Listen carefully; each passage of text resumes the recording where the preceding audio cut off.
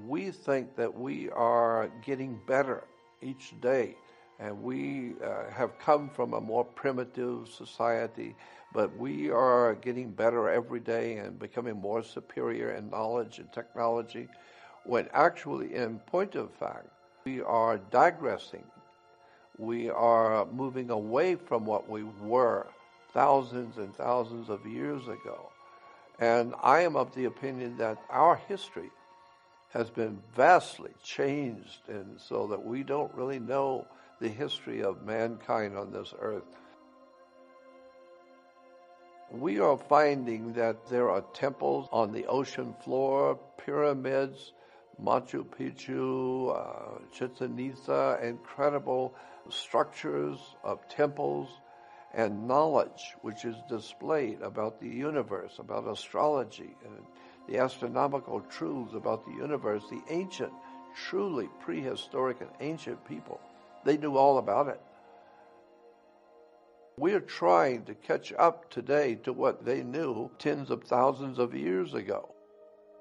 We are finding everything that we think we know. It's already been here tens of thousands of years ago. There was a higher life forms on this earth than we are.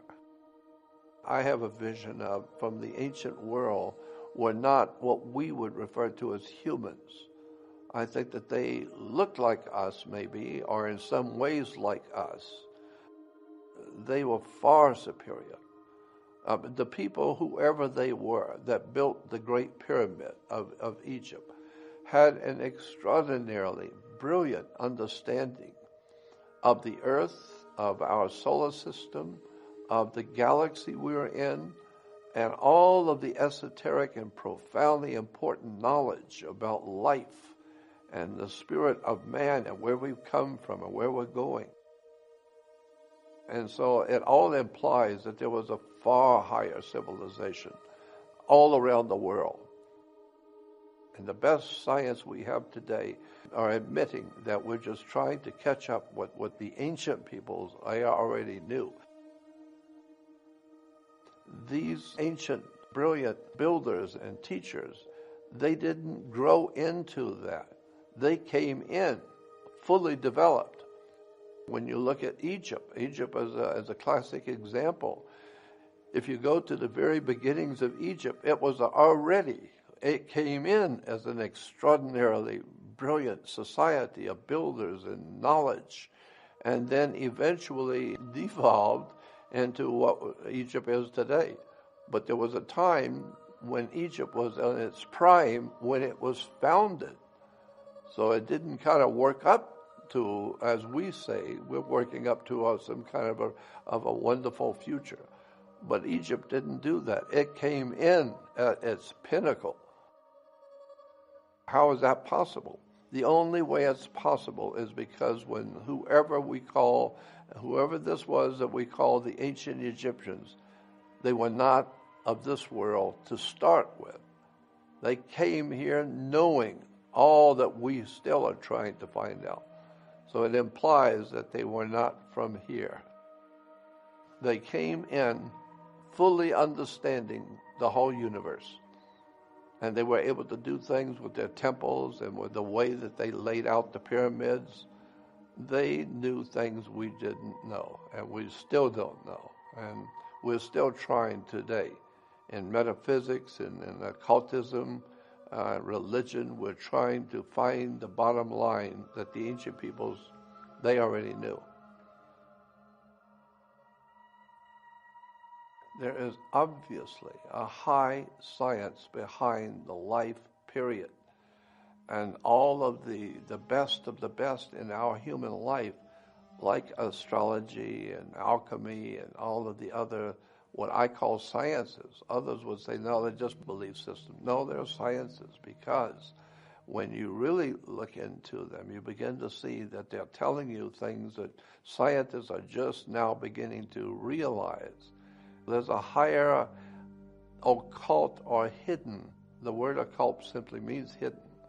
And so there's obviously a higher science or an occult science behind mankind's ability to contemplate the spiritual aspects of life on the earth.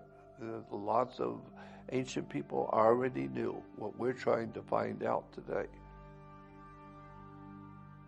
We know that the pyramids, say in Mexico and Central and South America, along with the great temples around the world, were solar temples. They were the center for astronomy. And so the ancient peoples were not looking for spiritual answers as such. They were looking at the actual universe and trying to figure out where we are, what we're doing, and what is the universe. And so from that inquiry into the actual setup of the way the universe operates, then from there they began to suspect that there was some kind of an unwritten, powerful laws in the universe that guided the sun, the moon, the planets, and the whole of the solar system.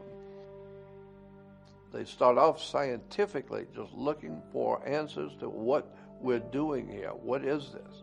And from there, they began to develop religions or philosophies, alchemy, astrology, medicine, and then human interrelationships. And then from there, you get into all the other metaphysical pursuits. And that's why today the world is half scientific and yet half spiritual. But the spirituality did not come first. There's the regular interest in how the world works. That's what the ancient peoples built those great observatories for. They just wanted to study the heavens. But in doing so, it didn't take long till around the world, mankind that was viewing the heavens for science began to suspect that there's something else going on here. And now comes the world of spirituality. As I said, the word occult simply means hidden. So there are many hidden sciences that the really bright people who are looking into these things know about.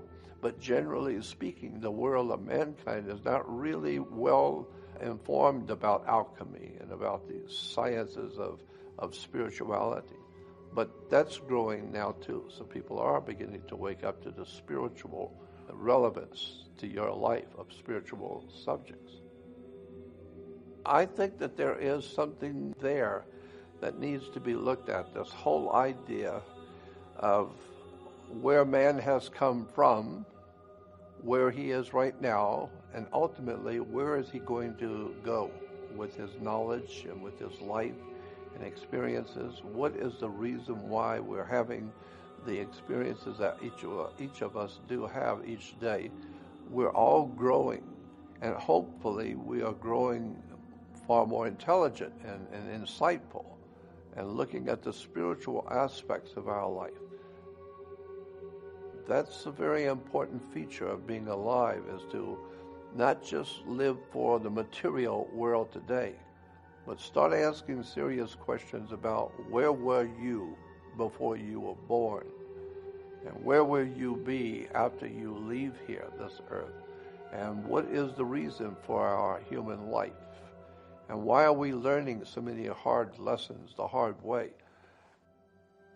There seems to be some sort of an overshadowing presence in the universe that men have called God, or some sort of an ultimate spiritual presence that is leading or directing our evolution. And if that be the case, which it seems to be, then maybe there is some hope yet for the human race. If enough people begin to wake up, spiritually speaking, and begin to look at their lives spiritually, then there might be hope for us yet, because this is why we are in the shape we're in today, because we are living in this me generation. And this generation that only cares about feeding itself and taking care of itself and enjoying itself, never realizing you have responsibilities to the world that you live in, and to help your fellow man to grow and to help educate other people. I can speak for myself in relation to the idea of why do we seek wisdom and spiritual knowledge I have always understood that I have questions within myself that others can't answer. And for me, looking at these questions, they make a lot of sense to me. Why this and why that? And why does this happen? So I have learned that to think deeply on these spiritual questions of life opened me up to a whole world of knowledge, because I realize how much I don't know. And I am also well aware of the spiritual implications of the laws in the universe around us. There are certain things you can do in this world and things you cannot do. And you will pay a terrible price for doing the things you're not supposed to do.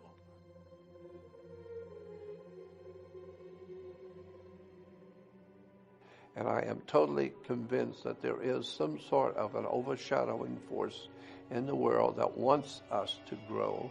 And this concept is even in Christianity, where you hear talk about good angels and bad demons and bad angels, implying that there are good forces, unseen forces out there, and then there are bad. And we know that there is something called good and bad, and there are certain things in all societies which are known to be bad and evil. I tend to think that there is something to this idea of reincarnation. And the reason why is because it is pretty much agreed upon by so many of the ancient religions and philosophers and great teachers of the world. My gut feeling is that we do come into this world with baggage from other lifetimes, and this is why we begin to become who we are, because of who we were before. Another part of that story is that before we came and incarnated on this earth, that we chose a particular lifestyle, we're told and given to understand, and that we chose our own parents before we came here. I understand the spirit world enough to know that it's very possible that we were in a spiritual state, and then we incarnated into a physical state. Now, the rest of it is up for speculation. I'm totally convinced that there are very legitimate and real otherworldly, I choose to call it, otherworldly forces, spirit forces, demonic forces. There is no doubt in my mind about, because I've had too many personal experiences that tells me and proves to me that somebody's watching us, somebody's watching the human family. The very history of how America was founded, and the founding fathers, so to speak, what vision they had when they were putting together the idea to found this country. What was their vision? What were they thinking, and what were they actually working toward? And now that gets into the subject of Freemasonry, to the secret sciences like alchemy and political. There's a lot of political stuff in there too. You have to be careful about secret societies, because these different societies become very powerful and very wealthy, but they have an agenda. They have a particular agenda that they're trying to create or to bring into being, and therefore they will build the whole world around you. And you accept when you're a child, a baby, you come into the world and you just accept everything. And if you don't grow up, you just, as a grown person, you just accept whatever there is, because that's the way it is. But that's not the way it is. And you keep in mind that there were secret societies that were involved in founding this country. And who were they? And what were they trying to do?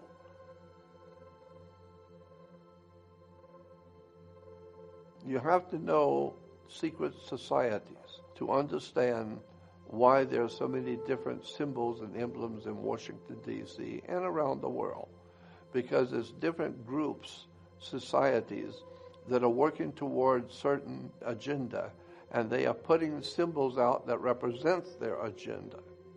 We know that even in gangs, when you drive to neighborhoods like in Los Angeles, and there are scribblings on the walls of gangs, those symbols mean something.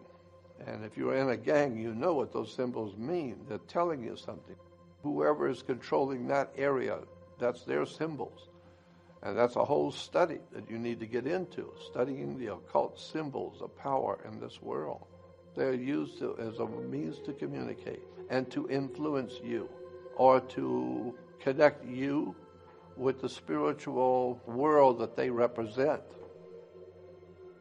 So let's start with a religious symbol, and that is an ancient Phoenician god that was very important in the Middle East some 5,000 years ago. That god was called Dagon, D-A-G-O-N. Dagon was a fish god. Interesting how he has evolved into today's world of religion. Dagon is still very much alive with the world today.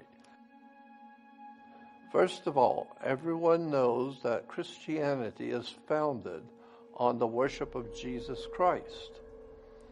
That is accepted around the world. And most people believe that the Vatican is the center for the worship of Jesus, the God of Christianity. However, millions of people also believe that the Pope of Rome is leading the Christians to worship Jesus throughout the world. But my question is, who is the Pope leading the worship of? The first symbol that I want to talk about is the headdress that the Pope or the Bishop of Rome wears. That headdress is very interesting and has quite a history to it. That Pope's headdress is called Pope's mitre. The Pope's mitre, we've seen it in many different shapes, but they're always basically the same shape. The Pope's mitre. It's an official headdress worn only by the Pope, or supposedly only by the Pope.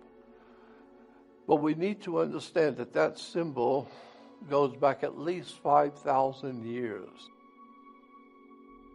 So what we need to know and what we need to keep in mind is that this strange and interesting headdress of hat that the Pope wears is impacted by a god named Dagon. Dagon was a god of the Philistines, and Dagon comes from the word dag, which means fish. So Dagon was a fish god. And here we have pictures of another fish god named Anis, same god, but was worshipped in different countries under different names.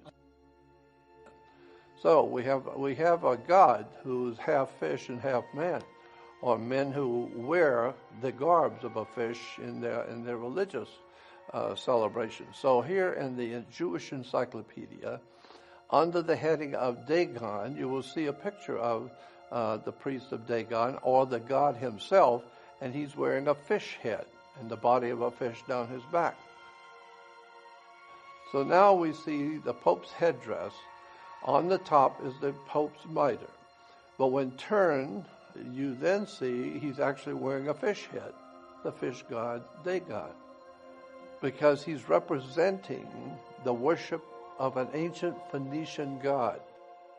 So this is why today Christians on the back of their cars, you will see, have a fish symbol, thinking that that's to denote them as Christians worshiping Jesus. No, it's a fish symbol because it's denoting Dagon, the fish god.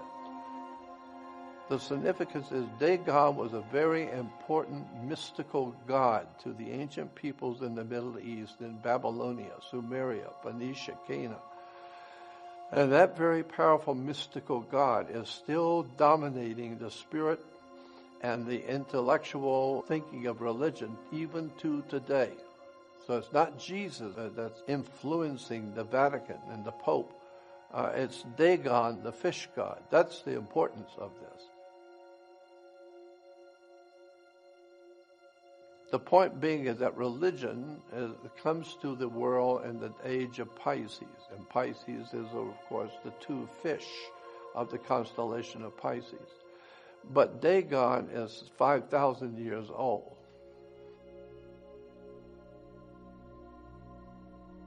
Another one of the symbols I find to be very interesting that's used quite often around the world today, but a lot of people don't know how it's connected to the religions of today, and that is a magic wand. Magic wands, we've heard in stories galore from children, from childhood days, about magicians who use a magic wand. Well, the magic wand is just what it says it is. It's some sort of a branch of a tree that has been consecrated and made holy by blessings from the priest, and now it has a magical quality that can do things that humans can't do. The Druid priests, they used the wood of a holly tree. They used Hollywood. And that's where we get the term today, Hollywood, and the magic of Hollywood. Today we have Hollywood. We have Mickey Mouse waving a magic wand. On the left side, we also have actual real magic wands as they are made today in Europe. And of course, orchestra leaders and orchestra conductors, they lead the music with a magic wand. A lot of people haven't thought about that, but that's what it is, a magic wand. So here we have a picture of Moses, where he is conjuring up the spirits in the universe with a magic wand. That's very interesting, Moses with a magic wand. In the ancient Roman Empire, the most important god at the height of Rome's power in the world was a god named Mithra. Mithra was a sun god.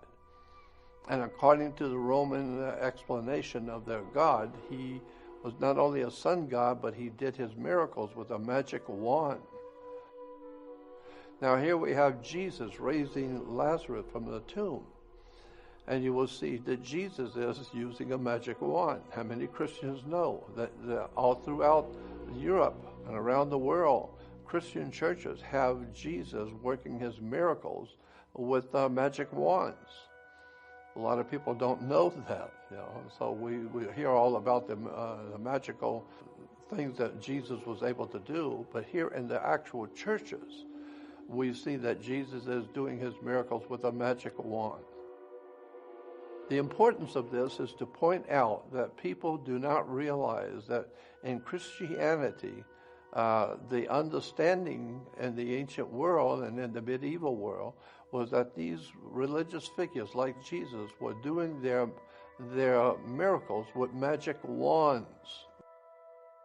But it's actually legitimate, de jure, real magical system of controlling people's minds and directing their spirits and their hearts and being able to direct our civilization through magical symbols and magical words. Another symbol that I find to be very interesting is in Star Trek there was a Mr. Spock. And if you remember, Mr. Spock was always giving a hand sign, and he was said to be a Vulcan. First of all, his hand sign was actually a religious symbol in Judaism, in which it was a blessing to the congregation in Judaism. It's called the Kohen symbol. This symbol is a Jewish blessing symbol. But where did it come from? It comes from the split hoof of a goat. It goes back to the split hoof of a goat because we're talking about the age of Aries, the ram, when the Jews were under the age of the ram or the Lamb of God. And so that's why today we call Jesus the Lamb of God, going back to the constellation of Aries, the ram. Niebuhr even said that he accepted that sign and used it, but because it was a sign from his rabbi, and he thought it was a very interesting symbol, so he just used it in Star Trek. I'm sure he probably knew the meaning of the sign, but that's where he said he got it from. Another subject which is interesting and very relevant today is a symbol called the fasci, or the fasces. On the back of an American dime, you will see a bundle of sticks tied together, and it has an axe head with it. That is called a fasci.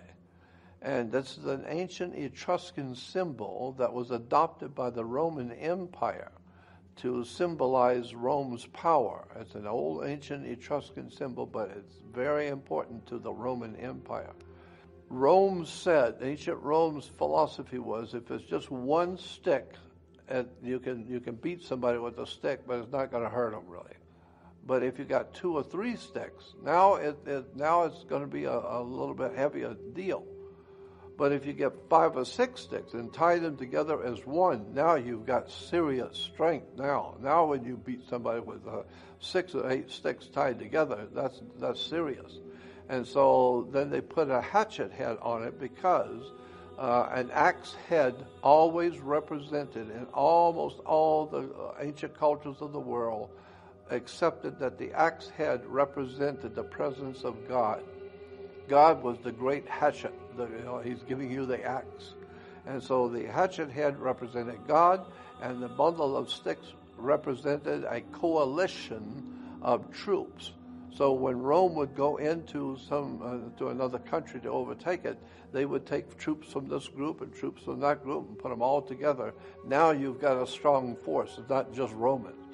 It's all kinds of other countries are with you.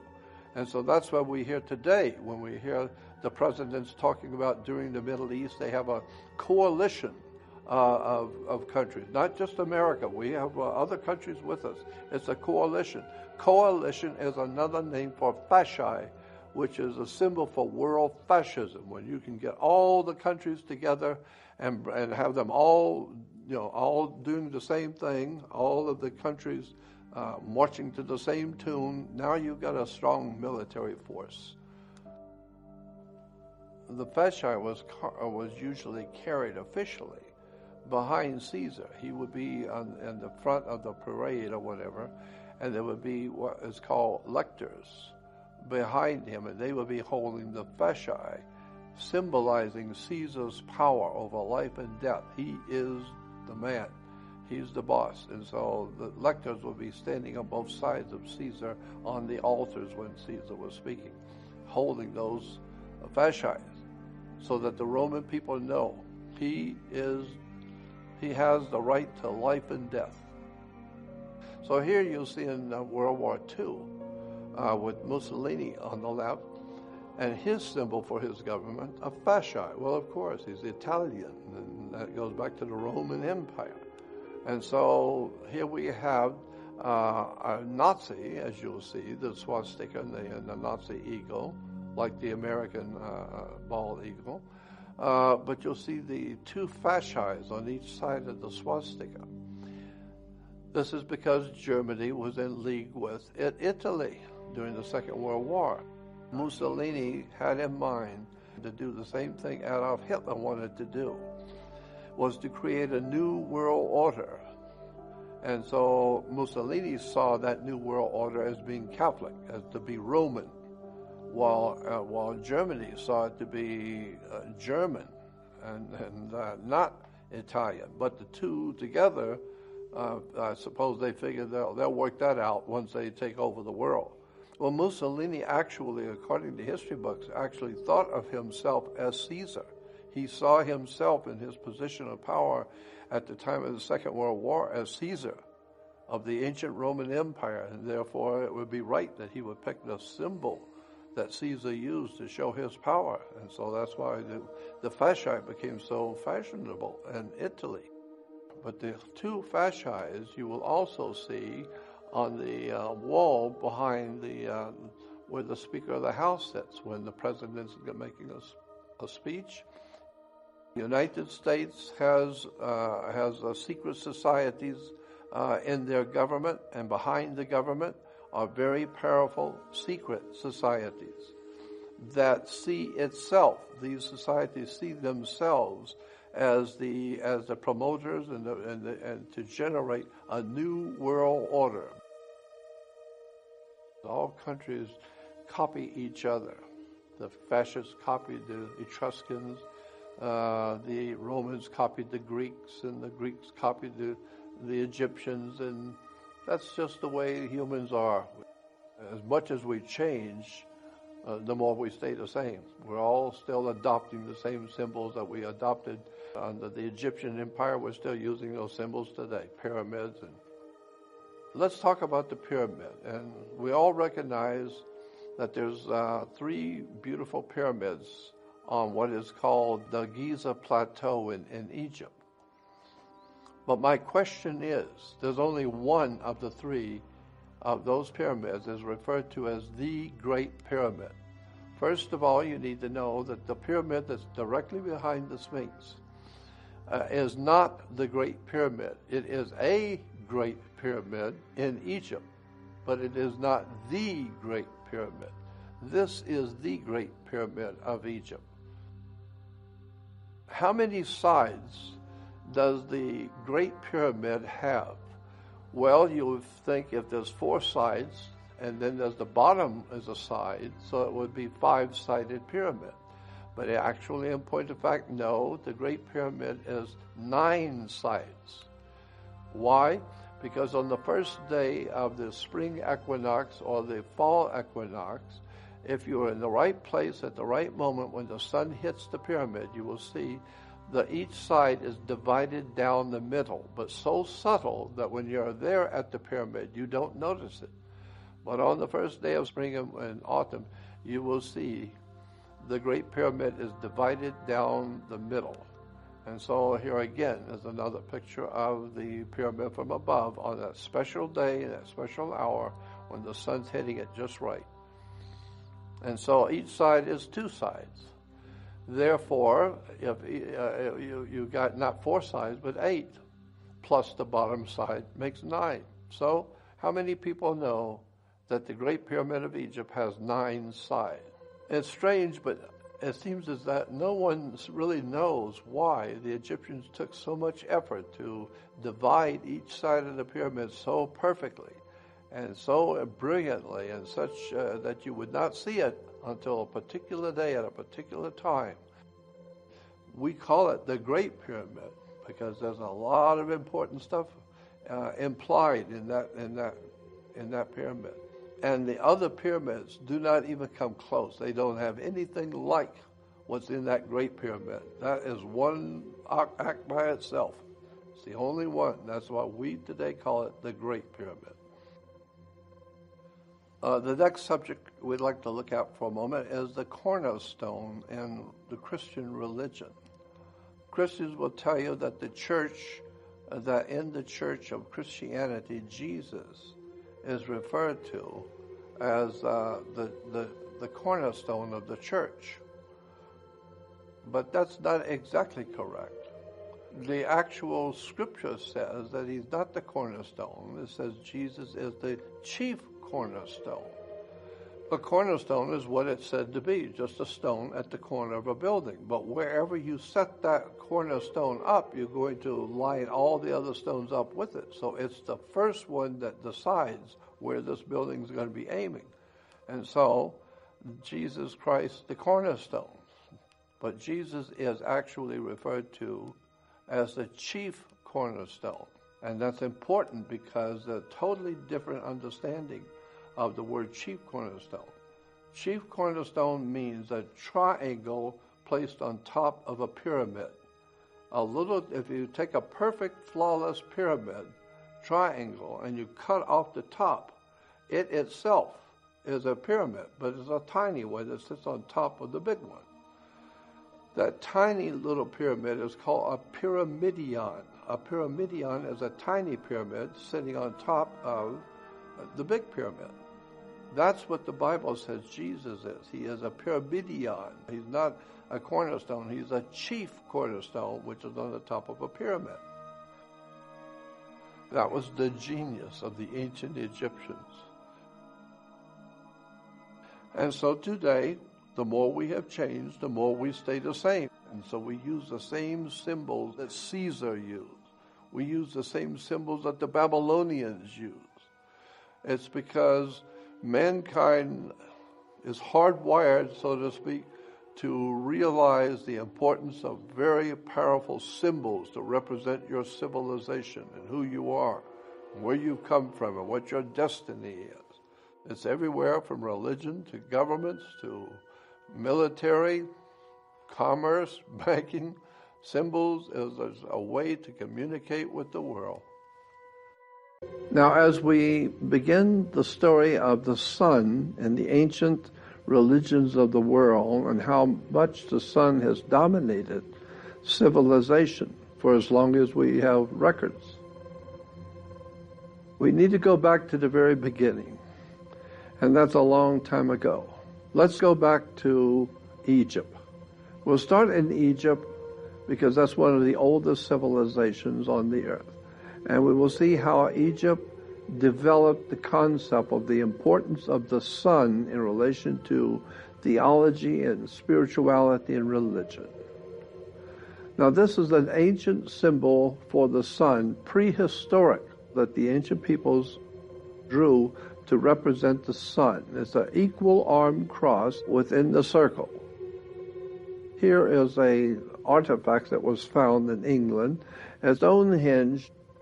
It's on a golden circle, which represents the sun, and then you'll see the cross in between, and this is about 4,500 years old. Almost 5,000 years ago, ancient mankind drew pictures of what they perceived the sun to be as an equal arm cross, and you will see it also in the ancient religions of the Near and Middle East, the different ancient gods in the Phoenician, Canaanite, Sumerian systems. They all had the equal arm cross. But it's important to remember that the sun was never perceived as a god. It was perceived to represent the spiritual qualities of God, in that it brought life to the earth, it brought warmth to the earth, it brought energy for us to live. So all of the good things about God and His creation was best represented by the symbol of the sun. Sometimes the sun actually even looks like it has an equal arm cross in the heavens. The reason why it's 4 equal arms on the cross is because there are 4 equal seasons of the year. We have north, east, west, and south, the 4 corners. Then each one of those 4 corners represents a season of the year: spring, summer, autumn, winter. This is why you have 4 Gospels: Matthew, Mark, Luke, and John, because they're talking about the life of the sun. The ancient peoples, like us today, we draw a circle, a round circle, and we divide it into 4 equal parts. And so now you have an equal arm cross inside of a circle. Matthew, Mark, Luke, and John, spring, summer, autumn, winter. There are a lot of symbolism in the Bible that we have misunderstood and mistaken. The whole idea is the 4 lodging places of the sun gives us our 4 seasons of the year. You will find the equal arm cross all over the world. Every race and creed and color has the same symbol for the ancient sun. The Nordics had the symbol, the Vikings kept the symbol, ancient France used the symbol. The symbol was on rocks and carvings and paintings. Even in India, you have the equal arm cross. The Celtic and the Celtic Druids in Europe and England and Ireland had an equal arm cross. Native Americans used it, Central America, and especially in Mayan and Inca and some of the ancient religions in South America have used the equal arm cross. So it became known all around the world that the equal arm cross within a circle represented the old 5,000-year-old petroglyph concept of the sun. Today people see it everywhere, and so it has become not really important because it's just a general symbol that people realize is a cross. Here is a picture of the ancient Nordic peoples that were preparing for what we would call today the Easter sunrise service.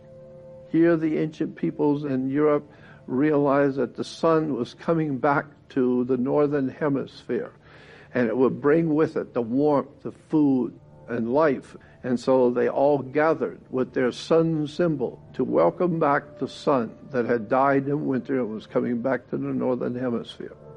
It became known as what we call today Easter. The circle on the cross is not a man dying on a cross, it's the sun on the north, east, west, and southern parts of the earth.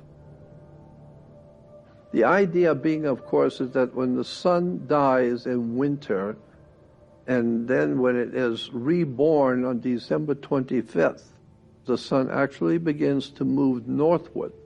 And when it does, that tells the world that the sun is now coming back to the northern hemisphere, bringing back the sun to us in the northern hemisphere. Because for us in the northern hemisphere, the sun was dead to us because it was in the southern hemisphere. But now it's being born again and coming back to the northern hemisphere. That's the whole story in itself, is the vision of the sun going southward and dying on the cross and then being reborn on December 25th when it moves 1 degree northward and now is coming back and sort of springing back to life. And so in the spring, we call it springing back to life. Well, you will have the symbol everywhere, and even the European Agency for the Euro uses the same equal arm cross to represent the new Euro establishment. You will always find in royalty throughout the world, royalty and governments always use this equal arm cross. The Nazis used it. Even in the parade of the Nazis used the swastika, which is a symbol of the sun also. But you will see also that they are using the equal arm cross.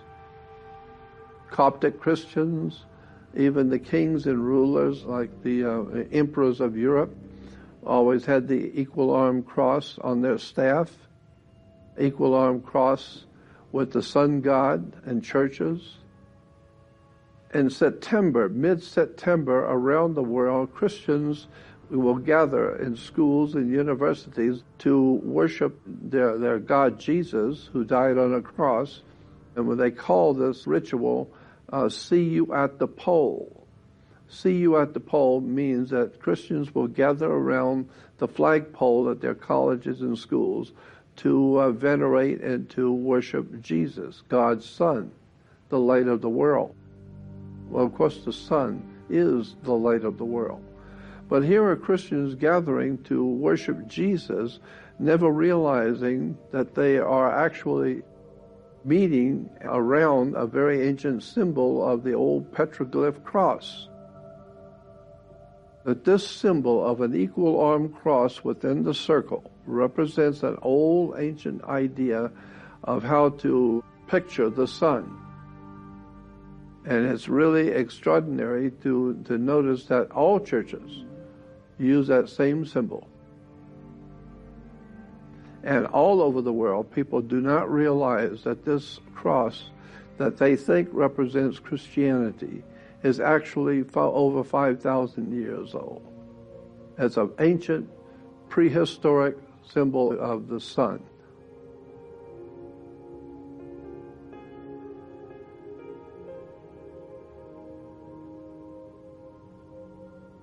Jesus has always represented the sun, the S-U-N, not S-O-N. The etymology of the word for the sun. You see that sun can be S-U-N or S-O-N, and depending on how it's used. S-O-N and S-U-N are used interchangeably in Christianity. Illustrations in the Christian church, you will see they're all actually a round, glowing sun. Not a young child or a baby or a man, but the S-U-N. There's two words, S-U-N and S-O-N, but the Christianity and Judaism are based on the worship of the S-U-N, not S-O-N. That's a misunderstanding. That misunderstanding is part of the history of the English language. Because if you go back into the King's Old English, you go back into the history of the English language, there is a phenomena which in English class you will learn is called the lazy O. The lazy O is a phenomena in English which means that translators always translated son, S-O-N and S-U-N, all in the same sentence. And so it became known as the lazy O. They were talking about the S-U-N, but they used S-O-N because they were lazy. They just used either one. The mother of Jesus is Mary, which is actually Mari, M-A-R-I, not M-A-R-Y. Mari means pure. And therefore the mother of Jesus is a virgin, or Virgo. One of the 12 signs of the zodiac is a Virgo, the virgin. So here is Mari, or Mary, the virgin, Virgo, holding the baby Jesus, or God's Son, the light of the world. Today we still have Jesus as God's Son in the heavens, and he became now a great sun god. But the question you need to ask yourself is, who owns the sun? We assume that the sun must be owned by someone. Well, mankind doesn't own the sun. If anything, you would say maybe God owns the sun. So if God owns the sun, then it's God's Son, and he's the light of the world. Of course the sun is the light of the world. Looking at the communion host, the Catholic communion host, you will see it always looks like the old ancient petroglyph sun. You see that the sun in Jesus' hand represents the S-U-N. The Holy Eucharist represents the sun. This is why the priest in the church on Sundays will raise the sun. They will raise it. And why? Because that's what the sun does. It rises. So the sun rises. This is why we have the symbols on the host in the Catholic Church. It is always the old petroglyph sun. Jesus means God is with us. And you will see the priest is representing Jesus. How? As a son. All of this goes back many, many thousands and thousands of years before Christianity ever existed. It has nothing to do with Christianity at all. It has to do with exactly what it's showing, sun worship. And today we're still doing the same thing. We're worshiping the sun. And you will see the sun is prominent in all of Catholicism. Everywhere you look at Catholicism are worshipers of the sun. Now here we have a picture of Jesus giving to the children a part of his body. And what is he giving them? A little round sun disk. We're told that we should all take part of his body at the first communion. In that communion in the Catholic Church, you're taking part of God's Son's body. The whole idea is very obvious what's being talked about here. We're just talking about sun worship. The idea that the Son dies on a cross goes back to the old petroglyph cross, and so that's where we see it now all over the world, all Christianity. You'll see the Son is always dying on the cross, because in the southern constellations, when you go down south, when the sun reaches the lowest part in the sky in southern hemisphere, there is a constellation of stars that look just exactly like a cross. And so we say the sun, when it dies in December, it goes down and dies on the cross. The cross is called the Southern Cross. When he was dead, but now he's coming back to the northern hemisphere because he promised he would return. And he is returning again in the spring. Solar symbolism of the sun going southward each day until it finally reaches December 22nd, when it's its lowest point in the southern sky. It's down south now. It's gone south. But on December 22nd, the sun goes as far in the south as it's going to go, and it stops going southward on December 22nd. It doesn't go any further southward. Then on the 23rd and 24th, it rises on the same degree. And therefore, for 3 days, it doesn't move at all, stays in that same degree. So we say, and the ancient people said, that Jesus, or God's Son, died for 3 days. Why? Because it was moving every day, and now it's not moving for 3 days. So for 3 days, the sun was dead, and on December 25th, the sun moves 1 degree northward, which indicates, even the United States Navy will show you on their instruments, that it indicates the sun is now alive again. He's born again. Now he's going to work his way back to the northern hemisphere, because he said, God's Son said, I will return. Well, he does. He returns every year. So what do you see? Do you see a man on this cross? Do you see a man dying on the cross? No. This is what is actually meant by dying on the cross. It's the sun. During the summer, when the sun is in the northern hemisphere, it is in the constellation of Leo, so he is the lion of the tribe of Judah. And then when he dies in Capricorn, down south when he goes south. And so now he dies in the winter. And then he comes back and springs back to life. And when he comes back to the northern hemisphere, we call it spring. But when it crosses the equator, the sun will have to cross the equator, coming back to us in the north. When it crosses the equator, it is said to have passed over the equator. So in the Hebrew religion, when the sun passes over the coming back to the northern hemisphere, they call that celebration the Passover. But for Christians, they're worshiping the sun also as it passes over, but they refer to it as the resurrection. God's Son has been resurrected. He's come back. It doesn't matter how you say it, a resurrection or a Passover. It just means the sun is coming back to us in the northern hemisphere.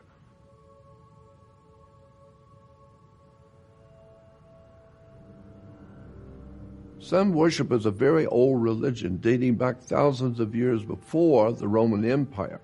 But in Rome, the sun god was called Mithra. Mithraism was the main religion in the Roman Empire at the time that Christianity was coming into play in the Roman Empire. Emperor Constantine was a follower of Mithra, and Mithra was God's son who died on a cross. He was dead for 3 days and rose again. Emperor Constantine was famous for starting the Roman Catholic Church. The Roman Catholic Church was not started by Jesus. It was started by a Roman emperor. And it was headquarters in Rome, not the heaven. He was mixing Judaism and Mithraism and some of the other religions of the Arabic world that also worshiped the sun, and brought all of these different religions together in order to confirm the power of Caesar in Rome under one religion and one government. It was actually a world government, supposedly at the time. Catholic means universal, meaning whatever air is Catholic, because air is all over the world. Water is Catholic. Anything which is all over the world is Catholic, because it's a Latin word that means universal. Constantine was trying to unite all the religions of the Roman Empire into one.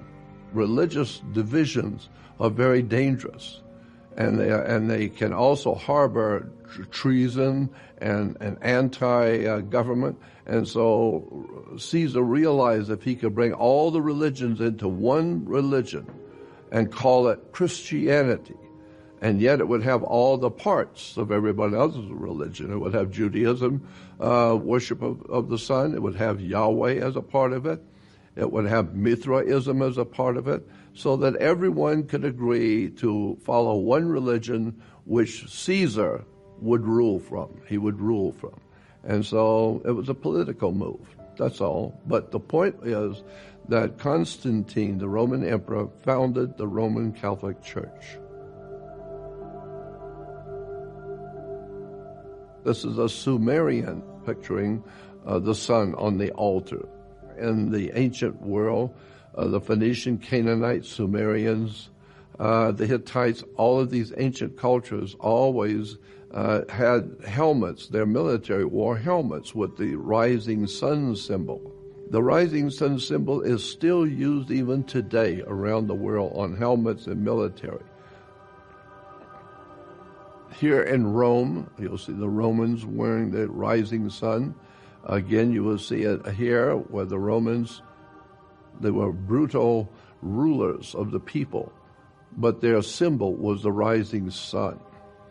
And so now let's look at the sun worship today and its ancient foundation, which was the cult of Solus Invictus. Solus Invictus is Sol, which is the sun, and invincible. The sun was said by the Romans, it was invincible. Why was the sun invincible? Because every year it came into its power in the summer, and then it would die in the winter to the northern hemisphere. But it would come back. Every year it would come back to the northern hemisphere. So it may die in the winter, but it's coming back. It's invincible. You can't keep it down. And so we see today the pictures of Sol, and he's the sun riding across the sky. The sun was pictured in Rome as riding on a chariot across heaven. And so the sun was that lucky old sun riding around heaven all day, roaming around heaven all day, obviously on a chariot. And here is Solus Invicti, or this is a picture of Mithra, and it shows the sun spokes, the sun rays around his head, the sun god of Rome.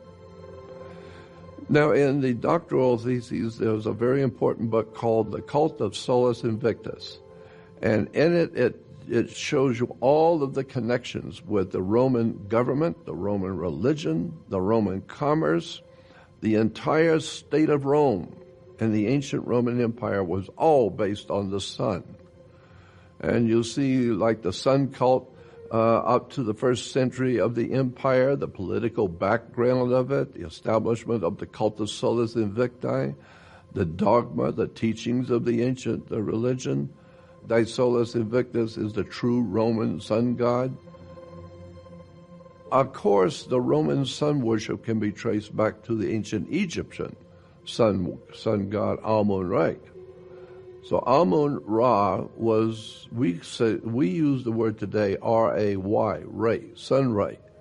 But the ancient Egyptians called their god Ra, that's where Ra comes from. So it was called the cult of Ra, or the cult of the sun ray. And so here is Amun-Ra, the official name of the sun god in Egypt. Amun-Ra, A-M-E-N-R-A. Here's Amun-Ra again.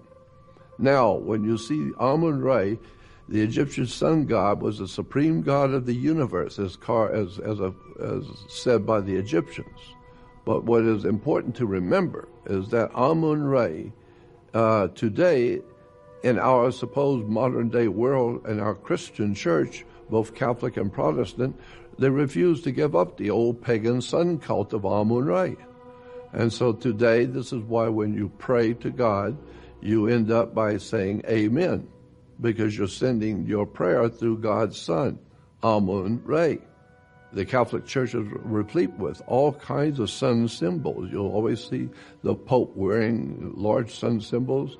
It's on his hand, it's on his gloves, it's on the outside of churches, it's at the top of churches also, implying the sun is risen, and the sun rays are dominating the Catholic Church all over the world. So here's paintings on the wall of the Vatican showing the angels, showing the worker, the common man, the worker, to look to the sun for his food and for his life and for everything. God's Son is the light of the world. And so Catholic Church, or the Vatican, is promoting sun worship. Everywhere the Catholic Church and Christians meet, you will see the sun. This is a convention held in the United States for the Pope, and to honor the Pope and to honor the Catholic presence in America. But you will see that there is a sun in the middle representing Christianity, God's Son, the light of the world. The Savior is born. Here are pictures from modern day magazines of Christians. The Savior is born. Is there a child? You see a child there? No, you see the sun. And so the sun is always golden, so the Son of God has the spokes of the ancient cross behind his head. You will see he's always pictured as a blonde or the sun baby. And here's the mother holding her son. And here in the Vatican is a very interesting picture of, this is a sculpture in the Vatican. And it is showing Jesus' mother, the Virgin, which is Virgo, the Virgin of the zodiac, holding her newborn son, S-U-N. And this is in the Vatican. Both baby Jesus and the grown-up Jesus are trying to show you what it's all symbolizing. It's symbolizing sun worship. Here you have the baby Jesus showing you the sun. Here the sun worship in the Jerusalem temple, the ancient Hebrews worshiping the sun. Today we have the Pope, all over the world carrying the sun symbol for the sun. This is not a man on a cross. This is obviously sun worship. And you will see the sun everywhere. Here's the Pope. This is what is being promoted throughout the world as Christianity, but which is in fact sun worship. Now, the ancient Egyptians pictured the sun had wings. And we see it, the sun is rolling across heaven. The sun in India and the Hindu worship of the sun. Now here we have the Inca priest kneeling on an altar and offering up the wine in the altar to the sun god. The same you will see in Japan. You'll see in England. They're singing praises in a hymn to the rising sun. The wood carving picture of the Jews and worshiping the sun. And here again is the four Gospels, Matthew, Mark, Luke, and John. And they are writing about their Savior, the sun. Because Matthew, Mark, Luke, and John is spring, summer, autumn, winter. The four seasons are symbolically represented by four Gospels. This is a very important book showing that the sun in the church today, cathedrals are solar observatories. Now, of course, in India, the most important sun god in India was Krishna. We know that the Jesuits, when they went into India back in the 1500s, they learned very quickly the whole religion of God's Son, the light of the world in India, who was Krishna. And they came back and infiltrated those teachings and concepts into what we call Christianity. This is the work of the church borrowing the stories from the ancient world of sun gods who died on the cross. Now here is an ancient Babylonian king, and his name was Shamash. And he was a Babylonian sun king. And you'll see the altar in front of him has the sun. But this is very important. A Babylonian king being worshipped, and his name was Shamash. It's because in the Hebrew language, or in the Jews, Shamash is the sun in the Jewish language. Here we have 37 of what we call sons of God from the ancient world to the modern. And they all have the same identity and the same stories that go with their lives. They were born of a virgin. They died on a cross. They were dead for 3 days and then was resurrected and came back. Their father was a carpenter, and they had 12, almost all of these had 12 followers or 12 apostles. They had the same story that we have in Christianity 37 times over.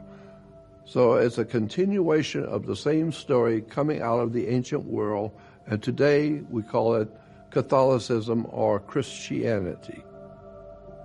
So the reason why these themes keep repeating themselves is because it is what is called the greatest story ever told. I think it is the greatest story ever told, that the sun is born each morning and ultimately dies at night, and then emerges the next morning and brings life back again, but then dies again.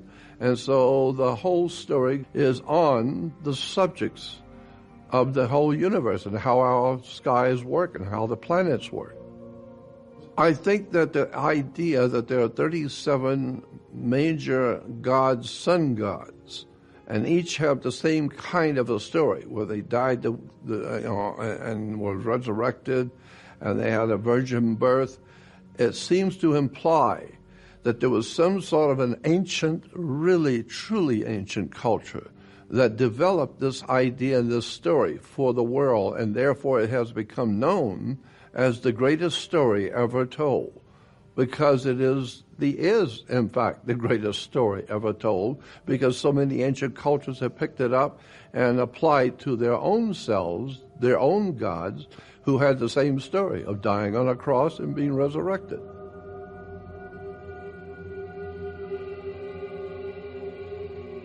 There will not be any Messiah coming back for the Jews, for the Christians, or for any other religion on the earth. It's all based on ancient concepts of the prehistoric and ancient world of the sun representing life to the earth. So there won't be any Messiah coming back, because there was none to start with. It's all based on the sun being the giver of life. So now that we have the technology today that we have, where we can talk to the world through the system of technology, we can now begin to show the whole world where all of this has come from. All of these ideas and concepts and gods and sun gods have come from. We're now able to do that with the technology we have today. So many people today are now beginning to see that their ancient and highly venerated religions are merely part of a world continuation of a same story, the greatest story ever told. So much of the world today is ill-informed about symbols and signs. That's what I do. I try and help people to understand the symbolism, the signs, the hidden indicators of where we are in the period of time and where we're going and what's coming, because actually today there's so much violence and hatred among peoples and different groups because no one seems to understand we're all one people on the earth. And we all have one history of the earth in the times in which we're living. And so we need to realize that all the different religions are basically telling us certain things about the ordinances of heaven. I think it will help the world and where we're going if we all start looking at symbols and emblems and educating ourselves to what these things mean.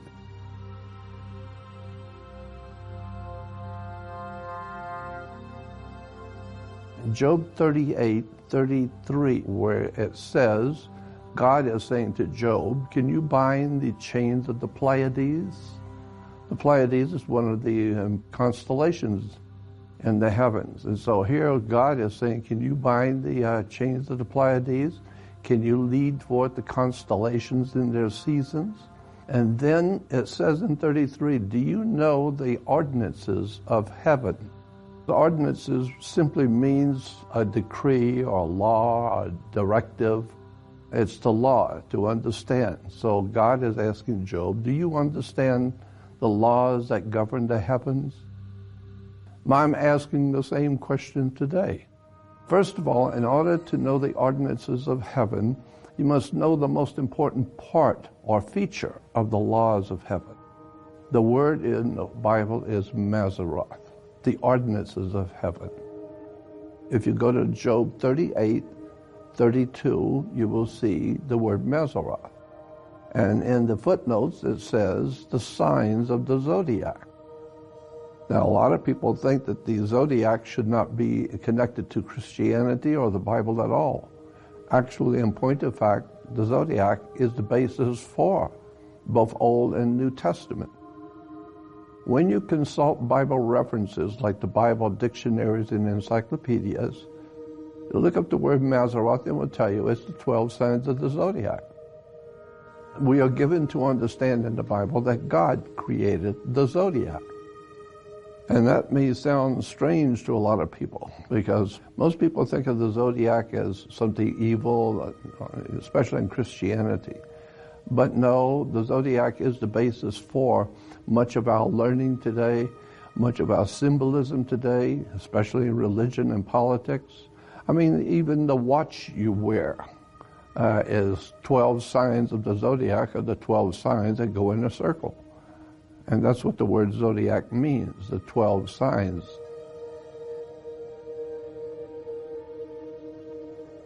We talk about the kingdom of God all the time, but most people don't realize what the kingdom really is. We humans put different life forms into different categories. We say fish are in schools and cattle are in herds. What kind of life forms do we humans say are in a kingdom if it isn't animals? Animal kingdom. The Greeks came up with the idea that the zodiac was a kingdom of animals that circled the earth. And so when we say in our prayers, even in the Roman system that gave us a lot of our understanding of the zodiac today, we say in our prayers, Our Father who art in heaven, hallowed be thy name, let thy kingdom come, and let thy will be done on the earth as it is in heaven. We're living our lives in the zodiac. All cultures in the world recognize that the zodiac is important in their theology and their belief systems. And when you go to Bible bookstores or Bible seminaries, go into the large libraries, and you will begin to see that there are so many books that are written by Christian and Jewish theologians and people who study religions. Wycliffe Bible Commentary talks about to qualify as a director and judge of man's life on earth, one must be able to govern the heavenly bodies that rule the earth. Note the repeated mention of the influence of the atmospheric or astral heavens on earthly affairs. We're talking astrology. Here in the New Interpreter's Bible, it says some connection between what happens in the heavens and what happens on earth is presupposed in the question that Job is being asked by God if he knows the ordinances of heaven. Being asked that question obviously means that God has assigned ordinances in heaven, and we're calling it the zodiac, Mazzaroth. Let's go back to Genesis 1:14 while we're on this subject.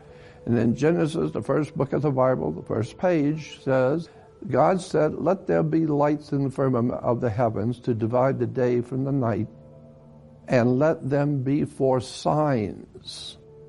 Another Bible translation says, and God said, let there be light holders in the firmament of the heavens to divide the day from night, and let them be for signs. The word signs means things to come in Hebrew. The word for signs, the word is oth, O-T-H. This is the Hebrew word which is translated in the Bible as just things to come. Well, that's what the zodiac purports to do. It tells you about things to come. All Christians are aware that Jesus says to his apostles that in my Father's house are many mansions. Dictators and kings have always felt that there's a mansion in heaven for them. Well, it's a misunderstanding. The incorrect way is to say, in my Father's house are many mansions. But other translations say, in my Father's house are many abodes. Abodes is where you live, and where you are is in your abode. In my Father's abode are many dwelling places. Oh, now we're getting to it. because the heavens is where God is. And if God is in heaven, the scripture says that in my Father's abode are many houses, are many resting places for the sun, houses of the zodiac. Basically, it boils down to this, that both the Old and New Testament are based on astrology. The 12 signs of the zodiac is part of the number 12 in Christianity. There were 12 tribes of Israel, the 12 brothers of Joseph, the 12 breastplate stones on the high priest, and then there's 12 apostles. Look in the Bible and you will see how many times 12 is used. It's all based on the 12 signs of the zodiac. There was no 12 tribes of Israel. Each one of those signs in the 12 tribes of Israel was an astrological indicator as to what each month represented in the ancient Jewish religion. And the ancient Jewish religion understood this. It's people today who are not studying theology do not understand that the whole of the Old and New Testament is a metaphor. HarperCollins Study Dictionary says the Lord made the constellations of Pleiades and Orion. I don't know how one could read something like this and not see that the Bible is saying God made the constellations of the zodiac. New International Bible says He, God, is the maker of the Bear and Orion and the Pleiades and the constellations of the south. So if you want to find fault with astrology, then you're finding fault with the ideas and concepts that God has put into the heavens as laws. Many philosophers have talked about that foolish people, ignorant and foolish people, are dominated by the zodiac. They don't know that their personalities and things that happen to them are because of the stars and the moon and the influence of these heavenly signs. But that wise people are guided by these signs. And so it occurred to me that for thousands of years, mankind has navigated around the world on the high seas by a knowledge of the stars. And so the Bible is saying you should navigate your life by the stars. Here we have a typical publication in Christianity talking about astrology as satanic. And that's why I'm spending so much time talking about the biblical reference works, saying that no, it is created by God. It's not satanic. If you really are interested in theological and spiritual subjects, especially in relation to the Bible, you need to get the Companion Bible by Kriegel, because it's an astounding work where it gives one half of the page is the scripture. The other half of each page are the footnotes. And the footnotes will actually blow you away because it tells you the truth about what these symbols really mean and where they came from. In the back of the Kriegel Bible, it talks about the word and where it came from in the Hebrew and what it means. And it basically is saying that it is telling you about things to come, astrology.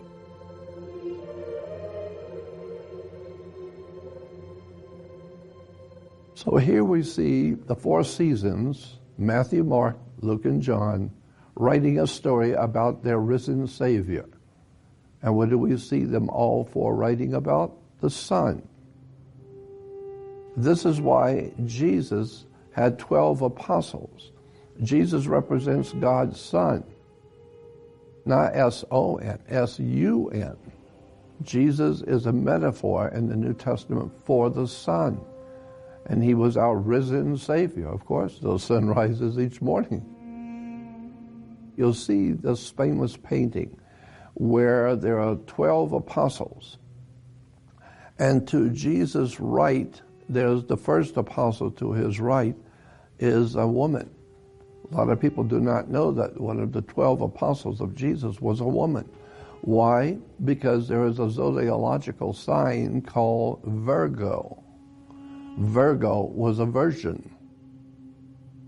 That's why you have to have one woman in there to represent Virgo. the 12 apostles or the 12 signs of the zodiac. Now let's look at some of the zodiac symbols used in religious history. And we'll start with Taurus the bull. The age of Taurus was the age of agriculture, when the cows and animals that we were now beginning to use as food, that was just one of the qualities of the age of Taurus. The age of Taurus is between 4400 and 2200 BC. And keep in mind that Taurus the bull was recognized all over the world by all governments and all religions of the world. Everybody knew what it meant, except us today. So this is why you have words like holy cow, and the cow is still holy in India today. We see the Egyptians worshiping the sun between the horns of the bull. The sun is very important to the 12 signs of the zodiac. Most people do not realize that Taurus, being in the heavens as a constellational sign, was very, very important to Judaism. Here is Taurus, the cow, the bull, and he's in heaven. You see the sun behind him, so the sun is in the age of Taurus, the bull. And of course we have many stories about the Jews worshiping the golden calf. People don't understand what that story is all about. Moses goes up into the mountain to talk with God because it is time for God to change the ordinances of heaven. And it's important here to remember that each sign of the constellation lasts 2,150 years. Every 2,150 years, the world changes completely. All the great religions of the world realize that. And now Moses comes down with a new beginning of a new way to worship God. A new time when God is going to be worshiped in a different way. And so Moses goes up to find out what that new way of worship that God wants people to do. And so we have the story of the golden calf. Golden, well, because the sun is golden. And calf is a bull. So we have the golden calf, or the bull, Taurus, and the sun in the age of Taurus.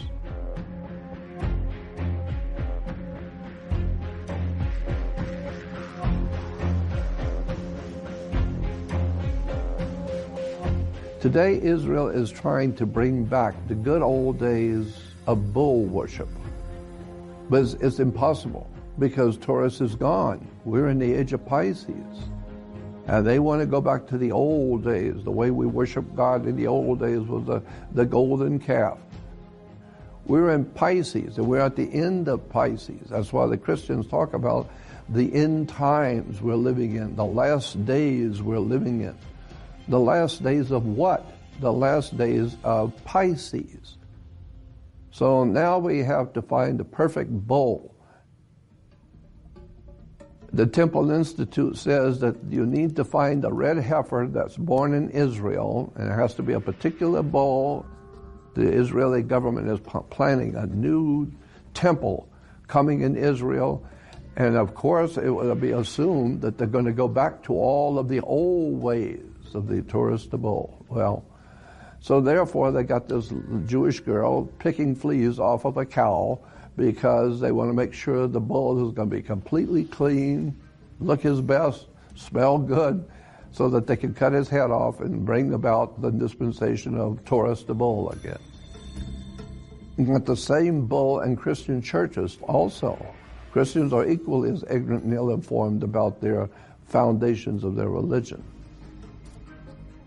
Now you'll see this one shows in the yellow square the bull.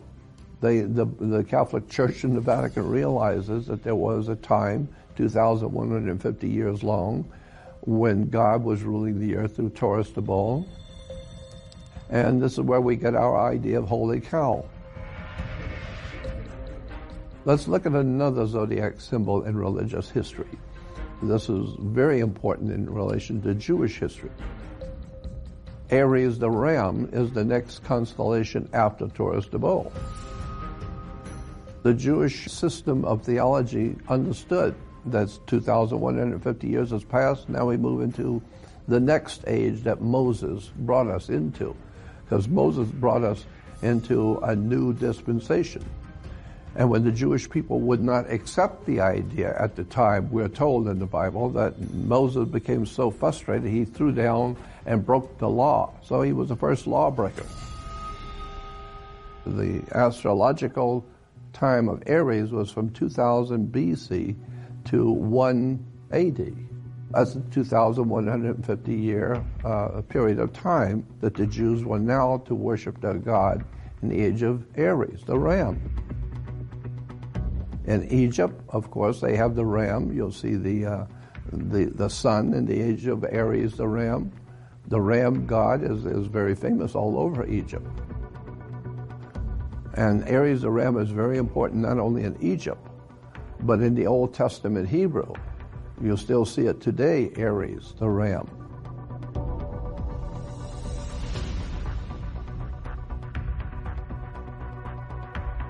That's why Jews blow the ram's horn. Instead of parading around with the golden calf and the bull, now today they blow the ram's horn.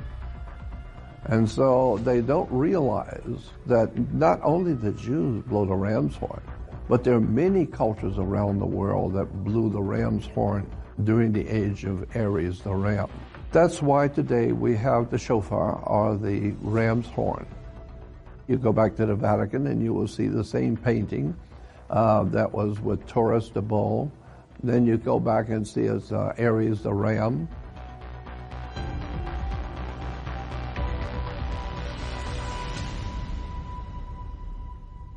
Since AD 325, we have been living in the sign of the age of Pisces. Pisces, the two fish. Christianity is the focal point of what we call Pisces. Pisces represents religion, a different kind of religion. Before was Judaism. Now there's Christianity dominates the world. And so it has nothing to do with the Christians fighting Jews or the Jews hating Christians. That has to do with the symbolism in which the world is living. And we happen to be living in the age of Pisces, the two fish. So Pisces is the age of a new religion.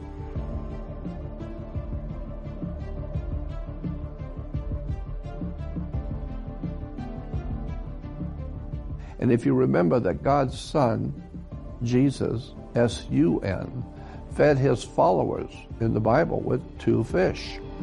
This was in John 19, it says 2 fish that the young boy who brought to Jesus 5 loaves of bread, 2 fish. As a symbol of the age of Pisces, the time of Christianity to dominate the world. And then here it is again in the Vatican. You will see Pisces, the sign in the zodiac. Even in Chartres Cathedral, the stained glass windows in the great church even says Pisces.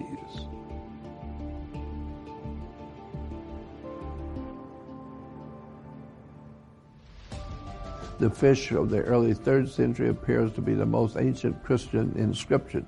And what do you see in the inscription but 2 fish? Pisces. Even in the Islamic religion today, recognizes the zodiac symbols are from God. The Islamic world has many beautiful paintings of the 12 signs of the zodiac. So they understood that the zodiac is from God, and they have a very good understanding going back to their ancient history of the symbols of the zodiac. Then there is the discovery in the oldest Christian church, and this is really interesting. There was an old Christian church found, and it was referred to as the oldest single Christian church ever found in Israel. And it was a big story at the time it came out that in the area called Megiddo, Israel was going to build a wing onto an existing building. And so they had their people go out and clean out this area where they're going to build a new wing to the building. And they wanted to dig down to put the foundation. And when they dug down, they hit a floor. They hit a mosaic floor. And so they discovered when they started to clean the floor off, what did they find? Well, here they are when they've cleaned out the area. And what do you see on the floor? But the two fish. The two fish of Pisces. And you'll see the round circle of the sun, and the little spoke going around the circle is, of course, the sunburst. And in the middle of the sun is the two fish of Pisces. So Israel saying this is the oldest church ever done and ever built. Well, there's Pisces, the beginning of Christianity. Christianity today is simply the sun in the age of Pisces. There's so many articles talking about the zodiac in relation to Jesus. They don't realize Jesus is the sun, a metaphor, S-U-N. And it's talking about his 12 apostles or his 12 followers, or the 12 signs of the zodiac. Jesus with his 12 apostles, Matthew, Mark, Luke, and John, the 4 seasons. And this is why there are 3 months in each season. Christianity today is replete with saying that we're living in the last days. We're living in the end times. Of course we're living in the last days of Pisces, which means the next one coming is going to be the age of Aquarius. Aquarius is the water bearer. Very important point here that proves what we're talking about as astrology. We are now facing the next 2,150 years when the sun will officially be in the constellation of Aquarius, the water bearer. And so in the New Testament, in the book of Luke 22, the apostles are asking Jesus, now that you're going to die, where are we going to go? We are your 12 followers, but where are we going to go? And so Jesus answers them in the book of Luke 22:10, where Jesus said unto them, behold, when you enter into the city, there shall a man meet you bearing a pitcher of water. Follow him into the house where he enters in. It's the house of Aquarius. And Aquarius is the water bearer. But we know that this was talking about an astrological sign. Why? Because men never carried water ever. In the ancient world, that was something that a man would never do, is to carry water. That was a woman's job, period. So why did Jesus say, look for the man with the water pitcher? As an astrological sign. The whole of the Bible, both Old and New Testament, is a metaphor, as a symbolic story that the theologians have known for hundreds of years. But nobody is telling the public. That's why I think it's important to bring this out, that people need to know there's nothing wrong with the zodiac. The Bible, both Old and New Testament, says God created it. So if you're calling down evil upon the zodiac as a work of the devil, that's not what the scriptures say at all.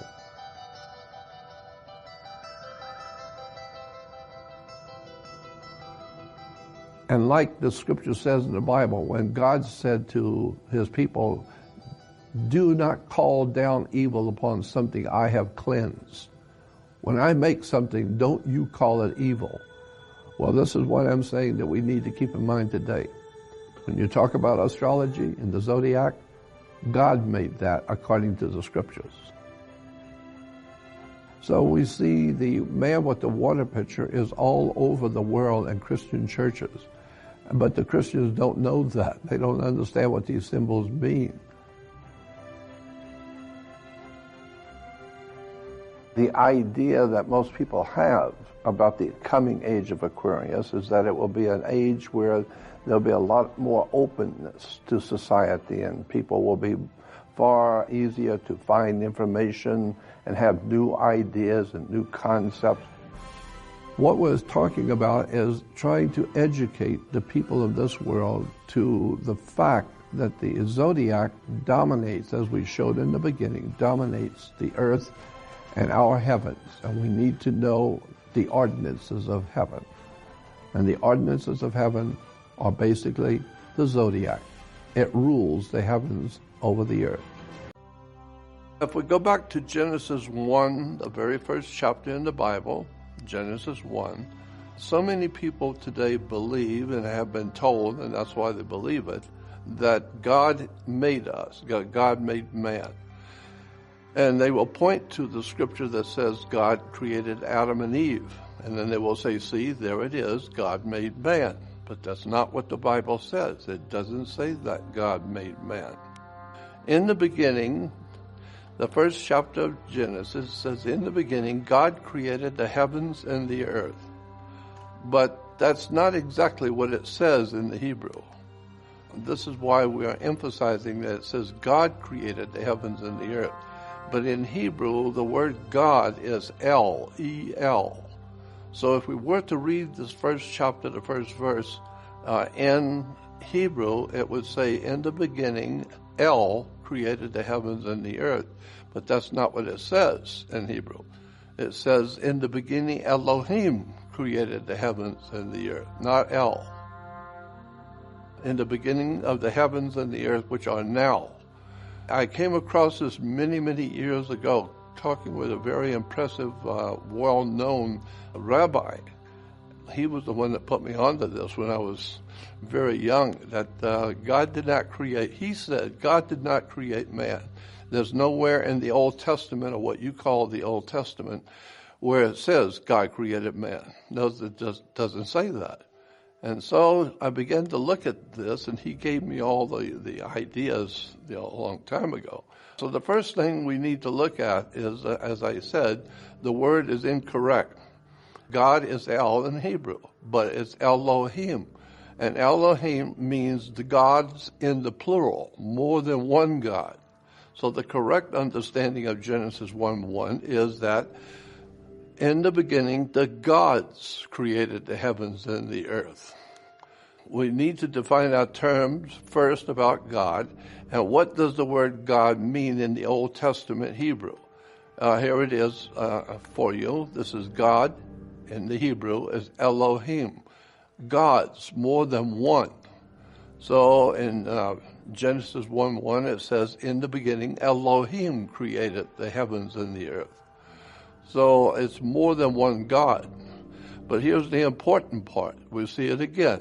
This is from another Bible translation where the word God shows up, and then it says in Hebrew it's Elohim, which is plural, more than one. So God Elohim is plural. The word Elohim, on the top it says the word Elohim is a plural word. In Hebrew, the plural form of the noun ends in I-M-O-T. Elohim is a plural form. On the bottom it says, it is interesting to note that even though Elohim is plural, the Hebrew dictionary still translates it God instead of gods. This is what has confused people around the world, because the actual word in the Bible is gods. And this is why you will see in a lot of the reference works, they will make the distinction and show you this, the plural form of El. Now, when you go to the actual scriptures, in the Hebrew Bible and the Jewish Bible, it says, Elohim, we shall make man in our image and after our likeness. But it actually says in Hebrew, Elohim said, we, W-E, meaning more than one, we will make man. Remember the Moses with the Ten Commandments, where Moses receives the law and the Ten Commandments from God. And what is the first commandment?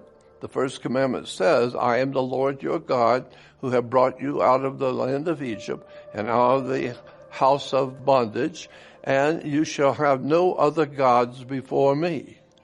He didn't say there are no other gods. He just said you will have no other gods before me. The emphasis I was told many years ago was, Rabbi pointed out, is that God is saying to the Hebrew people with the Ten Commandments, I am the Lord your God. You pick me. So there's a group. What I'm saying is that picture, say, 12 or 14 different gods, and each one is equal to every other one.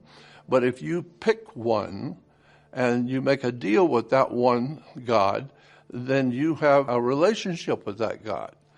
And so this is why God says to the Hebrews, I am the Lord your God, and I shall not have any other gods before me. So basically, it's like a young man telling his fiancée, there are many other young men out there like me, but I'm supposed to, I'm going steady with you, so I don't want to have any other young men in my place. So God was a jealous God, but it's understandable if there were many other gods. So, thou shalt have no other gods before me. He didn't say there weren't any. Now, if you read from Exodus 20, verse 3, this is just some of the ways that it is expressed in different translations. Thou shalt have no other gods before me. Yes, have no other gods.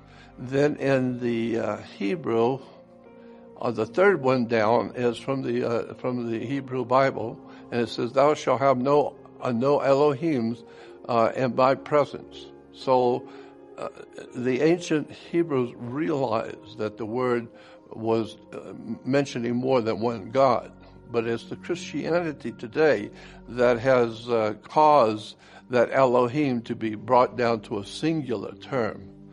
And there's a lot of talk about this now, and it's starting to come out that there's a lot of question about what does Elohim mean. Well, it just means more than one deity. Judaism is said to be a first monotheistic religion. Mono meaning one, theistic meaning the study of God. But in point of fact, Judaism is not a monotheistic religion. It's the correct term is Heno, H-E-N-O, Henotheology. Henotheology means picking one God out of a group. And so if you pick, as I said, if you pick one God out of the group, then he is your God and you are his people. It doesn't mean that that's the only God in the whole universe. No, it's just your God. Deuteronomy 11:16 says, "But be careful not to let yourselves be seduced, so that you turn aside serving other gods and worshiping them." So the Jewish God, the God of the Jews, was telling them, yes, there are other gods, but don't be worshiping them. First, you need to know that the people we call the ancient Hebrews were not Hebrews as such.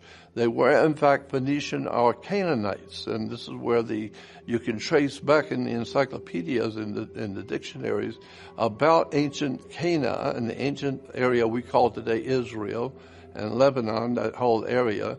They were called Canaanites.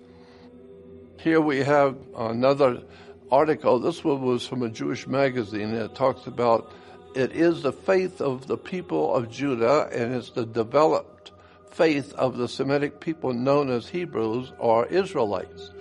It is recognized as the first religious tradition noted for its monotheism. Then it goes on to say the Hebrew tradition did not begin as monotheism. So then we find out that all the people of the Middle East were anything but monotheistic. They were, the so-called Hebrews were, in that time, henotheistic, meaning picking one God out of many. Here at Liberty University, they had articles about henotheism toward the assessment of a divine plurality in the Hebrew Bible. I'm hoping to show you that this is understood in many Bible reference works, the word henotheism, and what it actually means. The God of Israel and ancient peoples' growing understanding from henotheism to monotheism. We see this happening with the human race for thousands of years. Things change. One religion begins and has a particular understanding of God, and give it 1,000 years and that changes, and add another 1,000 years and it changes again, until today we have a whole new understanding that there was only one God in the universe and he created man. which in point of fact is not true. The one article in the middle that was read, it says, we have previously established that the mighty ones are the sons of God, the assembly of messengers, and that Yahweh was a part of these messengers. So this is another thought being expressed, that Yahweh was one of the many gods. So again, it's important when you see here in the scriptures in the Hebrew, it says Elohim said, we shall make man in our image. Now, it's interesting, too, is that when Elohim, or the gods, said, come, let us make man in our image after our likeness, as I was told many years ago, this was a misunderstanding of the sentence. You should not read it that God said, come, let us make man in our image after our likeness, and then that would prove that God made man. No. The correct way to understand it is that the God says, come, let us make man in our image, after our likeness. Not make man, but let's make him in our image, after our likeness. Well, that, of course, implies that we have been tampered with our DNA. This is maybe a long time ago, but nonetheless, we've been tampered with, and we still are today. We're still, even as humans, we're still tampering with our own DNA. If you go to the encyclopedias and reference works, you will see a lot of articles on Hebrew henotheism. And I'm saying this is because it is a well-established fact that the ancient Hebrews were not a monotheistic religion. This is in the book of Psalms 82, where it says, God standeth in the congregation of the mighty, and he judgeth among the gods. So we see God in the Hebrew tradition is one of the many gods, and he's standing among all the other gods. Let's see how the other Bible versions say it. God takes his stand in the divine council, or Elohim God stands in the divine assembly, where there are other Elohim. God has taken his place in the divine council and in the midst of the gods. So the point is that there is more than one God, and that the Hebrew God was just one of them. That's in the Old Testament, but even the Apostle Paul in the New Testament says basically the same thing. In 1 Corinthians in the New Testament, the Apostle Paul says, for though there may be called gods, whether in heaven or on earth, as there be gods many and lords many. Then in 1 Corinthians 8:5 it says, for although there may be so-called gods, whether in heaven or on earth, as indeed there are many gods, and there are many of them. So let's go on and move on from there. We're going back to Genesis 1:26. And this is where we see the scripture talks about when God is creating man, or recreating man. And so it says, God said, let us make man in our image, after our likeness. And so there's a big difference between God making man or remaking him in their image and likeness. And what does that mean? Let's see how other Bibles put it. The Good News Bible says, then God said, and now we shall make human beings, and they will be like us, and they will resemble us. Here in the New Living Translation of the Bible, it says, then God said, let us make human beings in our image to be like us. Common English Bible says, then God said, let us make humanity in our image to resemble us. This is a far better understanding of the scripture to start with. Here's the complete Jewish Bible that says, then God said, let us make humankind in our image, in the likeness of ourselves. So it begins to open up a whole new understanding about why we appear on earth as we do. It begins to look like that we are looking today like our Creator. The creators who created us are mess with our DNA and cause us to begin more and more to look like them. So that opens up a whole new can of worms also, to show that there's more than one God. And so we look like the gods that created us. The reason I'm showing so many scriptures, I want you to understand, all Bibles are saying basically the same thing, that we look like the creators that created us, the Elohim, more than one. And in Genesis 3:22, and it said, the Lord God said, behold, man has become one of us. Now he's become like us. He looks like us. He's acting like us. And he's very destructive like us, having wars like us. So the Holy Bible basically says, now let us make man like us. God did not make man, as you will see. The word in Hebrew for man is ish. I-S-H in Hebrew is man. But the Bible says God made Adam, A-D-M, not ish. But if you go back to the Hebrew Bible and read it, it says in this Hebrew Bible preface, it says, according to this, the Hebrew word for woman is Isha, comes from the Hebrew word for man, Ish. Here's another reference work that said, interesting, the words for man and woman in Hebrew is identical. Man in Hebrew is pronounced Ish and looks like this. But the Bible does not say God created Ish. It says God created ADM, and then and this is important too. It doesn't say that God created Adam. The letter was ADM. We humans added make it to be Adam, but it's not Adam. It's ADM. Here we have the Hebrew translation going back to Hebrew. It says we again. We shall make Adam, ADM, which means a different kind of creature. Adam, A-D-M, not Adam. And we will make him in the image of us, A-D-M. Like so many other humans do, even ADM, Adam made human or male offspring. Look how the Bible describes it. In Genesis 5 of Genesis 5th chapter, it says, and Adam lived 130 years, and he begat a son in his own likeness, after the image, and called his son Seth. And Adam lived 130 years and begat a son in his own image and likeness. So we are seeing that man is now doing what the gods did also for us. They created us to look like them, and we now have the ability to create other offspring, and we have a son who looks like us. There are many examples in the Bible that show that the gods look like us. No, we look like them. They look what they look like to start with, but we were made to look like them.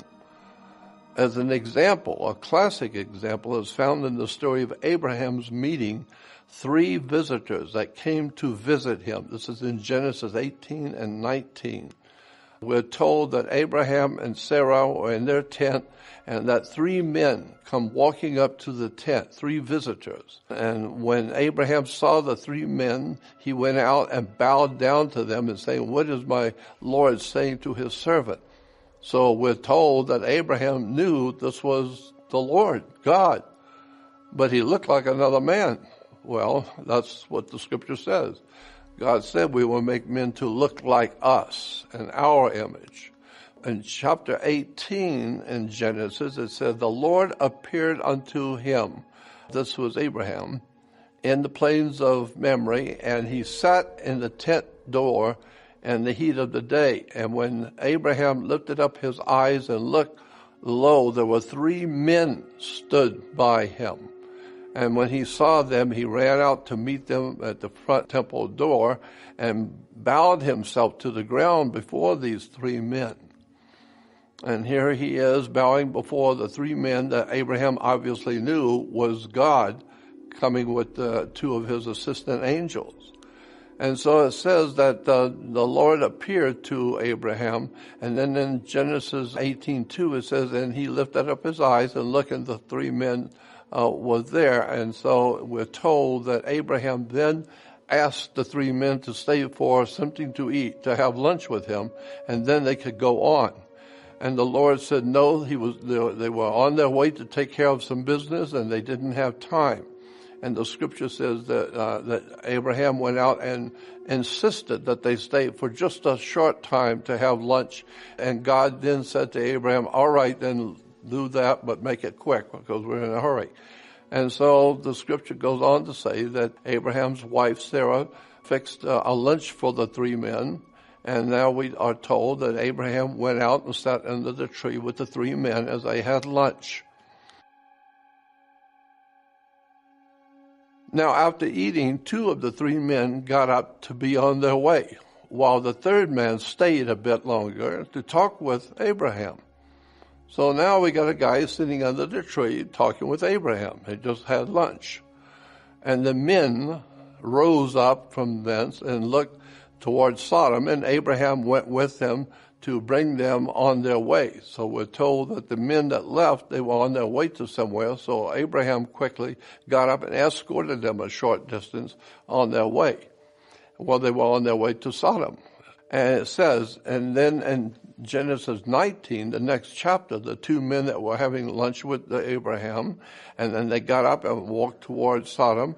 That's in chapter 18. But in chapter 19, it goes on to say, and there came two angels to Sodom, and at evening time. And Lot sat at the gate of Sodom, and Lot, seeing these two angels, rose up to meet them.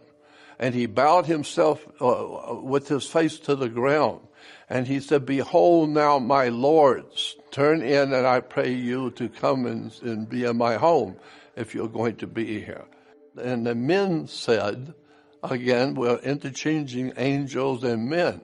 And so the men said to Lot, no, we won't stay at your home. We will just stay in the city and we'll be all right. But it keeps interchanging men with angels. Okay. So the point in this, according to the Bible, the word for God is Elohim and means the gods, plural, more than one. And they make us to look in their image and their likeness. We look like them, so that's why your male offspring looks human like you. So here's Abraham meeting the three men with Sarah, offering them to stay for lunch. Then we see this as portrayed in many paintings in the Bible of the three men, which are actually three angels. It implies also that the third man was actually the Almighty God because it's capitalized in the Bible. So this is the Almighty God who looks like a man and stays and has lunch with Abraham. So this is why the Christian New Testament has the Apostle Paul saying in the Bible, he says, be not forgetful to entertain strangers, for thereby some have entertained angels unaware. Meaning that if you see someone, another man, be careful because it might not be in fact another man. It may be an angel who you look like. But he looks like what he looks like to start with, and you were made into look in his image. You were made to look like him. So just be careful when you're talking to other people. Show respect because you never know who you're talking to. Here again in the book of Hebrews, chapter 2, this is Apostle Paul again, and it says, remember to welcome strangers in your homes. There were some who did that and welcomed angels without knowing it. Very interesting that we're beginning to see God didn't make a man. God remade man. He began to change, and this is why the scripture says it that way. Come, let us make man in our image, after our likeness. So today, what I'm saying is that we look like the gods who created us. And so this is why Abraham could go out and feed the three men, and then you find out, no, those are the angels that went into Sodom. All of this is actually very important in understanding theology and religion from the Bible's standpoint. This is something that most people have never heard before, that we look like the gods who created us. Gods, more than one. So when we go back to Genesis 1:1, in the beginning God created the heavens. No, it wasn't God, it was plural, Elohim. And Elohim, plural, gods, comes, we give the term henotheistic, meaning more than one God. And it is also interesting to understand that in Islam, in the Quran, everywhere God is talking to man, it's we. You look it up in the Quran, you will see everywhere that God is talking to his people, he keeps saying we did this, we are going to do that, or we had you do this, or we created you. And it actually says that in the Quran, we created you. So indeed, there are many different gods. God is gods, and the gods made ADM, not Ish, which means they saw Ish, and then they took Ish and remade him into Adam. And we call it Adam. No, the gods came here, they saw this man, and therefore the man must have been like a Neanderthal man or some ancient creature, hominid, and the gods said, let us make him look like us. Let us make him in our image. So that's what I'm saying. God did not create man because man is Ish. It doesn't say he made Ish. Ish was already here. So the three visitors to Abraham were three men, but Abraham realized they were gods. They were the creators. And the gods were always pictured as either men with angel wings or not. After the flood of Noah's day, chapter 9 says, and God blessed Noah and his sons and said unto them, be fruitful, multiply, and replenish the earth. When I talked to the rabbi many years ago, I said, is this a correct translation that says, be fruitful, multiply, and replenish the earth? Re means to do it again. And he said, well, obviously, if there were people here on the earth, and God decided to destroy that civilization of that time, and now there's nobody on the earth except Noah and his sons and their wives, if you're going to have people on the earth, you're going to have to replenish the earth, obviously. So I said, all right, so therefore replenish is correct. Yes, yes. And the reason why I'm asking that is because re means more, do again. Well, if you go back to, here is again in the Bible, in the Jewish Bible, it talks about Elohim, and Elohim said replenish. Okay, this is important because if you go to Genesis 1, where God is creating Adam and his wife, it says, this is in Genesis 1:27 and 28, it says, God created man in his own image, after the image of God created he, male and female created them. And God blessed them, and God said unto them, be fruitful, multiply, and replenish the earth. So it's not to be understood. We're not to understand that God created man as the very first creature. No, when these gods created us, they said to replenish the earth, implying that some terrible catastrophe had happened on the earth, and that so much of life was lost. And so now the gods who created us say, go out now and redo it again. So how many people in the world have ever thought about Adam and Eve were not the first creatures on the earth? There have been civilizations here for millions of years. Genesis 1:2 says, and the earth was without form and void.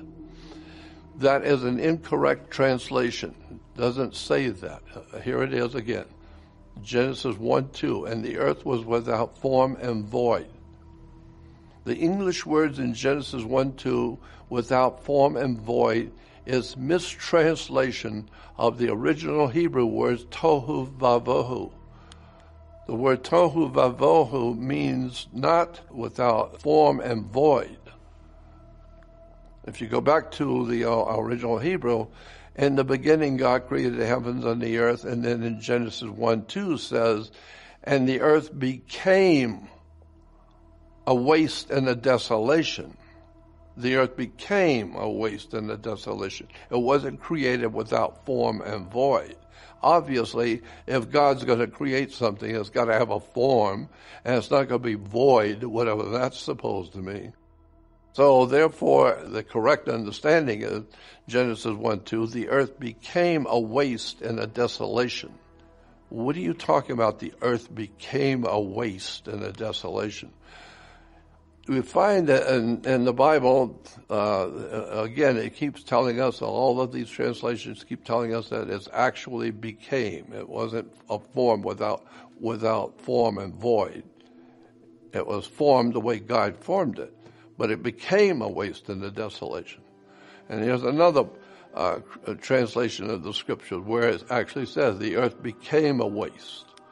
Now, when you understand that the earth became a waste, not without form, you can go back to the reference works in the King James Bible, and it will explain to you that the words are tohu vavohu.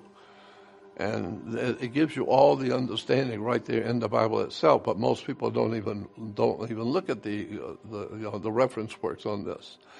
The Hebrew words tohu vavohu is only found twice in the Bible.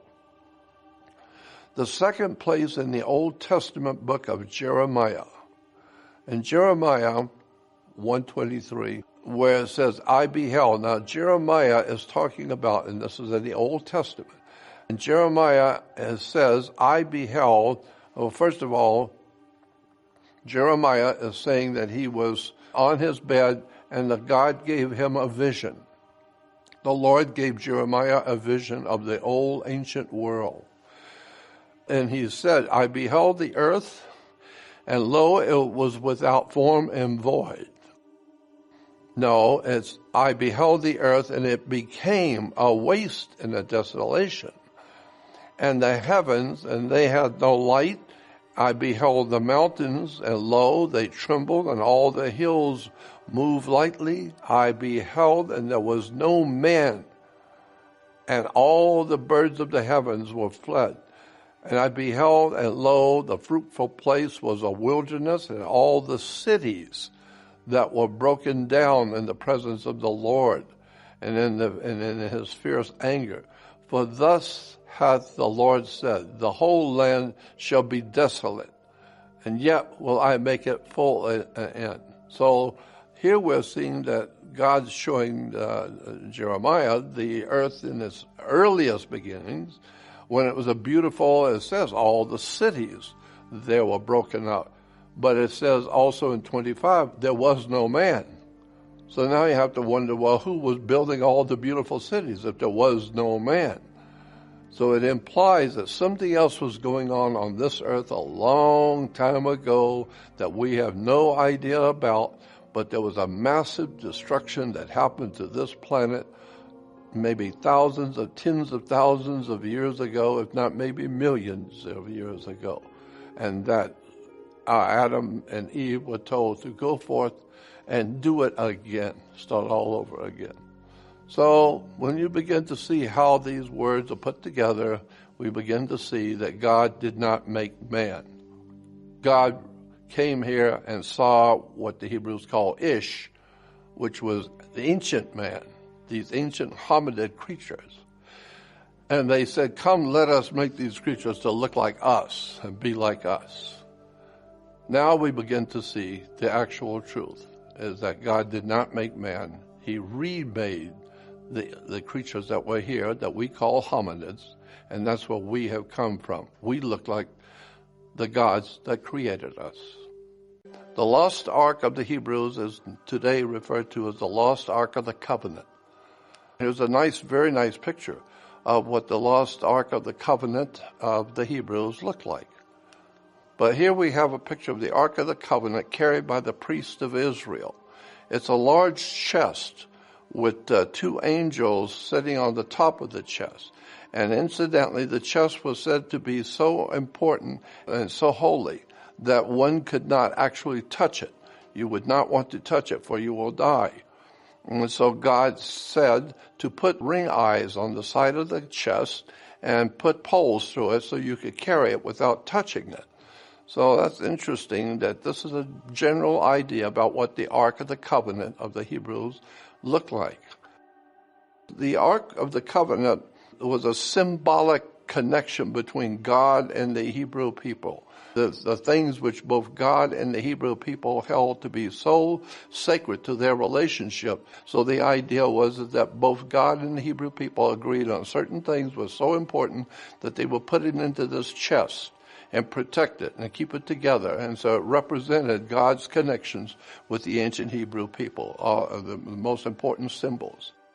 We're told in the book of Revelation what the items were, and we'll get into that later because it's actually written in the Bible what was in the Ark of the Covenant. It wasn't used as a weapon as such, but we're told that it was able to kill you. It was able to strike you dead if you touched it. But I don't know if it was actually used as a weapon.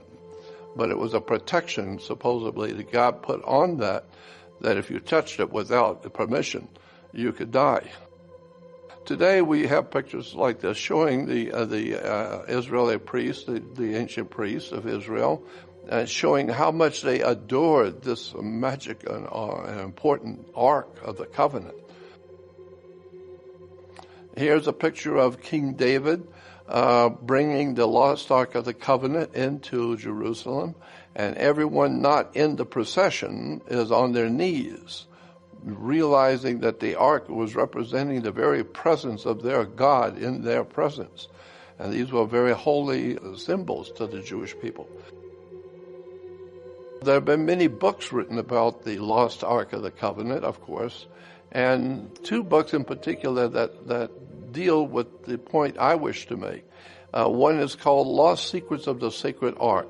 And of course there have been a lot of lost secrets relating to the Sacred Ark. Sir Lawrence Gardner in England, which was Sir Lawrence Gardner. He had been knighted by the Queen, and he was an expert on these arcane subjects like the Ark of the Covenant. And then there's another one called Secrets and Mysteries of the Lost Ark. So the reason why these two are important to my conversation is because I want to emphasize that there were a lot of secrets and mysteries in relation to the Ark that maybe people still don't know today. So the most important secret of all concerning the lost Ark of the Hebrews is that it was not Hebrew at all to start with. There was no Hebrew Ark in history. The whole idea of an Ark of the Covenant simply means contract, and so the whole idea of the Ark of the Contract or Covenant was not Hebrew at all. It was Egyptian. And so let me show you what I'm talking about.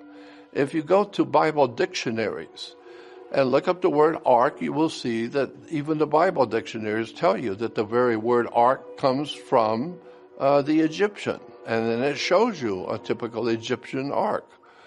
And then if you go to another Bible dictionary, it talks about the Egyptian ark or the sacred chest. And so now you begin to see, when you start doing the research on the lost Ark of the Covenant, you begin to see that a lot of pictures have come out of the ancient world showing you that the Egyptians had an ark, not the Hebrews. And here is an Egyptian ark and an Egyptian priest in an Egyptian museum. So my point in showing you this is the fact that the lost Ark of the Covenant was borrowed. The idea was borrowed from the Egyptians. Here's an ancient Egyptian priest with their golden ark on an ancient Egyptian wall, painting showing the priest carrying the golden ark. And this particular picture is on the temple of Ramesses at Abydos in Egypt. And you will see there is the ark, the Ark of the Contract, the Ark of the Covenant, but you don't see Hebrew priests carrying it. You see Egyptians, because it was an Egyptian ark to start with. It's an Egyptian god Anubis on the left, sitting on the right on his holy ark. Egyptian ark Anubis was pictured as a dog because it represents the star system of Sirius, the dog star. And so Sirius, the dog star, in order to honor the god in Sirius, they made it into a dog. So because Sirius is referred to as the dog star. But the point is, on the right-hand side, you will see the dog star sitting on the Holy Ark of the Covenant in Egypt. And here's that same ark when it was originally found by Lord Carnarvon in Egypt many, many years ago. If you remember in the movie, Indiana Jones has to find the lost ark in a tomb in Egypt. The very word, the lower paragraph says, the very idea of the Ark of the Covenant was copied from the Egyptians. So this is what you'll find in most all reference works.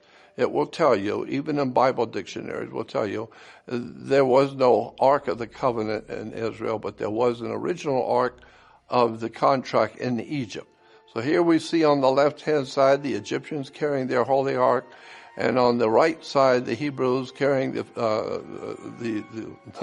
ark, which was the borrowed story. And so the original ark and the mythical ark. This is very important to keep in mind, because when you look at the lost Ark of the Covenant, it supposedly is a very important symbol to the Hebrew religion, but now we're finding out that it's actually an Egyptian symbol, had nothing to do with the ancient Hebrews. Even National Geographic did a piece on a video show on the Ark of the Covenant, in which they entitled it "Many Legends but No Evidence." The idea of having a holy chest or a holy ark is an Egyptian idea. It's an Egyptian concept. The point being is that it would have been a copy of an Egyptian ark. And so today, incidentally, in an Ethiopian Orthodox church in Ethiopia, they claim to actually have the original Ark of the Covenant of the Hebrews at that church. But they go on to say that the object is currently kept under strict guard in the treasury of the church. And so you can't come in to see it. But they've got it, but you can't see it, which is, of course, convenient, because you don't know if they have it or not. If they have it, you can't see it anyway. There are many mysteries surrounding the ark, many questions about what is it and where is it and who actually owns it. But I don't believe that the Ark of the Covenant ever existed. From my understanding, it never existed. It was borrowed from day one, the idea, from the Egyptians. However, there are many other mysteries and strange things in relation to the Ark. In the Holy Bible and the New Testament, the last book of the Bible is called the Book of Revelation. And in the Book of Revelation, it tells you why no one has and no one ever will find the lost ark. And it says, the temple of God was opened in heaven, and there was seen the Ark of the Covenant, the Ark of the Testament.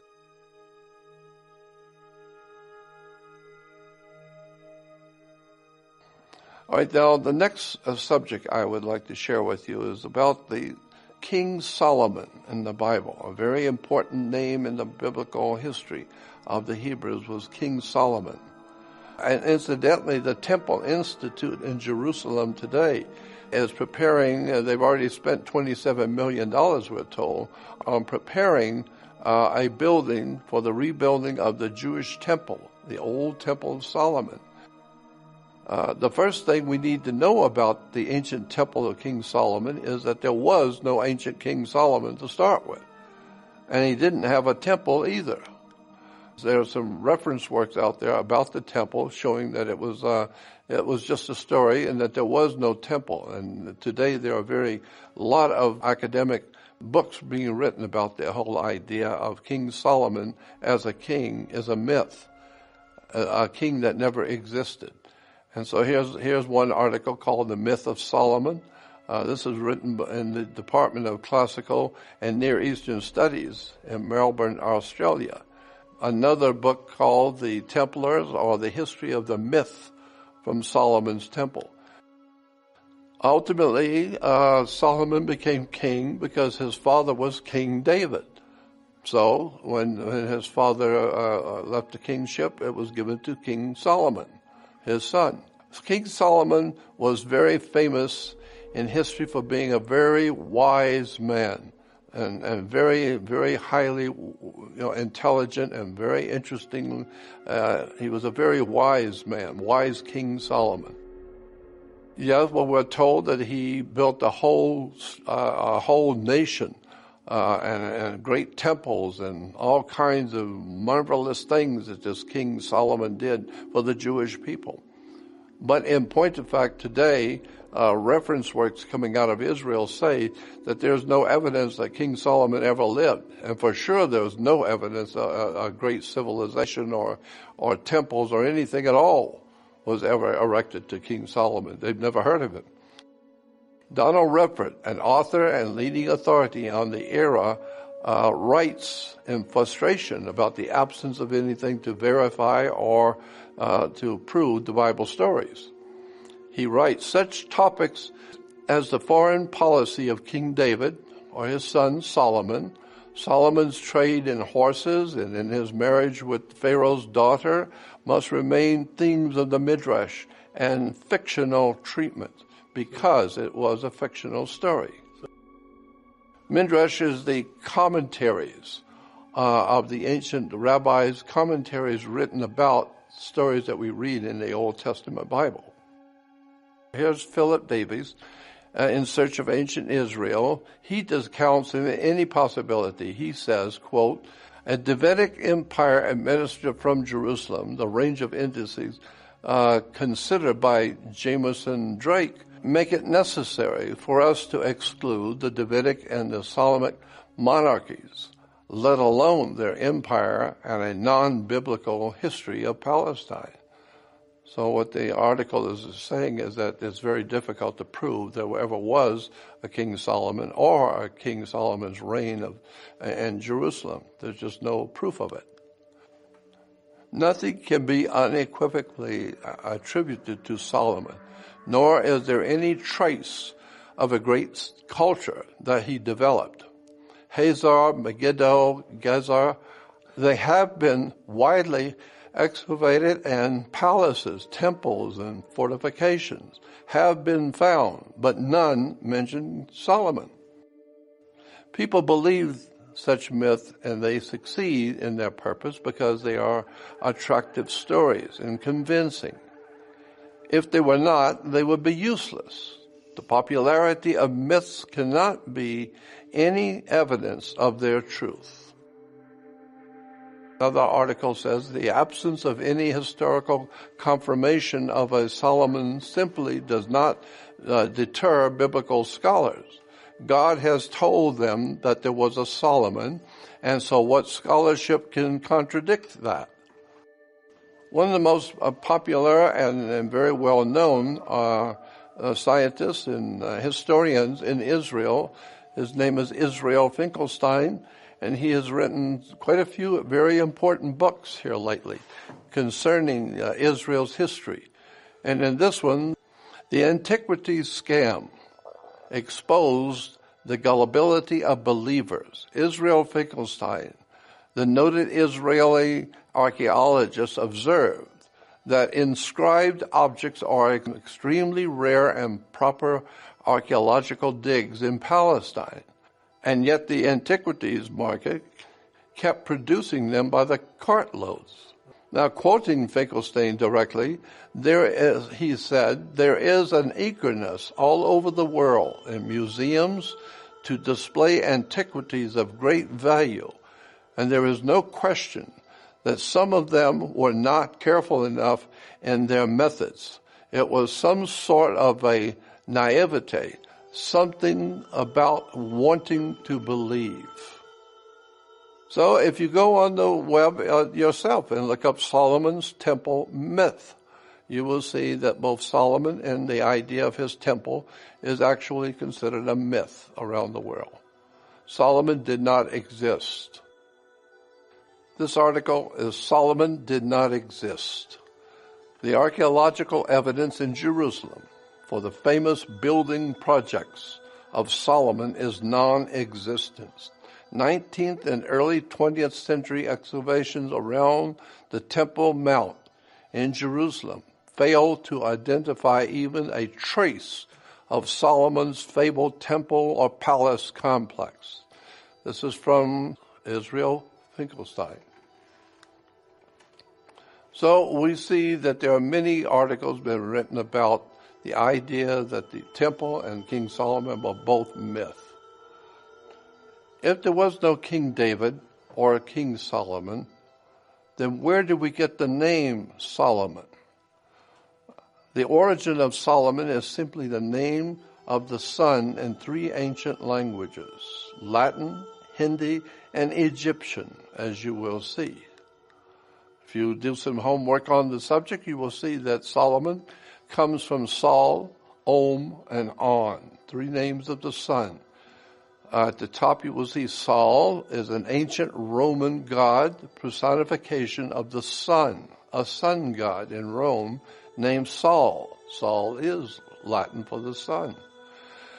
And then Om, we all remember the priest of Om, and it's a holy meditation symbol in the Hindi, and so that's where we get Om as an Om, and then of course the city of the sun. Today we refer to it as Heliopolis. It is actually in the ancient world called On, O-N.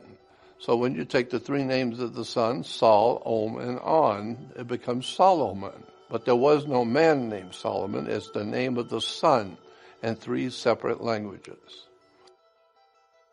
Actually, the original name of Solomon was Shlomo. But the Masonic orders during the early Middle Ages seized upon that name and changed it a bit to be Solomon. It was actually a purposefully mistranslated word because Solomon was not the original name of the king. Now we see that Solomon, according to the Masonic order, puts Solomon into the position of being a sun god.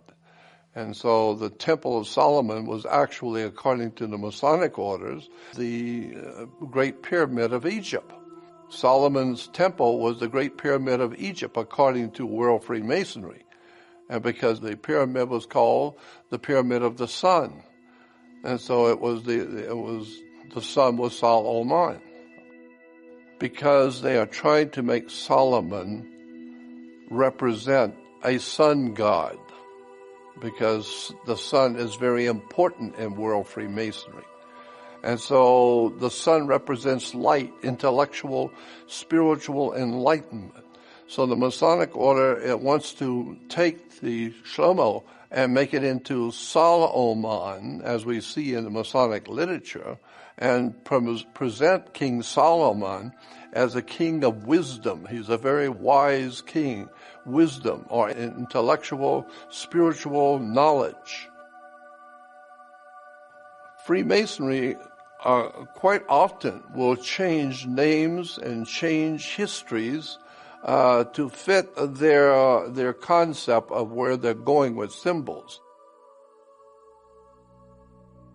Let's look at the idea of Solomon's Temple as it's presented to us today by the Masonic order, because it's a very important symbol in Freemasonry, Solomon's Temple. So how are we to understand the symbolism that the Masonic order designs Solomon's Temple? Well, let's look at the layout. According to the Masonic order, the old ancient Solomon's Temple, as it is even today, reproduced as if it were being built today, it is obviously a phallic symbol. The Masonic order has used the same phallic symbol many times. The architectural symbolism is very obvious. The whole idea of Solomon's Temple begins to take on because of the World Masonic Order, and incidentally, the World Masonic Order is talking today about rebuilding Solomon's Temple. But here in Freemasonry today, we see Solomon's Temple as a Masonic symbolism, but it's based on sexual symbolism. A lot of people don't realize, unless you see it from above and see the Masonic architecture. The Old Testament Bible is filled with sexual symbols.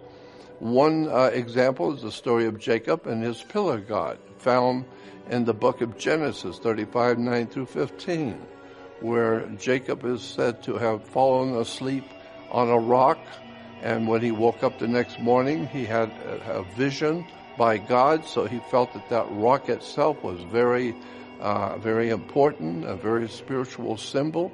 So he said that this rock that I have slept on is a symbol for God's house, and this is where God is. He's in this rock because I had a dream that God gave me.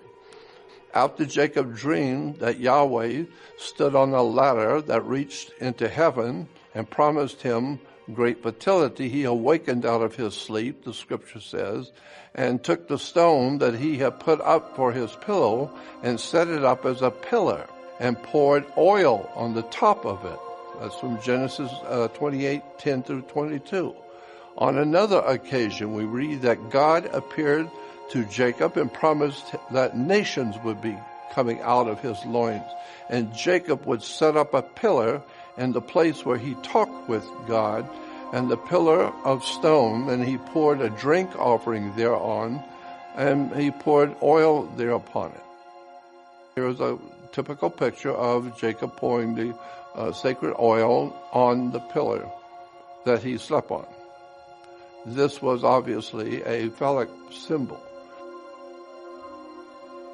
So many people attribute things to be sacred when in point of fact they may mean something totally different. The whole world knows what happened to the Twin Towers in New York in 2001. The Twin Towers has become a very big subject around the world. But I want to show you where the idea, the concept of Twin Towers came from. We all know about the Twin Towers and the World Trade Center in New York. And just about everybody on Earth has seen it all many times. But there's more to the story about the Twin Towers, as you will see. Most folks are not aware that when you see two tall high-rises standing together, that this is a very ancient symbol coming out of the ancient world, looking back to thousands of years ago. So let's look at the idea of two twin towers and what they symbolically actually represent.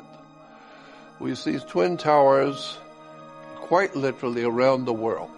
In India, in hotels, in Italy, in the Middle East, in Egypt, they have twin obelisks or twin towers.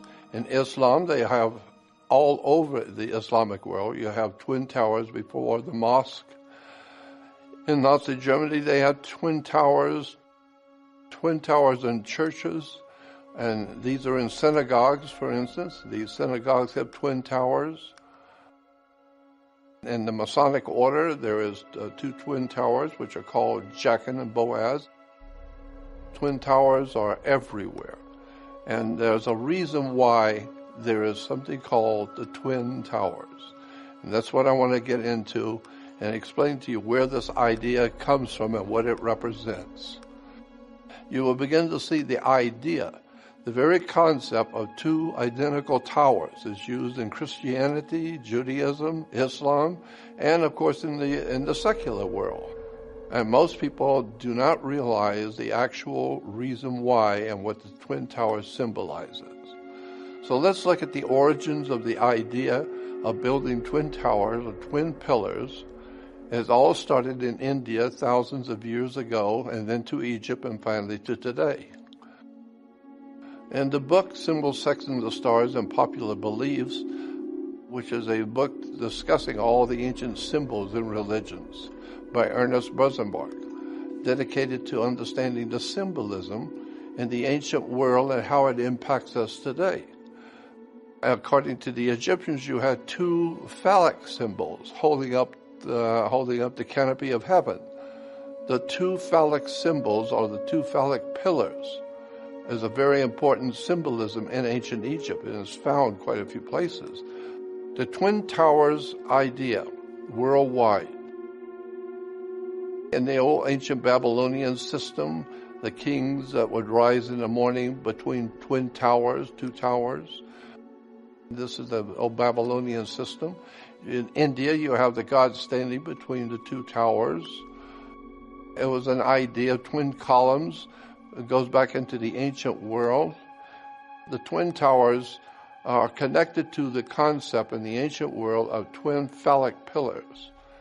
Here we have the twin pillars on each side of the opening, and then the large twin pillars on both sides. The idea comes from a biblical story about a symbol which today has been taken up by Freemasonry. The Masonic order has taken from the Bible the story about Jachin and Boaz. They were twin towers, or they were twin pillars, and they represented two phallic pillars. And so we're talking about phallic worship now. And this is something that a lot of people don't connect to, the idea of twin towers, but it goes back into an ancient time where the idea was two phallic pillars. And they were called Jachin and Boaz in the Bible. And this is a Masonic symbol today. It has been picked up and used in Freemasonry around the world. The reason why is because you need the two to hold up the heavens. You can't do it with one. And so the ancient Egyptians always showed two towers or two pillars. There is obviously more yet to the story of twin towers, but I'm just giving you a brief introduction to the idea that there is a symbolism involved here that most people are not aware of until you begin to see how many times that idea keeps popping up.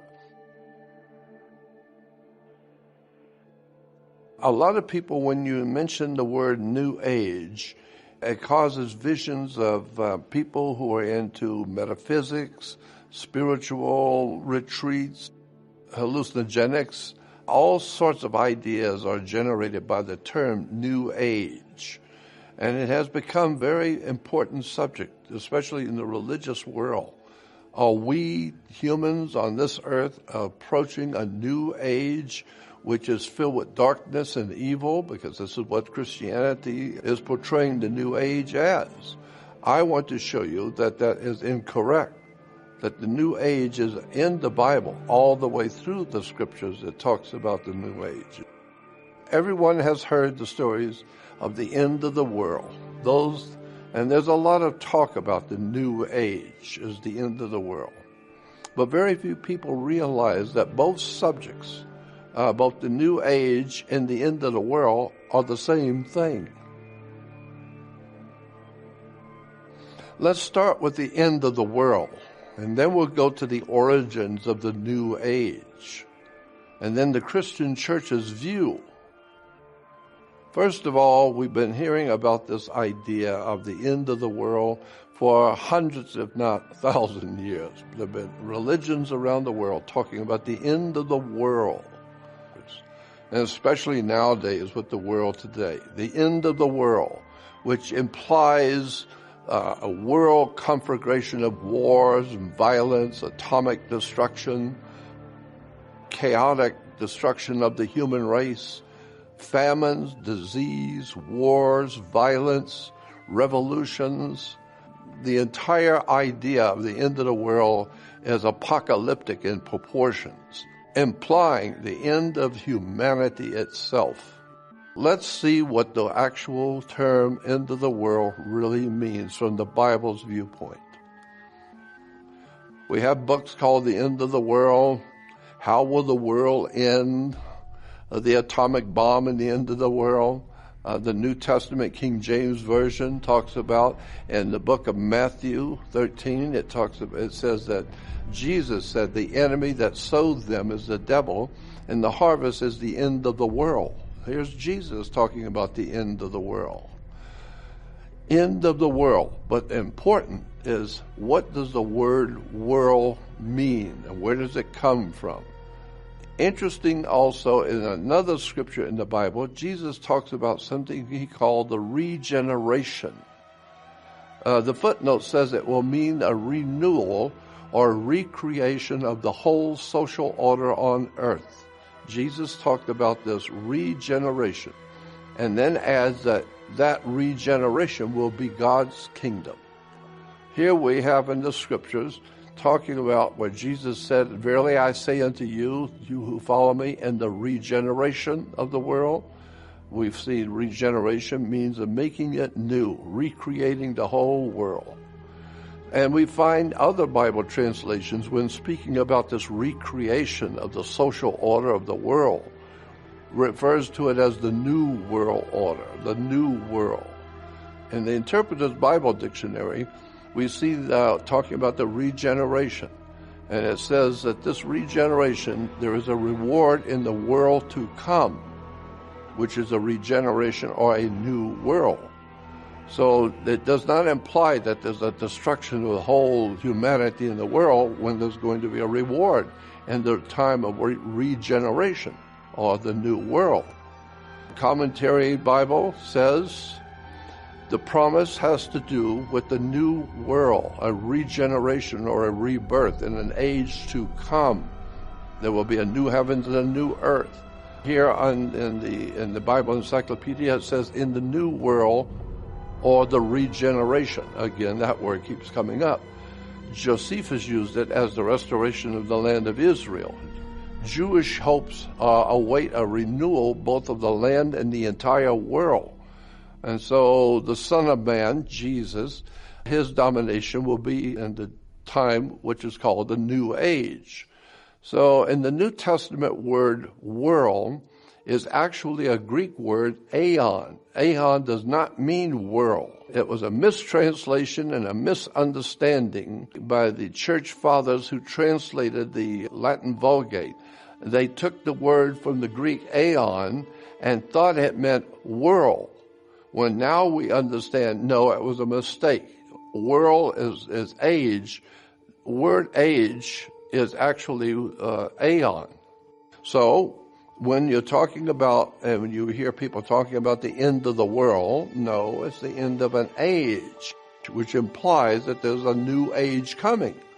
And there's been other ages that in the past, and we're living in a particular age now, and there will be a new age coming. For instance, here's a quote from a reference work on the Bible. It says, "The world, or age to come, was a familiar expression among the Jews for the Messiah's kingdom." And in the New Testament, it's employed partly in regard to the kingdom as now established, and partly in regard to the future development, the age of glory. It is used in this latter sense by our Lord. And the ages of the world are therefore the great cycles of time. They're great ages, where the degeneracy and corruption or the progression and development through which it has always been destined to pass, and in part has passed already. So what we're talking about in a new age is the ages of time which have come and gone. Civilizations are founded and grow, and then they die, and new civilizations come. And so the whole idea of aeon is a continual progression of the ages of the world. Here in John 39:32, it says, "Sometimes the world, and especially this world, seems to denote where elsewhere in the New Testament is called the present age or world." The New Oxford Dictionary, with the Apocrypha, it says at the top, Jesus said, "I say to you that in the new world," so here Jesus talking about the new world, no, new age. Interpretive Bible Dictionary, it says, "Consummation is fitly celebrated by a new song, when the return from exile heralds a new age." Now we're getting it right. So that it goes on to say, in the New Testament ideas are taken up and applied to the kingdom of God introduced by Christ. His bearers recognize in his ministry a new teaching, a new age which draws with his ministry is a regeneration or a new world. But it's new age.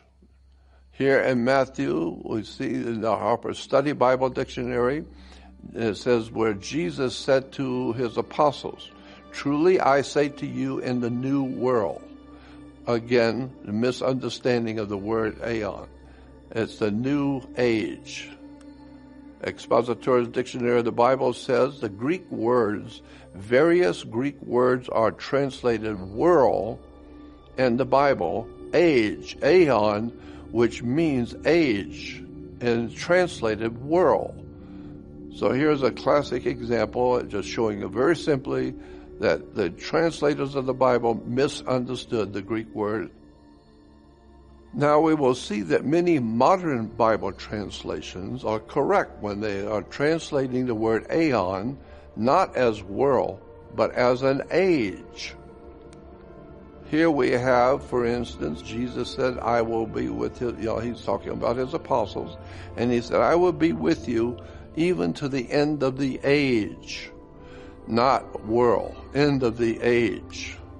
The Holy Bible, New and Old translations, we see marks clear distinction between the reward already in this age and the reward in the age to come, showing that there's two ages, the old age and the new age. And it says in the Bible, in the age to come. New Testament says, and this is Ephesians 2, it says, in the ages to come. This is a new translation. And now they're doing it right. Now they're saying that aeon means age. Ephesians says, in the ages to come. We even have Jesus himself promising that his kingdom will be coming in the new age. Jesus replied, it says here in the scripture, Jesus replied, truly I tell you, in the world that is to be. Again, New and Concise Bible Translation says, Jesus said to them, I give you my solemn word, in the new age, which the Son of Man takes his seat upon the seat of glory. So here's Jesus saying, in the new age, which is to come. The American Bible Translation says, Jesus said, I give you my solemn word, in the new age to come. So now we're getting it right. Each time we see the scripture talking about Jesus talking to his apostles, he tells them he will be with them to the end of the age, and he will see them in the new age. These ages we're talking about are part of the zodiacal system of what we call the zodiac, because the zodiac has 12 signs which represent 12 different ages. And so we are now in one age, and now we're told that we're getting ready to go into a new age, which is going to be the kingdom of God in the future, into a new age of the zodiac. And so that's why the word age is very important to understand. It has to do with the 2,150-year ages of the zodiac. Each one of the signs of the zodiac is 2,150 years long, and each one is called a zodiacal age. And so now we're getting ready to leave an old age of Pisces, and we're getting ready to come in soon to a new age of Aquarius. So that's what we're talking about in the Bible. When you talk about the end of the world, notice the end of the old age of Pisces. And that's why when you hear Christians talking about these are the last days and the end times, yes, it's the last days and end times of the age of Pisces. And we're getting ready to go into the new age of Aquarius, the man with the water pitcher. That's all we're talking about. Today, Protestant Christianity and Catholic Church both are everywhere talking about the obvious new age, the new world to come is evil, and that this world's coming to an end, and it's frightening the whole world because nobody seems to understand what the words really mean. And I think that it's probably true that the church purposely misled the people into thinking that aeon meant world. So it would frighten kings and rulers and princes and all kinds of powerful people on the earth to know that there's coming an end of the world, and the only way to save you is if you submit yourself to the Holy Father and to the church. I think this was a political move to frighten the world into submission to the Holy Father and to Christianity. What else has the church known that they didn't tell us? What's the real story in the Bible? See, so this is why the church figures it's better, like a president during wartime, don't go into why we're at war. Just leave it alone. Whatever it is, let people think whatever they want, and just leave it alone. Because all you're going to do is cause yourself a lot of trouble if you start digging into the real facts behind the world events. So leave it alone. People believe this, let them believe it. So the bottom line is that there is no end of the world. It's an end of the aeon, a Greek word which is translated correctly, an age, one of the ages of the zodiac. Moses is one of the most interesting characters in the Bible. I hope to show you why. So we all know that Moses was the prophet that brought down the law to the Jewish people, and he has become the symbol for law pretty much around the world. So in talking about Moses, you think about law. But there's a lot more to Moses that you need to know about. Moses was a prophet in the Jewish system of things. He was one of the oldest names in the Bible, one of the most revered figures in the Bible, because he was supposedly so close to God. And he has given to the world the 10 Commandments. The history of Moses takes us back to ancient Egypt and to the Israelites back in the time of Egypt and ancient Egypt. He was a very fierce man for the truth and for leading the people, and supposedly the Jewish people, the Hebrew people. He was a major leader at the time when they were in Egypt. And he became, because he went up into the mountain and got the 10 Commandments from God, he became known as the lawgiver. The point we need to remember is that Moses was a very important man to the Hebrew people and into the history of the Jewish people in Egypt. He was supposedly born in Egypt and was bred in the house of the princess, and he was around royalty continually, and yet he had a love for the Jewish God, and so he protected the Jewish people, and he became so important to the history of the Hebrew people at the time of Egypt that today he even is recognized as a very important person to remember in history about law. He was the one who led them out of Egypt, according to the story that Egyptian life had become so difficult for the Jewish people, and they wanted out of Egypt. And so Moses was the one who had the strength to stand up before Pharaoh and say, "Let my people go, and we will leave out of Egypt." And so this is even today still remembered, a very heroic deed for Moses to step up and take the leadership of the Hebrew people and walk out of Egypt and leave Egypt. He took them up into the north, where we today refer to it as Lebanon and Israel, etc. The most important point I wish to make is the fact that there is so much more to this ancient prophet, leader of the Hebrew people, than has been discussed publicly, and I want to talk about some of those things. Moses was called by God to come up into the mountain of Mount Sinai, and God was going to give Moses what we now refer to as the 10 Commandments, which is actually a new dispensation for Jewish law, a brand new way to understand the Jewish understanding of God. And so he goes up into the mountain and he encounters the presence of God, and God gives him 10 commandments to bring back to the people to begin a new dispensation, a new understanding of God. And so when Moses comes down from the mountain, he sees the Jewish people still worshiping God the old way. They were worshiping a golden calf because it had to do with the particular astrological times in which they were living. And the times in which they were living then, at the time of the 10 Commandments, was Taurus Tabor. And so they were worshiping the golden calf in relation to Taurus the bull. Well, Moses comes down and sees the Jewish people still worshiping in the old way and becomes very frustrated. Before he even talks to them, he becomes very frustrated and then throws the law. It was referred to as the law. And so Moses throws down the law and breaks the law. So Moses was the first lawbreaker. He was carrying 2 stones on which the laws, the 10 Commandments, were written.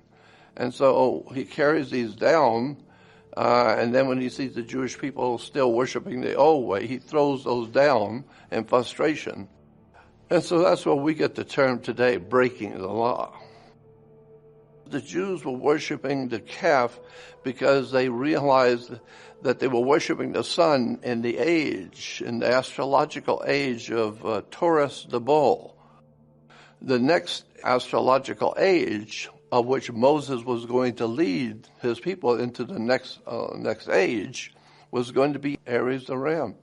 And he was teaching them that there was a new way they were going to worship God. And this time they would blow the ram's horn to signify the age of the ram, the shofar. Here we have pictures showing that God is handing Moses the 10 Commandments on these tablets.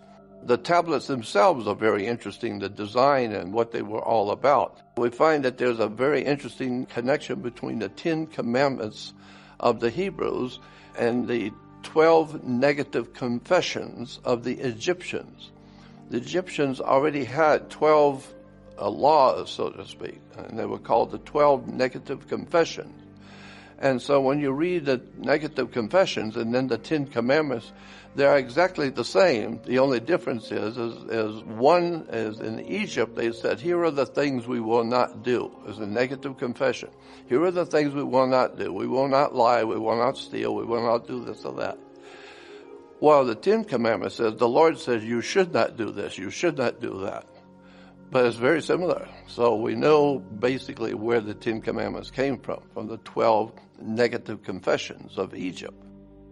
Well, if you remember that religion itself is a development of human creativity, and so many stories in different religious books around the world, so many wonderful stories in theological ideas and concepts which obviously were just made up by men to promote their particular religious belief.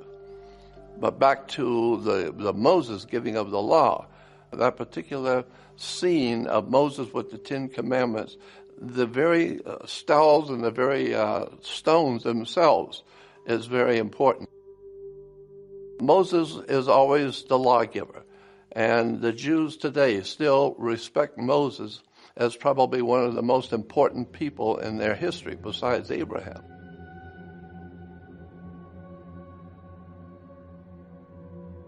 You will see Moses in pictures and paintings and sculptures. Moses has horns. And it's been all around the world. People have wondered, why is it Moses? He has horns. And it's interesting to understand what the horns represent on Moses. The horns of Moses, and you will see that there was in the ancient world, at Moses' time, in that ancient time, there was a moon god, and the moon god's name was Sin, and he was always represented by the lower quarter of the moon. And so the lower quarter of the moon was used as a symbol for moon worship. And they had goddesses of moon worship, which you have. Also, in Rome, you had moon gods. The Native Americans also have horns because they counted their days by many moons. Their days were like the Hebrews today. After 6 o'clock began a new day. Well, the same thing with the Native Americans. So all of these people from the ancient Hebrews to the Native Americans were using a lunar calendar. Lunar simply meaning the moon, and so the symbol for the lunar was the horns of the bull, or the horns which the Vikings used.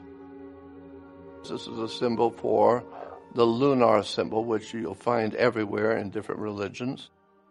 These are the horns that Moses wore. Here in Israel, you'll see you'll see carvings of the arms raised to raise and to praise the moon. And Egyptian paintings show the moon. The Blessed Mother in Christianity stands on the moon. You'll see the moon everywhere in the ancient world of religion, which was showing us that the moon was very important. Even at the time of Moses in Egypt, moon worship was very prominent. And of course today, the Islamic world still uses the moon also. And in the Western world, the moon is still used as a symbol. We're talking about a moon cult many thousands of years ago in Egypt, of which Moses was the leader of the Hebrew people, which were worshipers of the moon at that time. If you go on the web and just type in moon god Sin, it will have all kinds of information showing you about how the moon was a very important part of worship in the ancient world. And they will also tell you that Moses was a leader of a lunar cult. There's a lot of information about the moon cult and the moon god, Yahweh or Allah. Here is a classic example in the ancient world of the moon god Sin. The god himself his name was called Sin. And in the ancient world, Ai was a mountain in the times of ancient Egypt. Ai was a mountain, and so we have this moon god Sin on in the mountain, Ai, and put it together and becomes Sinai. So Mount Sinai is actually the moon god Sin in the mountain of Sinai. Well, Mount Sinai today is felt to be the center for and the really foundation for the Jewish religion as it began to spread throughout the Middle East. Mount Sinai was where God met with Moses. God met with his people at Mount Sinai. But Mount Sinai is actually Sin Ai. Now it's interesting that today in most of the Western world, the word synagogue is spelled S-Y-N-A. But in Israel it's S-I-N-A, because Israel realizes that the original word was S-I-N, not S-Y-N, and because of the moon god Sin. Synagogue basically means temple of the moon, because Sin was the moon god. I think it's important to realize that there's a difference in the way it's spelled, one way in Israel and a different way in the rest of the world. Here is just one of many reference works. This is by an Andrew Kay from the Southern Methodist University. His article is Traces of the Worship of the Moon God Sin Among the Early Israelites. The Jewish tradition talks about the combination of the heavenly moon as a part of the most important part of the Jewish worship at that time. There are many symbols and emblems and paintings showing Moses in relation to the moon. And so here is pictures of a priest lighting a fire to signal a new moon. Here you will see an illustration of the Israelites and their worship of the moon, the prayer to the new moon. And below you will see sanctification of the new moon. This is from Amsterdam as far back as 1723, showing the importance still in the worship of Israel for the new moon, or for the moon. Above you will see the new moon etching from a book back in 1748, showing the Jews celebrating the new moon. Today, the new moon is still very important around the world to many cultures. And here we have a picture of Egypt and the Sinai. And down toward the bottom of the Sinai, there was a huge mountain range. And so here we see a better picture where Mount Sinai is referred to in the area of the wilderness of Sin. And Sin, of course, is the moon god. Sin is originally the moon god of the Arabic world. Allah and Sin and Moses with Yahweh, it all had to do with the worship of the moon god Sin. For some reason, the ancient Arabic world placed a very high respect on the moon. It's probably based on some phenomena that the new moon caused, because the Arabic world and the ancient world in general realized that the moon has a huge effect on our bodies. It has an effect on our food supply, and it pulls the oceans of the world. And so the moon was very important to the ancient world. I mean, that is a whole study in itself, why the ancient Arabic world had such a reverence for the moon. They always used the moon to keep the track of days, because their days started at sundown, at 6 o'clock. Because why? Because that's when the moon comes out. While the Christians were worshiping and having their holidays and important times in their religion, on Sunday they were worshiping worshiping the Son of God. The ancient Arabic world and the ancient Hebrews were under the influence of the moon god. The Christians, as you know, have a sun calendar, and their days start from sun to sun, while the Hebrews and the ancient Arabic world had a lunar calendar, which counts their days from sundown to sundown. The moon, as it comes up, and it was referred to as the lunar god who lived in the mountain, and the real Mount Sinai. Mount Sinai itself was understood to be a volcano, and this is why when Moses goes up into the Mount Sinai to get the new 10 Commandments from God, he is confronted by the mountain is on fire. And so anytime you have a mountain on fire, that happens if you have a volcano. And so Mount Sinai was known, and is even today recognized as being probably connected to volcano worship also. And so this is why Moses goes up and he sees the mountain on fire and he talks to God. And the scriptures, even in the Old Testament, the Bible says that the ancient Hebrews were frightened when they would hear the thunder in the mountain, because they said thunder was a word we call thunder, but the ancient Hebrews said it was the voice of God. He's talking to them. And he had lightning, and that was trying to get their attention. So God was very angry and very upset with the Jewish people, because it was like a mountain on fire. Well, of course, we're talking about a volcano. So Moses becomes important in volcano worship also. Here you will see Moses pictures. These are all pictures from Christian and Jewish publications showing Moses going up into the mountain, and it appears to be a volcano. Well, it's because it was a volcano. Here we have a Jewish publication showing the children of Israel running away when they hear God thundering in the mountain. It looks like a volcano. All of the pictures of Moses going up into the mountain to get the 10 Commandments always shows the mountain on fire. All right, so here we have Moses preparing to go up to the mountain to get the new 10 Commandments from God, and that appears to be a volcano. Here is a particular religious celebration. It's called the Feast of the Giving of the Law. And in the Hebrew reference works, you look up the celebration of the Feast of the Giving of the Law, and what do you see but a volcano? So the word volcano comes from a Latin volcano god called Vulcan, or Vulcanus. It's derived from an old Cretan deity, Vulcanus. Here is the old volcano god Vulcan. And it was always because the people were frightened to death at the thunder and the lightning that was caused by the volcano. And they thought it was God talking to them.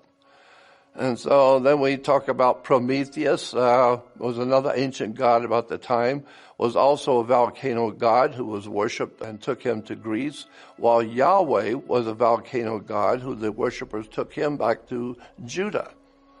And this is again why Moses encountered God in the burning bush, and it seems as not only the burning bush, the whole mountain was on fire.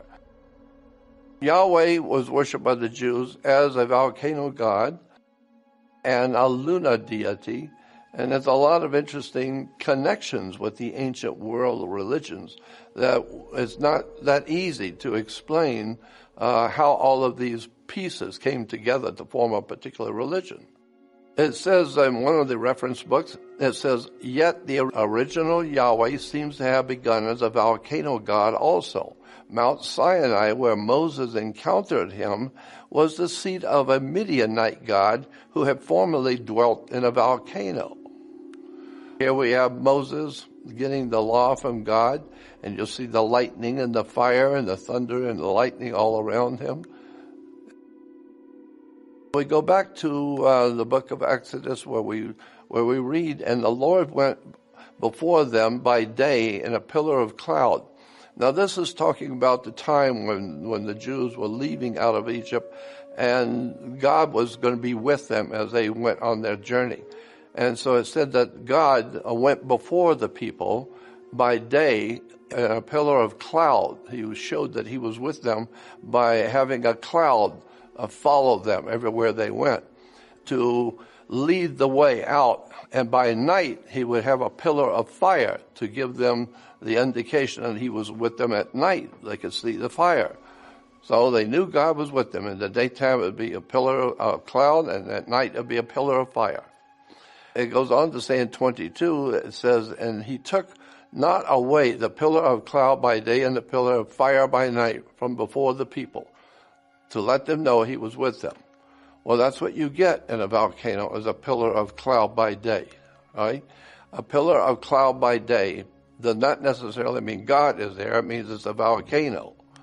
And then you have a pillar of fire by night, of course, a volcano. So we go on to read in different parts of the Old Testament Bible about Yahweh being a God of the fire and the pillar of fire, etc. Now here in Job 38 in the Old Testament, we read that in the footnotes, the storm, the clouds, God's tent. And so the ancients believed the clouds were a tent in which God lived when he was following them. So the clouds, God's tent, gathers as the thunder, the voice of Yahweh, roared. They descended, and God shoots the arrows of his lightning. Down in 37, it says his thunderbolts. God thunders wonderfully with his voice, showing that Yahweh in the Old Testament was just another volcano god who thunders with his voice. And of course, Zeus was also connected to the worship of Yahweh because he was also a god of lightning and thunder, the same as Yahweh.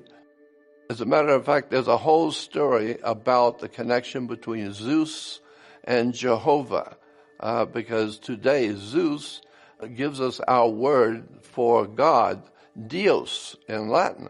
And so Dios is Latin as God. It's taken from the name of Zeus.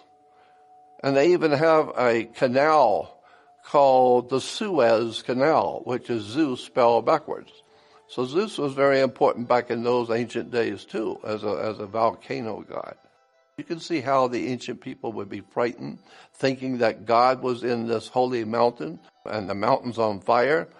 We keep in mind that in the Hebrew language, says thunder is called kolath, or voices, for it's considered the voice of God. The Bible in the Old Testament uses a term for the voice of God, but it is actually the word for thunder. After it, a voice roared. He thundered with his voice of his excellency. Again, just showing that we were talking about a volcano god going all the way back into ancient Egypt. And Yahweh was also called Volcanus. He was a Vulcan god, the god of the Vulcans. Even today in Hawaii, the volcano goddess, the whole idea of connecting a god with a volcano has to do with the sexual reproduction of the human race. That's the fire of reproduction. And so it's the fire that gives life to the earth. That's where it actually came from. Today, the Jewish religion is not as dominated by the moon as it was maybe thousands of years ago. So ideas change from time to time. Here's another important part of the Moses story, is that Moses, we are told, when the Israelites were trying to get out of the area they were in, and God was with them, they didn't have the foods, and they were starving. And so they came to Moses and said, you told us to leave, and we're following you, but now we don't have any food to eat. Moses talks to God, and it is said that God gave to the Hebrew people a manna to eat. And it was spelled M-A-N-N-A, manna. And so it was the manna from heaven. God said, all right, I will give you food for the moment. You're not going to starve. God told Moses, tell the people to go out in the morning, early morning, and on the ground there will be little round white disc-shaped things, and to eat it, because this will be good for you. And so that will save you from starving. Manna is actually in Hebrew means, what is it? Because the people didn't know what it was. It was on the ground, and it was good to eat, but they don't know what it is. And then the Bible goes on to say that it was small. Manna was small. It was round, flaky. It was white. It was obviously from heaven, because Moses said God gave it to them. And so here we have pictures of the Israelites under Moses' direction out in the morning picking the manna from heaven to eat. Even in the Bible it says, and when the dew, this is in Exodus talking about this time, and it says, and when the dew that lay on the ground was dried up in the morning, behold, on the face of the wilderness there lay a small round thing, as small as hoarfrost on the ground. And when the children of Israel saw it, they said to one another, it is manna, for they did not know what it was. And Moses said to them, this is the bread which the Lord has given you to eat. We now know that what we were talking about was mushrooms.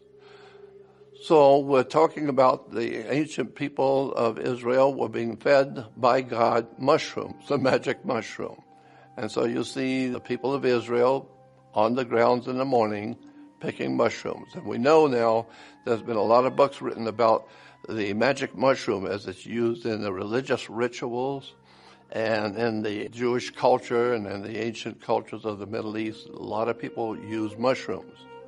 Today, like James Arthur's famous book, Mushrooms and Mankind, The Mystery of Manna, Magic Mushrooms, psilocybin mushrooms of the world, psychedelic sacraments of the mushroom. A lot of people do not know that the Hebrews were very interested in this manna from heaven and have kept the tradition. And today, mushroom and eating mushrooms is still being used today around the world. But what we're talking about actually is the magic mushroom, which is a psychedelic mushroom.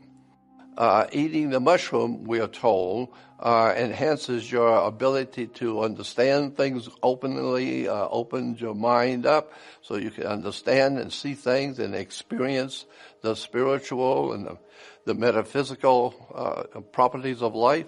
Here is an article in Israel.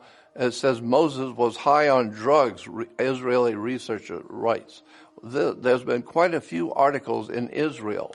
Here's another one from an Israeli magazine or newspaper.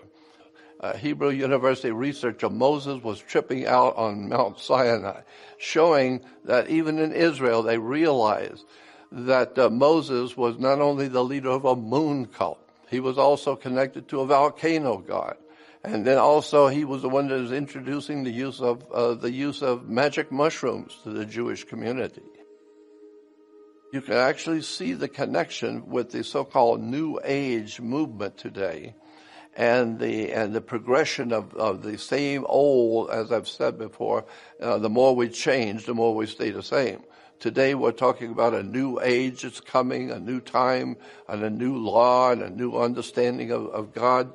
And what's part of that is magic mushrooms again, and natural phenomena.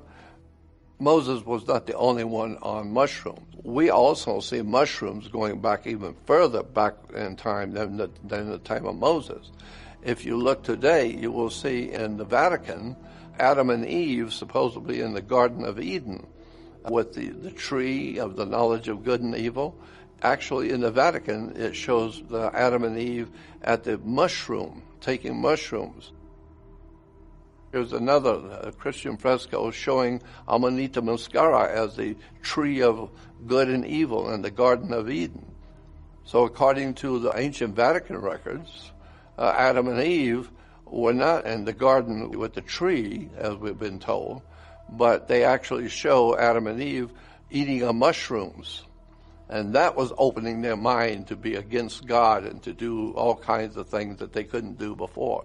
So the magic mushroom has been around for a long time too.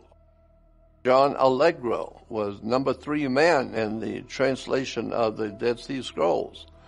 And in it, his book called The Sacred Mushroom and the Cross, which is a study of the nature and the origins of Christianity within the fertility cults of the ancient Near East, in which he shows that ancient Christians were on mushrooms also.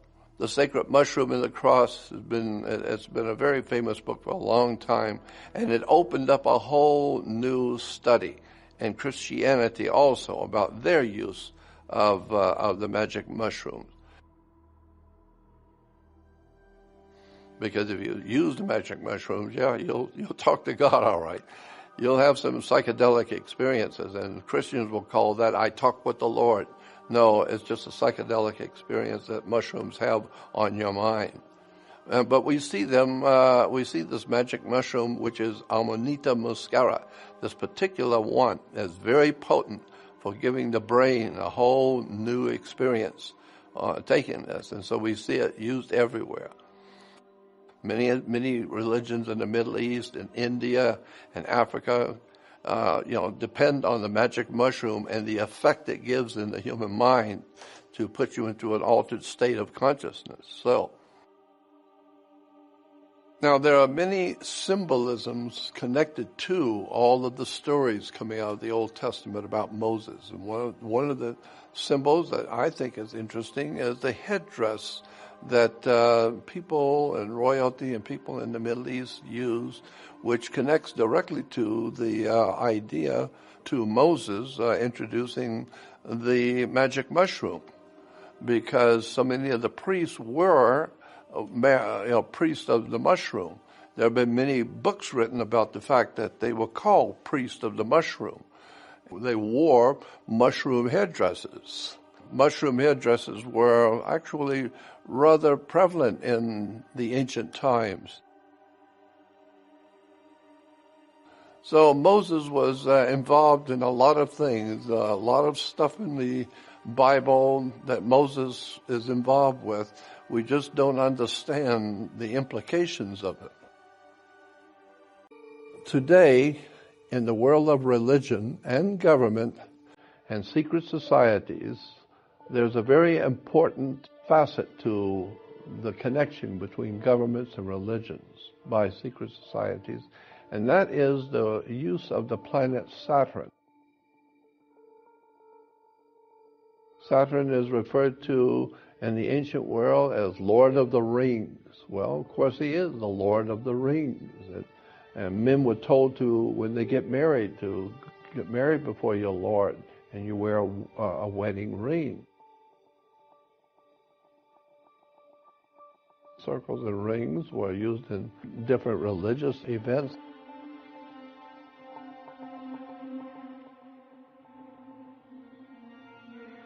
In order to show you the importance of the planet Saturn in religion, generally speaking, throughout the world, I think it would be appropriate to give you some ideas about the original Hebrew religion and where it came from, and then how it has progressed over the years until today. Saturn dominates the Hebrew religion.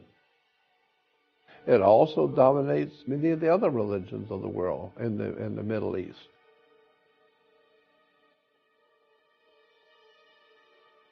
Originally, there was ancient religion, but it wasn't Hebrew or Jewish.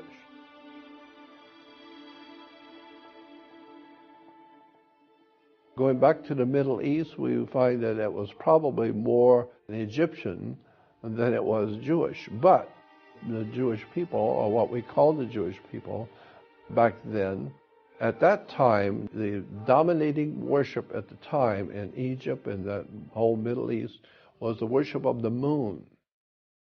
And moon worship was very important. The Egyptians especially put a lot of importance on the worship of the moon.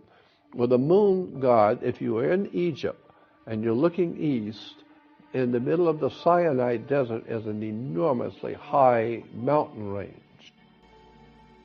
And so the people on the Egyptian side of the Sinai would look eastward, and every evening about 6 o'clock, the moon would come up from the mountain. The moon became known as the old man of the mountain.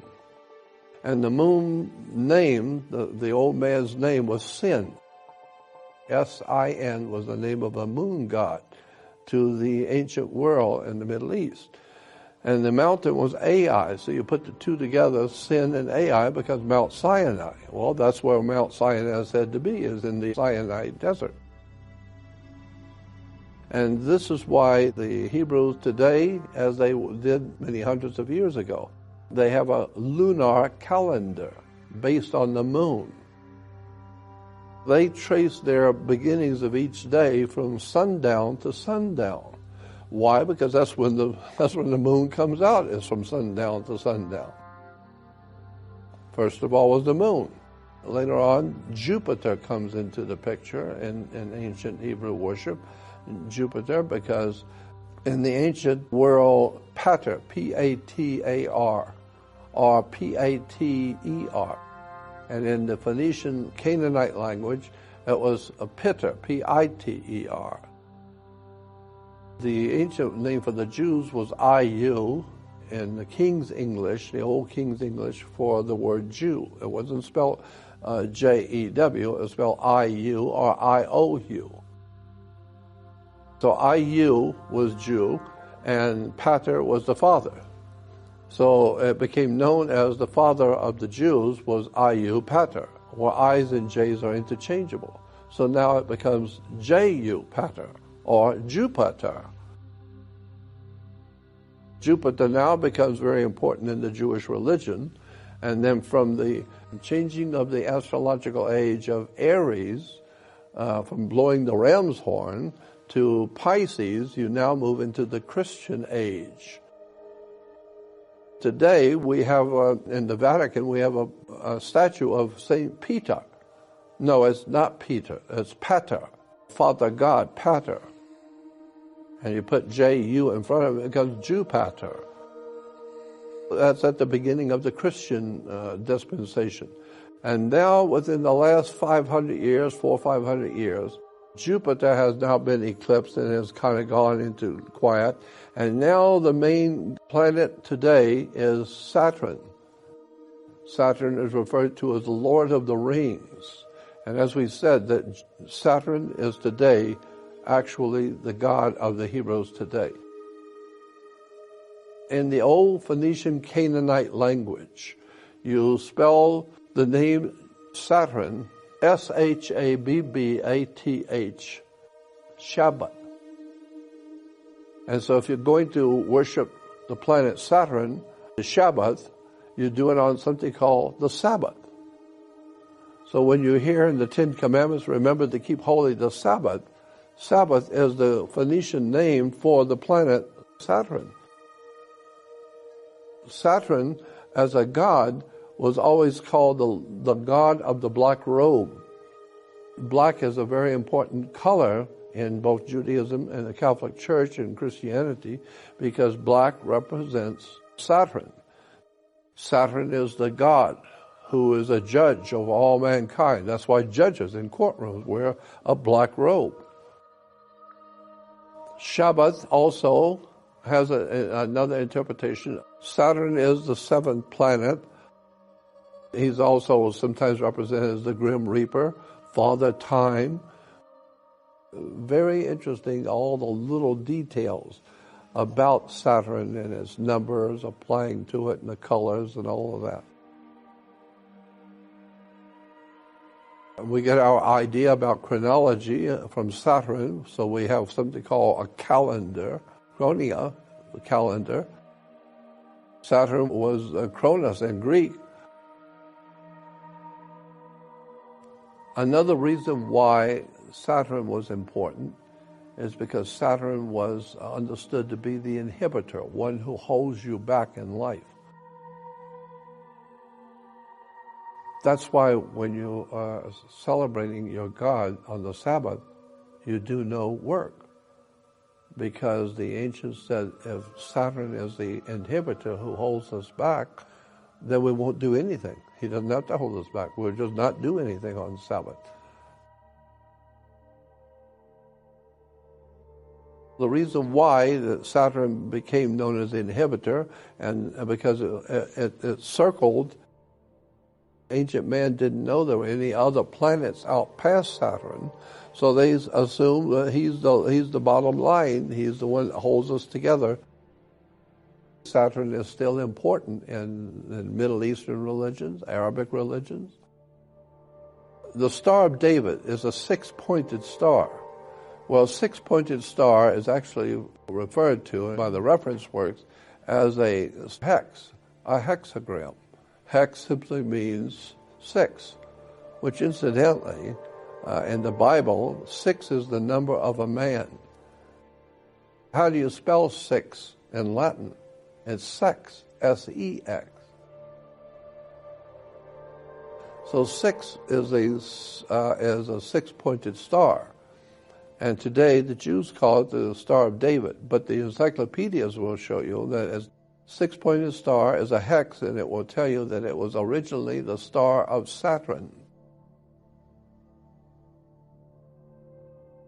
So in the ancient world, some of the priests would draw a circle on the ground and draw a triangle, and then they would put another triangle obverse going the other way, which makes it a six-pointed star, and then they would be able to step inside of the circle and into the star and cast a spell on you. And so the idea was that they put the hex on you.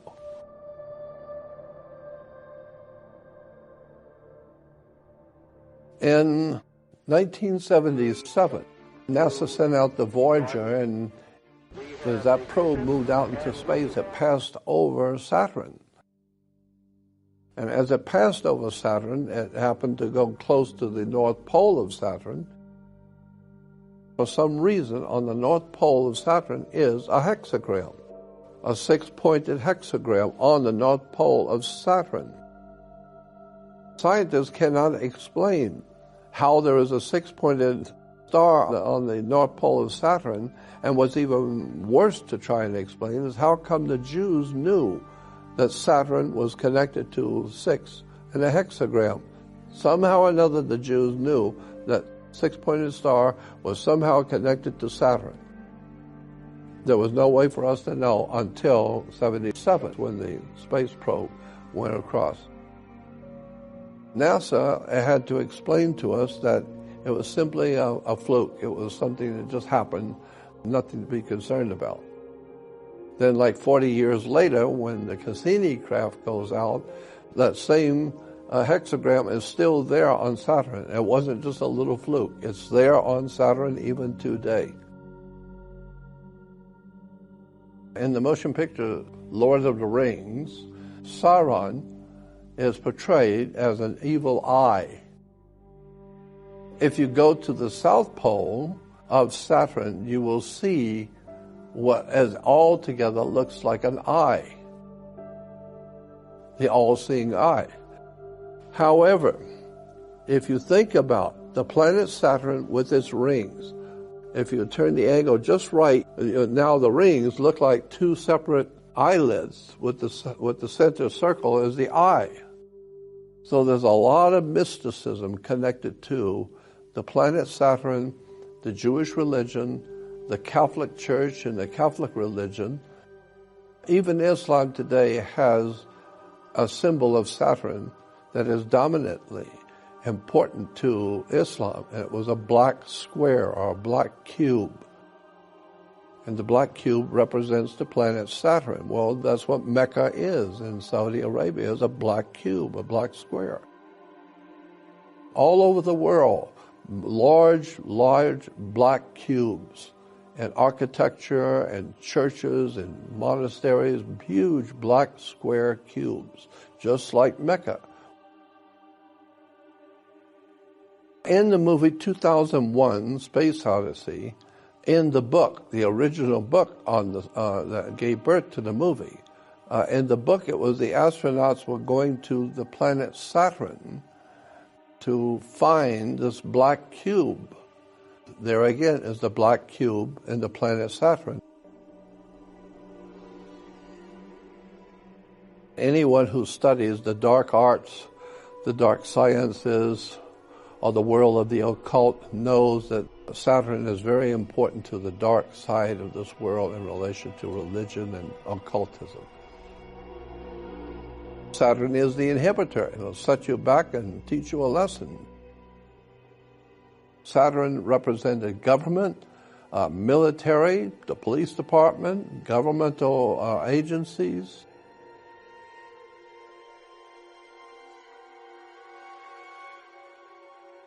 The Saturnalia was the celebration in Rome for the planet Saturn. And it happened like 13 days before the 25th. So it was like 12 days before what we call today Christmas. But it was the 12 days before, and it was called Saturnalia because Saturn was in Rome considered to be the god of chaos. That was another thing he was known for. What the Romans did with worshiping Saturn, they actually had 12 days of chaos in which the kings would bow to slaves and prisoners were let loose and they would be in charge of their masters who put them in prison. There was alcohol and sex and drugs and whatever you wanted. In the Roman Empire, you're free to do whatever it is you want to do. And so if you are a slave, when Saturnalia comes, you can go to the house of your master and bring him out and make him bow down and kiss your feet. So the idea was it was a chaotic time in which all law was just thrown away.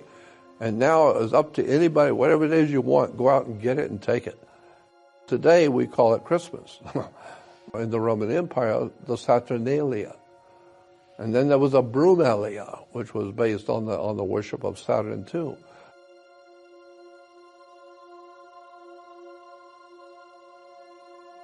A very important NASA scientist named Norman Berglund has written a book called The Ring Makers of Saturn. And in that book, Norman Berglund, the scientist, shows actual pictures taken of the rings of Saturn, and one in particular has some sort of a vehicle, space vehicle, that is creating another ring. And it's not quite finished. So there's a ring on this side, and there is some kind of a space vehicle creating the ring, and it's almost ready to connect the ring, but it's not quite. And so we got some beautiful pictures, and it's going to ultimately connect it together, and that'll be a new ring in Saturn. So we know that the rings are artificial. Somebody's made them. I was speaking up in a conference in San Francisco a few years ago. He came over to me, and I wasn't expecting that. And he said, "Jordan, I've come here to meet you. I want to talk with you in private." And so we went back into the back of the restaurant and sat there, and he says, "I'm here to tell you something. I've come here. After I talk to you, I'm going home." And he said, "But you've been talking about the planet Saturn. I want to show you some things about Saturn you don't know." And so he pulls out some pictures. He had some pictures and NASA pictures. So he said, "But what we do know is that it's inhabited."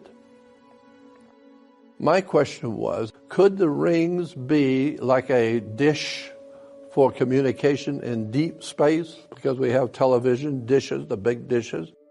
Maybe the rings could be some kind of a communication device that can send out or receive from extreme distances, hundreds of light years away, with this dish set up. And he said, "Well, that's interesting. I don't know, that much about that idea." Saturn is a very important planet that balances out the positions of other stars. Jupiter and Saturn dominate our solar system. They're so large. Saturn is important in not only its physical qualities of being able to exert energy fields and sounds, but it also goes back into ancient history, which makes it really interesting. How did the ancient peoples know so much about the planet Saturn and also associate Saturn, as they did, with dark mystical forces? Saturn is probably the dominant figure in dark religions today, in the occult world, metaphysics. Saturn plays a prominent part in all magical systems. As a matter of fact, in Germany today, there is a very powerful secret society called the Brotherhood of Saturn. The books written about them say they are probably the most important secret society on the face of the earth. They are connected behind the scenes to all kinds of powerful organizations, governments, secret societies. I think the darkness associated with the planet Saturn and the occult religions of the world has to do with some actual, in fact, influence that Saturn has on the human race that the Jewish people realized that we didn't realize. And they probably got the idea from other ancient cultures that also venerated the planet Saturn. I am convinced that the world we live in is being dominated by an extraterrestrial presence. And I think that extraterrestrial presence is the one who is feeding us our ideas about theology, religion, the occult world, governmental systems, churches, and somehow the older teachers were knowledgeable about planet Saturn. But David Icke has been talking about this too for a long time, that Saturn is a very important planet to the occult world. And it is, because if you do any research into occultism, secret societies, Freemasonry, you will find that Saturn dominates the whole subject. I think that we have been on this earth, we humans, the way we live today, we've been on this earth with other life forms, other higher and far more intelligent and creative life forms that we really haven't looked at very closely and haven't really thought much about it. But when you do that kind of research into the things which are found on the earth that we can't explain, pyramids on the floor of the ocean and great temples in the Pacific and in the Atlantic Ocean, and the pyramids of Egypt and all of the wondrous, beautiful structures of the ancient and prehistoric world, there are just too many indications that there's a higher civilization that has been on this earth than we are, far higher. They understood the universe far better than we do even today. And so the Aztec, Mayas, the Incas, the Toltec peoples, the Egyptians, Babylonians, Sumerians, all of these ancient cultures were far, far smarter than we are. We've been learning from them. Our numerical system comes from Babylon. Our understanding of our religions and the concepts in our religions come from Egypt, come from the Hindus, the ancient Hindus. So I am totally convinced, as many other researchers and writers on the subject, that we are not as wonderful as we think we are, but there were far more civilizations that were far more adept at science and taught us today. They taught us. I believe that we're being manipulated even today by what we call government and governmental officials. But if you look at the history going back 6,000 years, it seems as though there's always been an overshadowing intelligence behind our evolution and our destiny. Someone as smarter than we are has been guiding us. The idea that we have been created by a higher form of life, a higher civilization has created us. It implies that they, in creating us, have purposely not given us full potential, because you don't do that with a new experiment. You just bring it along little by little and guide it the way you want it to develop. And so we don't have the wherewithal, intellectually speaking, to break away from the masters who have created this earth and seem to feel that they own us and that they can control us. We don't really have the wherewithal. And I think the reason why is because knowledge is power. And if you don't understand some of this hidden knowledge and hidden history of who we are and how we've got here, if you don't understand that, you're never going to understand why we don't have the power that we could have if we joined together.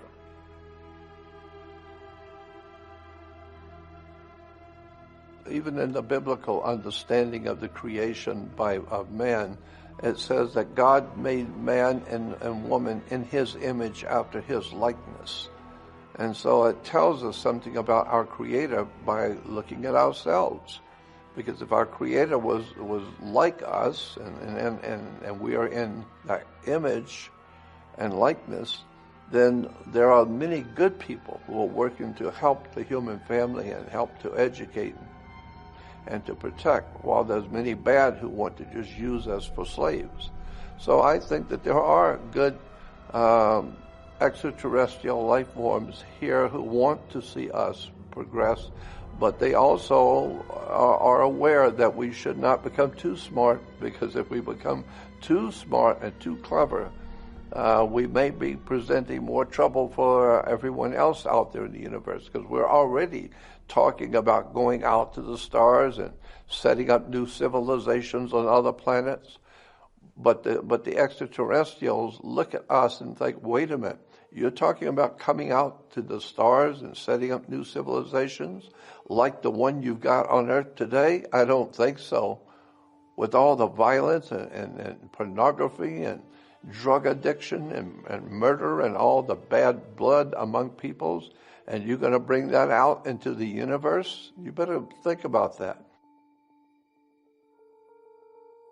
I think the bottom line on this is that there are two sides to the story. There are some good extraterrestrials, aliens, and there are some who are evil. Same thing can be said for the human family. But that doesn't mean everyone's bad. It just means the ones who are bad are more vocal, and you see what they're doing.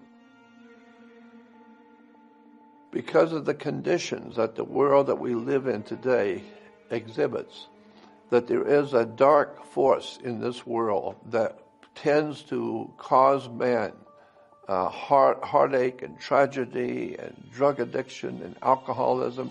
And I think, this is just my opinion, but I think that the reason why there is so much, again, drug addiction, alcoholism, the movement toward I and me and I want what I want, I think all of that is part of the frustration of the human family that realizes it's capable of so much more, but that the powers that be over us keep us down. They won't let you. If you're too smart, you're going to be in trouble. Government doesn't want you too smart unless you're working for government. I think when we were being created with some kind of an inborn or hardwired complex in us that we want to look to something higher. We want to look to a father. We want to have a mother and father, and they take care of us, and they make all the decisions for us so we can just go out and play and have fun as children because we have the authorities who take care of us. And so I think that stays with the human race, because all we are today, all the adults on the earth today are just grown-up children. Most adults think like children. They don't have an education of a really well-informed adult. And so I think that that's the problem, is that our makers, and whoever they were, want to keep us ignorant, because that way they can control you better. I mean, when you start getting too smart, you start asking the wrong kind of questions. And now you're going to be in trouble, because now you, as an investigative reporter, you're starting to look at things going on in this world that you're not supposed to talk about. The best way to control people is to keep them frightened and confused.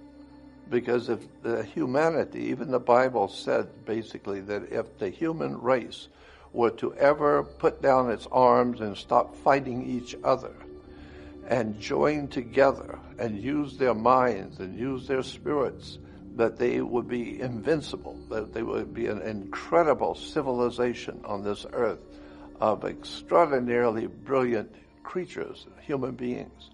And so to keep that from happening, because if we get too smart, our creators, or those who think that they own us and control us, will have bigger problems trying to control us. So they keep us ignorant and ill-informed and unread and fighting among ourselves like children. That keeps us out of their way, so that they don't do what we do. They don't fight each other. So I think that there is something to the idea that there is an extraterrestrial presence in our solar system, and it has been communicating with certain humans on the earth, giving them knowledge.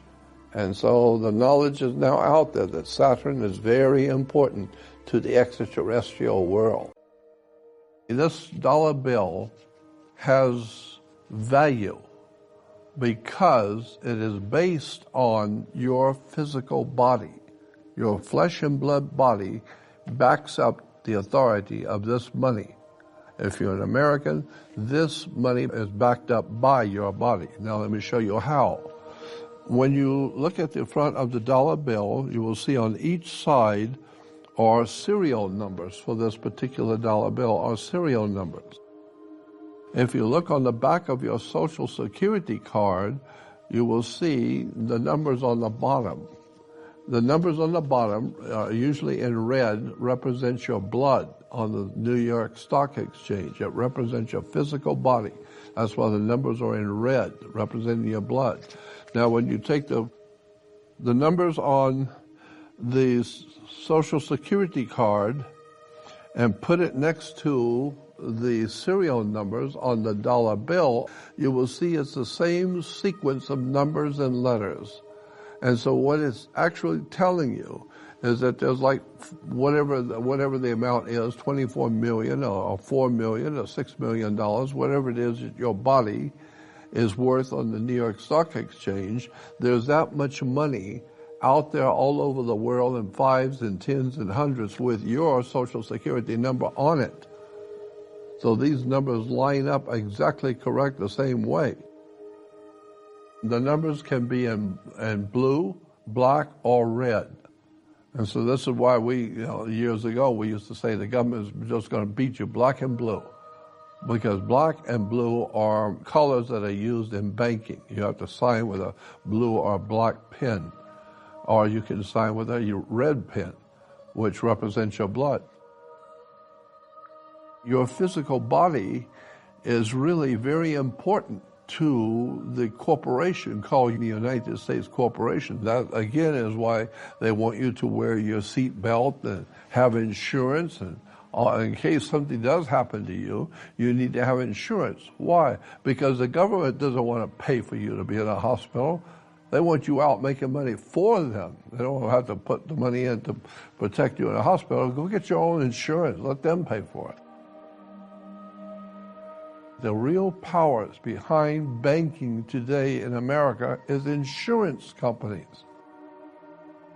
Insurance companies are the most powerful hand behind the world of money because it has something to do with the 14th Amendment and how we were changed over from sovereignty, man, woman, and child, into a U.S. citizen.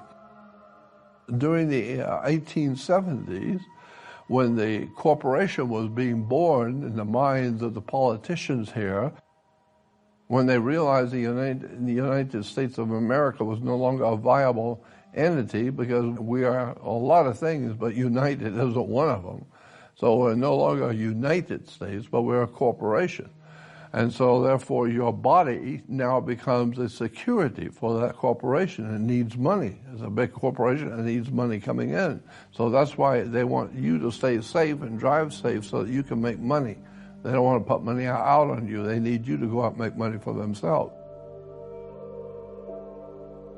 This changeover from being sovereign man, woman, and child sovereigns, which means you are your own law.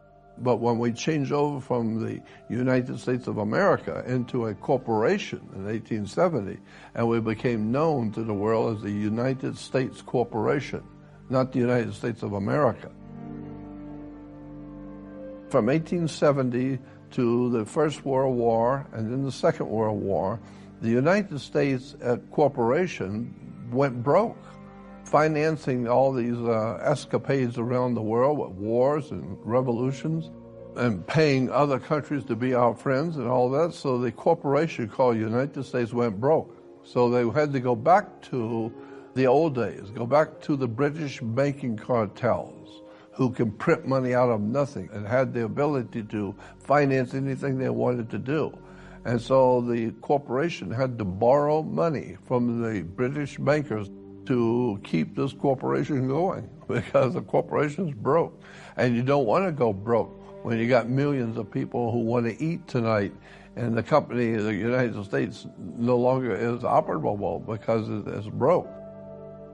So the United States went to the European banking system and asked for loans to give us some money, loan us some money so we can keep our corporation going. Well, the bankers there said, well, why would we do that? You are already broke. So why would we turn around and give you money when we know you're broke? So how are you going to pay us back if we did give you the money? And so the British bankers and the international bankers in Europe came up with a brilliant idea. We'll loan you the money on whatever it is you need. We'll give you a blank check and you can do whatever you want with it and we'll loan you the money. But what we want is, we want your citizens as collateral. And so the idea was, we'll give you lots of money, but we want your daughter, okay? We want your son. We want your wife. And so today we are collateral for the money that was borrowed to keep the corporation going back in the 1870s to the First World War. And so today we still talk about how we have a national debt. We have to pay off this national debt. No one's ever asked the question, who are we paying off? Who are we in debt to? My God, I thought we were the most powerful country in the world, and we're the envy of the whole world, and yet we have a national debt. And so the politicians tell, no, what it is just that we owe ourselves. You know, we do a lot for you, and so we've spent a lot of money on you, building your bridges and all that kind of stuff we do. And so we just want to keep it in the house. So you need to pay us, your government. Yeah, but it's not your government. It represents the bankers of Europe and England.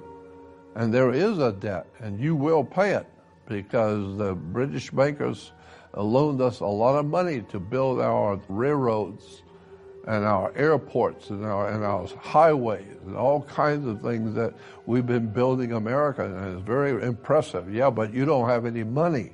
You went broke during the First World War. And so that's why we today are a collateral for the debt. We do have a national debt, and ultimately, at the bottom line, is the Vatican. The Vatican is the ultimate bottom line on all of this dark dealings behind the scenes with bankers in Europe, wars and violence.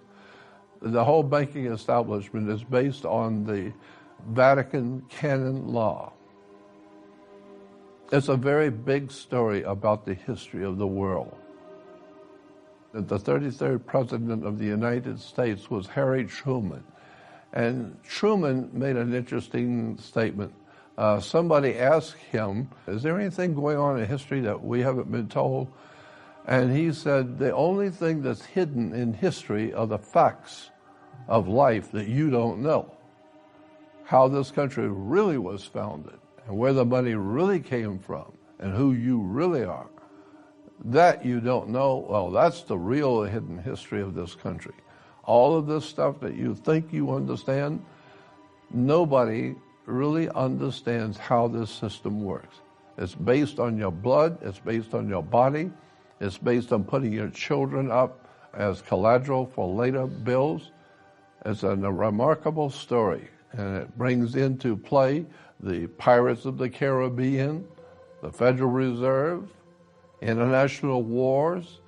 Like you used to many years ago, they used to say, war is good business. You should invest your son. It's just a business. Today we even have people called fight promoters. They put up the money and they organize the fight and they pick out who's going to fight who, and they pay both sides. And the whole thing is a show. This is why during wartime, you'll hear the generals talking about the wars in the Pacific theater or the wars in the Atlantic theater. A theater is a word used in relation to a show. And that's why, because it is a show. And then you get into the esoteric symbols. On the dollar bill side with the pyramid has 13 layers. There are 13 layers in the pyramid. There are 72 stones in the pyramid. The pyramid has an all-seeing eye that's not touching the pyramid. Above it, it has the letters in Latin says Annuit Coeptus. Basically, Annuit Coeptus simply means our enterprise or our project now is a success. What project? What is it that's a project that's now a success? On the bottom, it says Novus Ordo Seclorum. Novus is a novice, meaning new. Ordo as order, and seclorum as secular, which means of the world. It's secular. It's a secular project, and it seems to be working. So our project is now a success. What? The new order of the world.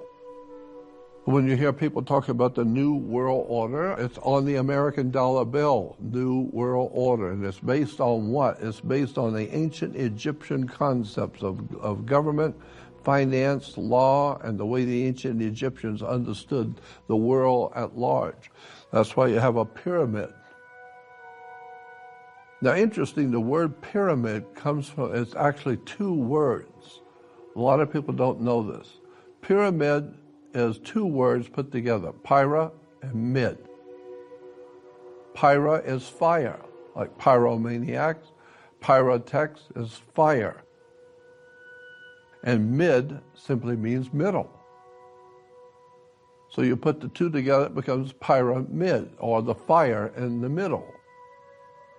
This is why today, when you go into public buildings like restaurants and hotels, you will see the restrooms for male and female, right? And on the male restrooms, all over in the public, will always be a pyramid. It's always a triangle or a pyramid on a male restroom. Women's is always a circle on the women's. Why? Because the pyramid is fire in the middle. And so the idea was that the fire of sex is in the middle of the human body. And so the women are also involved with this. They're called the circle of life. They keep the circle of life going. Without the women, there's no children. You'll see around the pyramid, you will see a circle, and that symbolizes the sun. And that symbolizing the sun has to do with Stonehenge. Stonehenge seems to be connected to the Great Pyramid of Egypt because they've used the same identical measuring inside Stonehenge as they used in the pyramid. The connection between Stonehenge and the Great Pyramid of Egypt, not all the pyramids, only that one pyramid called the Great Pyramid. And that's not the big one in the middle. That's the one just before it. Is actually called the Great Pyramid. And that Great Pyramid uses what is called the pyramid inch. It has to do with what the Egyptians called the sacred cubit, but that's another story. But the pyramid inch is used in the pyramid and in Stonehenge. This eye in the pyramid is representing the Egyptian sun god. The eagle, of course, represents the sun, and of course, on one side, we see that there's 32 feathers in one wing of the eagle and 33 on the other wing. 32 and 33 are Masonic numbers, the 32nd degree and then the 33rd degree. And of course, when you're going into court, they're going to give you the 3rd degree. And so showing that the courts are all Masonic construction to start with. So if you're not a Mason, you need to stay out of court. You better find out what you're doing when you go into court, because they're going to give you the 3rd degree. You will see 13 stars above the eagle's head, but the 13 stars are in the configuration of what we call the Star of David. And it's actually a 6-pointed star, which is a hexagram. We call it the Star of David, but that is not correct. Actually, in point of fact, it's called the Star of Saturn. And look it up in the encyclopedias and you will see a 6-pointed star has always been referred to as the Star of Saturn. But Saturn plays a very big part today in the world religions. The 13 stars, there are 13 arrows, there are 13 berries and leaves, there are 13 strips on the eagle's chest for the original American flag. The tail of the eagle has 9 feathers. There's a reason why. 9 is very important to the secret societies of Freemasonry coming out of the Vatican. The Vatican Freemasonry, York and Scottish Rite Freemasonry, they all realize that there's something very important about the 9 feathers, because the tail feathers of a bird help it direct its flight. It can decide where it wants to go according to the tail feathers. The reason why this is important, because if you look up the history of the Knights Templar, they were referred to as the Knights of the Temple of Solomon. Today it's in the Wailing Wall, is the Knights of the Temple of Solomon, is at the Wailing Wall.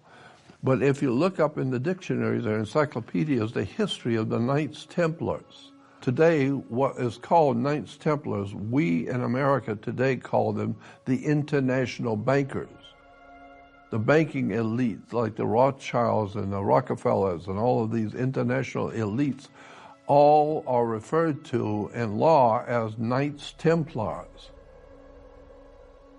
But the bottom line on this is that if you look up the history of the Knights Templars in encyclopedias, it will tell you that this Knights Templars were founded by 9 men.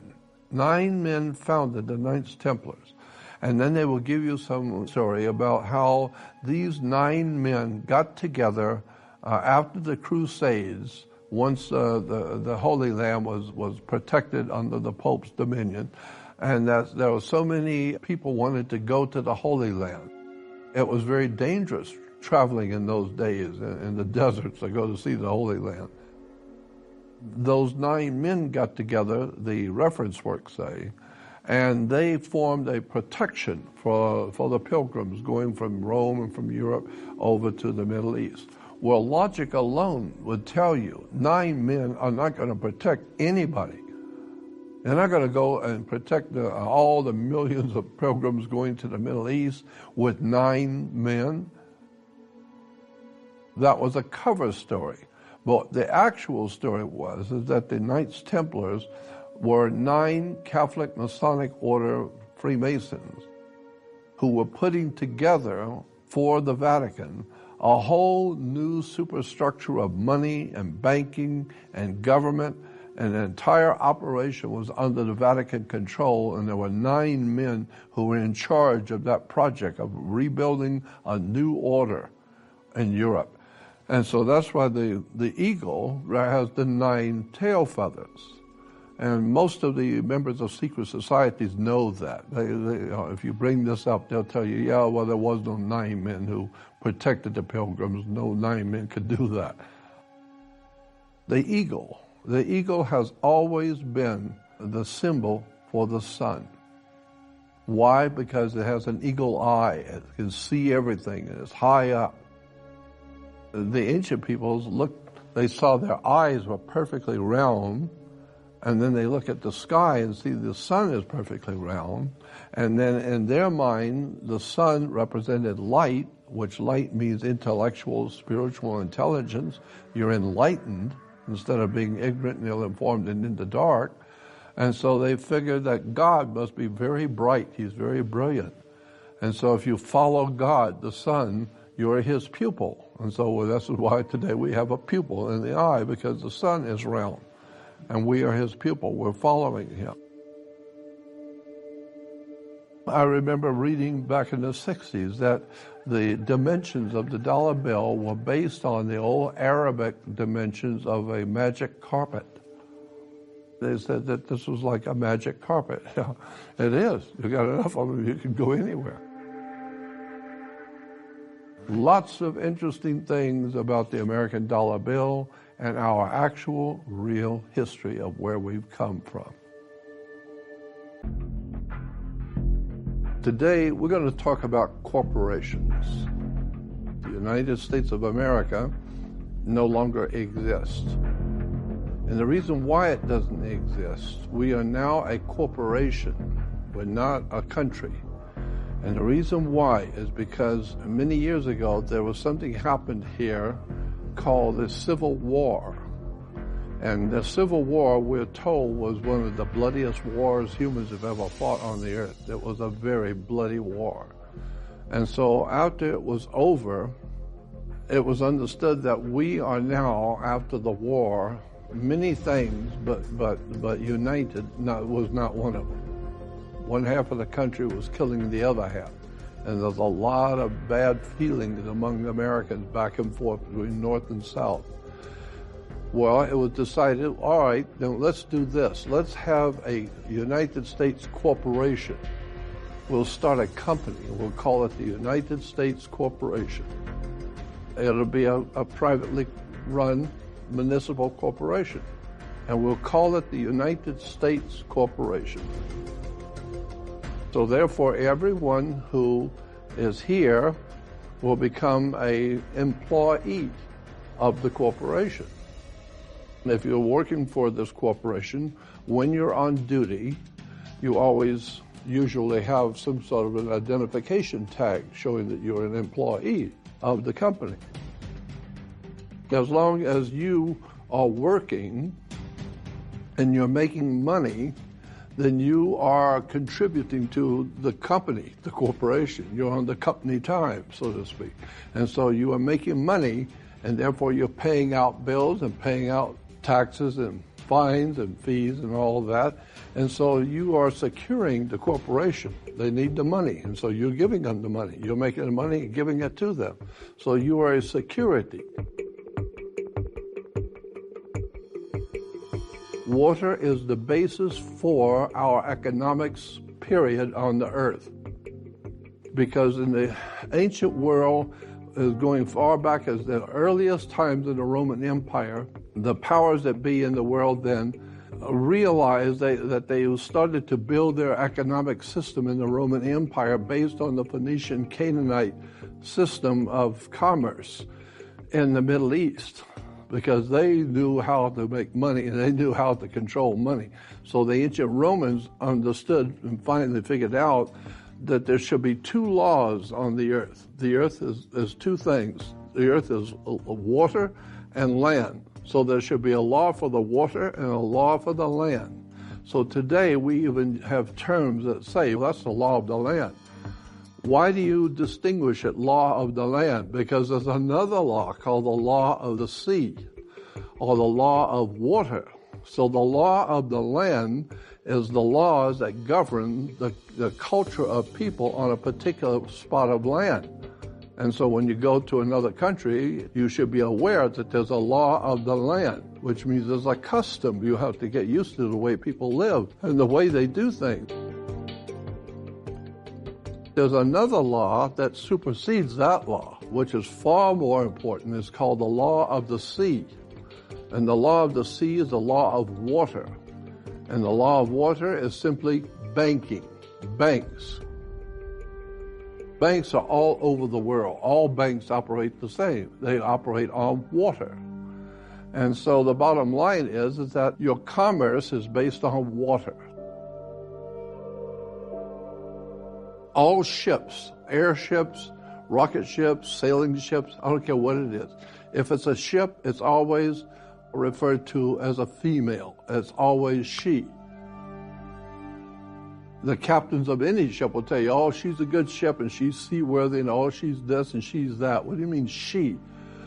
The reason why captains call their ships she is because she delivers the product. And the product is usually based on water, and when her water breaks, there's a product. And the product was caused by the male manufacturing. So he has manufactured and she is in labor building the product.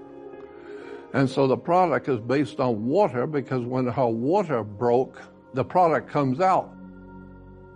If you're going to get married, you have to have a license because getting married, according to our laws today under the corporation, if you were getting married, you are an employee whose first duty is to the corporation. And so therefore you need to work and pay your bills and pay your taxes and everything because you're a security for the body social. The body social means the whole company.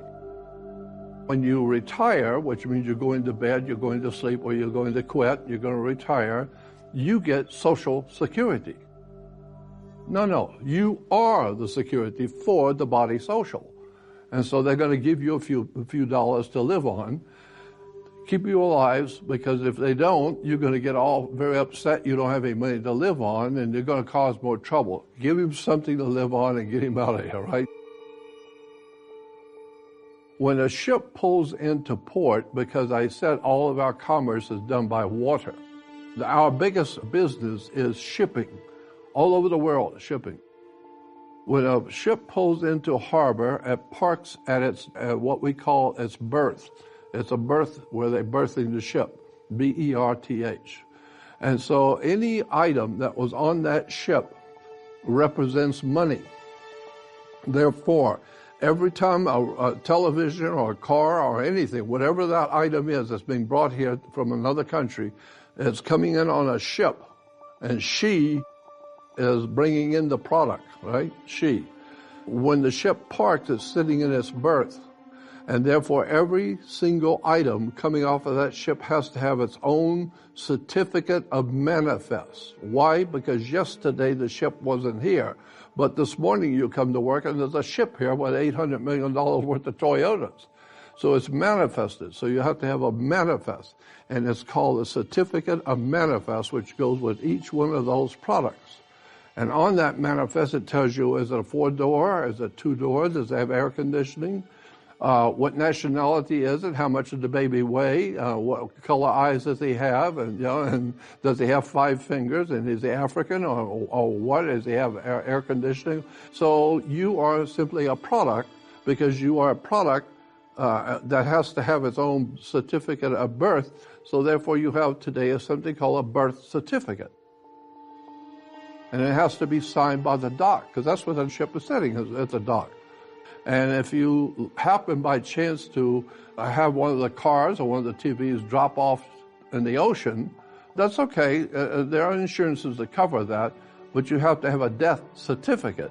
Why? Because you're not just going to lose a car and the bank is not going to make money on that. You lost a car? Yeah, well, you better go find it. And if you can't find it, then you need to go through the regulations and sign a death certificate. And that's why, as I said, that's why you have to have a license, because this is a corporation. And used to, when we were a republic, you could wear a gun anytime you wanted.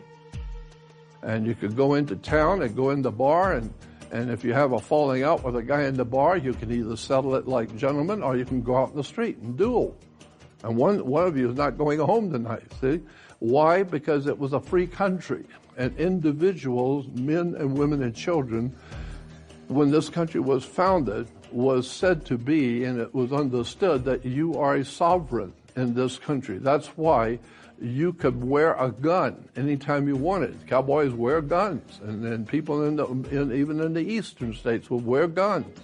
Why? Because you are a sovereign under international law. Anyone born in the United States of America was a sovereign, which means you're a king or a queen. And so the man was king of his realm, king of his home. And women were the queens. A king and a queen have the privilege of declaring war on any time they please, on anyone they please. That's one of the nice things about being a king. You don't need to ask anybody permission. You want to go out and pick a fight? Well, you better have a gun with you. It doesn't mean you're going to win. It doesn't mean you're smart for doing that. It just means you're armed and you're going to face another guy and he's armed, so you better figure out if you can do this or not, right? Now we understand that your body is like 78% water. And when you come out of your mother, her water broke. So therefore, everything we do in commerce is based on water. And that being the case, it's based on shipping. The idea is don't rock the boat when you're at work. Don't rock the boat. We run a tight ship here. We don't want to rock the boat. And so are you with us, mate? Yeah, come aboard on the citizenship. And so now you got the dealership and sportsmanship and citizenship and all the different kind of words that end in ship. Why do you have banks? Where do you find banks? Banks are on both sides of a river. They're called river banks. What does a river bank do? It directs the flow of the currency. Money runs through your hands like water. No, money is water. That's when you put it into a bank, it's called currency. Because it's a current, it's an ebb and flow. Comes in and goes out, and comes in and goes out. It's a flow of money. And then money is water. Money is a cash flow, a liquid asset. There's a reason why everything works the way it does. In a corporation, let's say you work for General Electric or Ford Motor Company. General Electric cannot make law like stamped in stone. Whatever General Electric does, they don't have the power to create law. But they do have the power as a corporation to make their policy. And so they will tell you, look, it's just our policy. There's no damn law. There's no law that says it. But our policy is for you to show up at 7 o'clock in the morning. That's just our policy. And our policy says that you take off at 11:30 for lunch and you go home at 4 o'clock. That's just our policy. It's not written in stone in God's law. It's just our policy. So today, you ask any politician, what kind of law do we have in this country today? And they would tell you it's called public policy. It's a policy. It's not law. Who came up with that policy? Well, we have policy makers. Oh, really? Policy makers? Oh, okay. Yeah, they're lawmakers. They're the lawmakers. They make the policy. They don't make law. They make a policy. And it's just our policy that you do this and you do that, and you go 65 on the highway, and you do this, you park there, and these are all just our policy. And the police will see to it you abide by it. So that's where the police come in, because back in the John Wayne days, in the cowboy and Indians, there was no police. Why? Because you have a constitution. You're a free man and can do whatever you please to do. But you take care of yourself. There's no government checks. There's no government anything. You just take care of yourself. And if you want to buy a gun, buy 10 of them. It doesn't matter. Nobody cares. You're free as an American. But today, you're no longer an American. You are a U.S. citizen. U.S. is a privately owned company, a corporation. It's called a municipal corporation. It's a company. Well, according to corporate law, you have to have, this is in all corporate law, you've got to have a president of the corporation. That's just corporate law. You've got to have a vice president of the corporation, and you've got to have a secretary treasurer. Because those three guys are the main ones that handle the money. And since we are giving you permission, I'm giving you permission because I'm playing the part of God. I am the corporation, 1870. But if I'm going to give you the privilege, and you can be a corporation too. But I gave you permission. So I want 20% off the top. You understand? It's just business. When we're talking about the Federal Reserve, first thing you need to understand is where is the Federal Reserve's corporate headquarters? Because it's going to tell you something when you find out. Corporate headquarters for the Internal Revenue and the Federal Reserve is in Puerto Rico, not the United States Corporation. And why is it in Puerto Rico? Because Puerto Rico was picked a long time ago, over 1,000 years ago. It was picked by the pirates of the Caribbean. That's why today Puerto Rico houses the Federal Reserve and the Internal Revenue. It's because the Federal Reserve is today the pirates of the Caribbean. When you begin to see that this is the whole setup in the Federal Reserve and the Internal Revenue, it's just piracy. It's just the pirates of the Caribbean, and that's where they started. So what was the symbol for the pirates of the Caribbean? Well, their flag was a black flag with a skull and crossbones. And it was referred to as the Jolly Roger. Well, today, the skull and crossbones are a very important symbol used in World Freemasonry. It's used on toxic and poisonous medicines and things. Skull and crossbones basically meant death. Well, that's what piracy in the Caribbean was like. It was a very dangerous and deadly game where they were stealing on the high seas.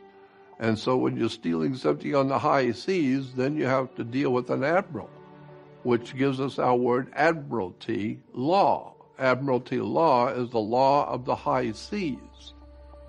England, in order to travel the world and do what they did to build their great empire, were great seafaring peoples. Their navies were next to none. And so this is where the idea that even in England today, they have such a thing as an admiralty. And so it gives birth to an admiralty law, which means it's giving birth to a law based on water. Why? Because England was the masters of the seas after the Spanish.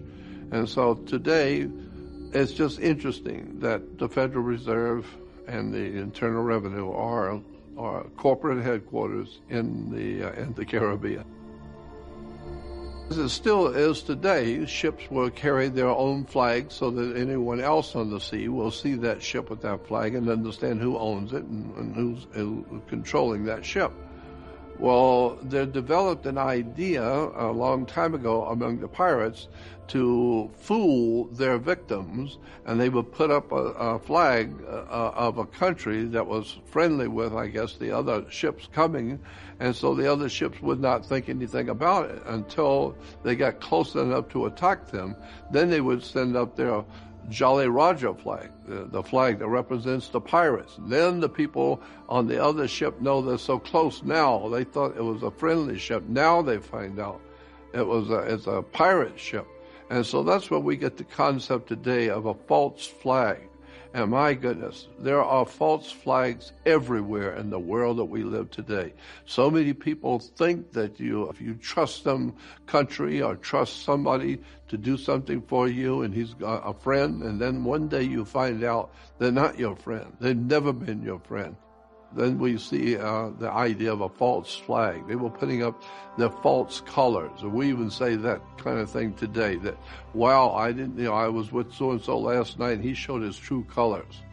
True colors? What do you mean, a false flag? Yeah, because he's always been nice, he's always been courteous, and last night he was horrible. So now he's showing his true colors. So that tells me he's been putting up a false flag all this time. Now we know who he really is. or how he really thinks. I would say, first of all, it's not federal, and it's not a reserve, because it isn't. There has no reserves. They just print money. And they don't really print money. They print what they call a Federal Reserve note. And it says on the Federal Reserve note, it says this note is legal tender for privates, public and private. And then it used to also say that you could take this to the bank and turn it in for real money. That's what it said on the bills. 50 to 100 years ago, it was say on the bill, you can take this to the bank and turn it in for real money. So right off the bat, they're telling you this is not money. It represents money, but it's not money. And so you don't have to go around with gold coins buying everything. Just take the dollar bills that represents the gold coin. But the problem is the government and the founding of this country, the Constitution doesn't say that it's all right to have paper that represents money. No. Money is gold and silver, period. End of the day, that's it. It's either silver or gold, or it's not money. And so if you're going to print paper, and incidentally, in California, the 1848 California Constitution, there's two of them, 1848, and I think the other was 1869. But the 1848 original Constitution of California expressly says, no banking can be done within the state of California. California will not allow any banks to exist in the state of California, period. You can have private corporations who will deal within themselves, but no bank can operate within the state of California. Then later on, they had a civil war, and after the Civil War, well, things changed a little bit. So now you can have a bank in California. So many of our wars are actually economic.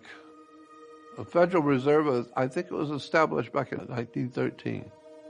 The way it was established was that the bankers in America, who were not actually Americans, they were living in America, but they were actually British-backed bankers, J.P. Morgan, bankers like that, who actually came from Europe and from England, they got together and they decided to put together a trick and to see if it would work.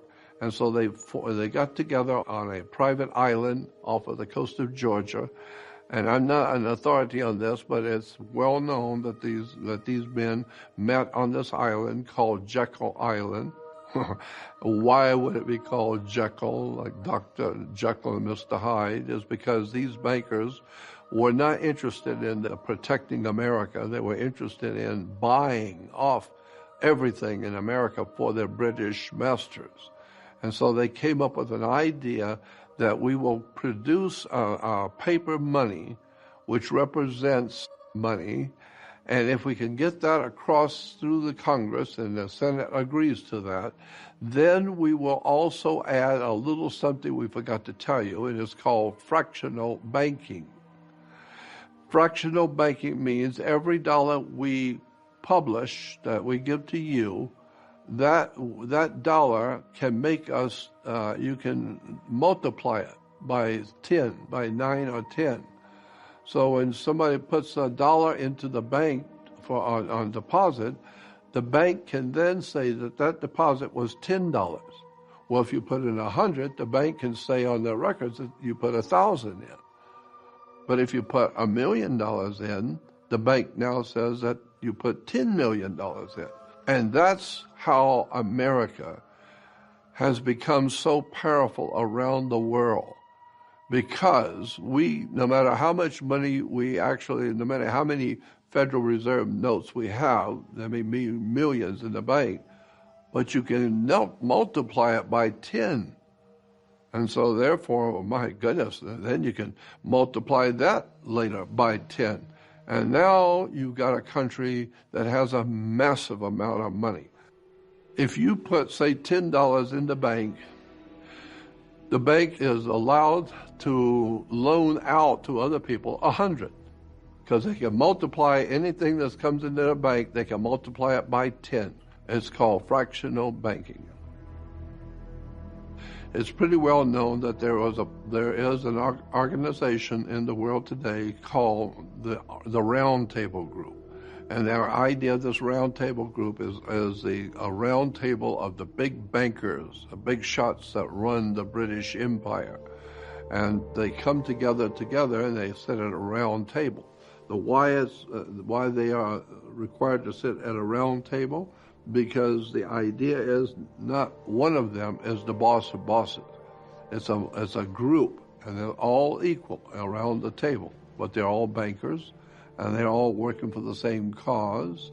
And so ultimately, people don't realize that all around the world, especially in America, you're buying things and purchasing things. And so in 1902, these bankers, these London bankers, they met in 1902, and the idea was that they were going to slowly but surely infiltrate into the United States' business and ultimately get the United States of America into debt, and so that they will ultimately be able to own the United States of America for England.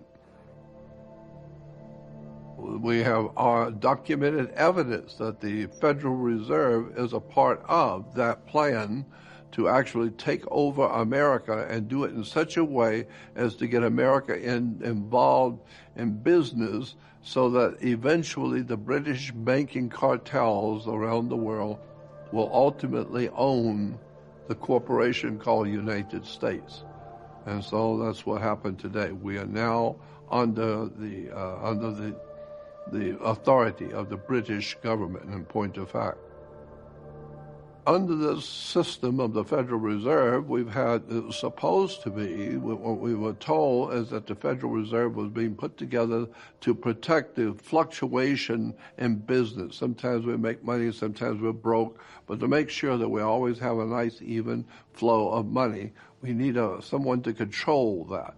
And so once they bought into that idea and accepted the Federal Reserve, now you've had 2 world wars, and God knows how many wars are going on each day that the Federal Reserve is financing the militaries around the world. And the more you finance the militaries, the bigger the wars get. And now they're all over the world. And so we see that as any normal big fight, any prize fight, you've got to have a fight promoter. And this person, as the fight promoter, is going to put up the money for the fight and finance the event and pay all the bills for everybody. But he's the fight promoter. Why? He's spending millions of dollars.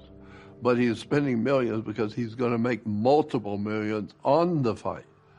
So we have today the Federal Reserve, the Internal Revenue, and this secret government that's operating out of London.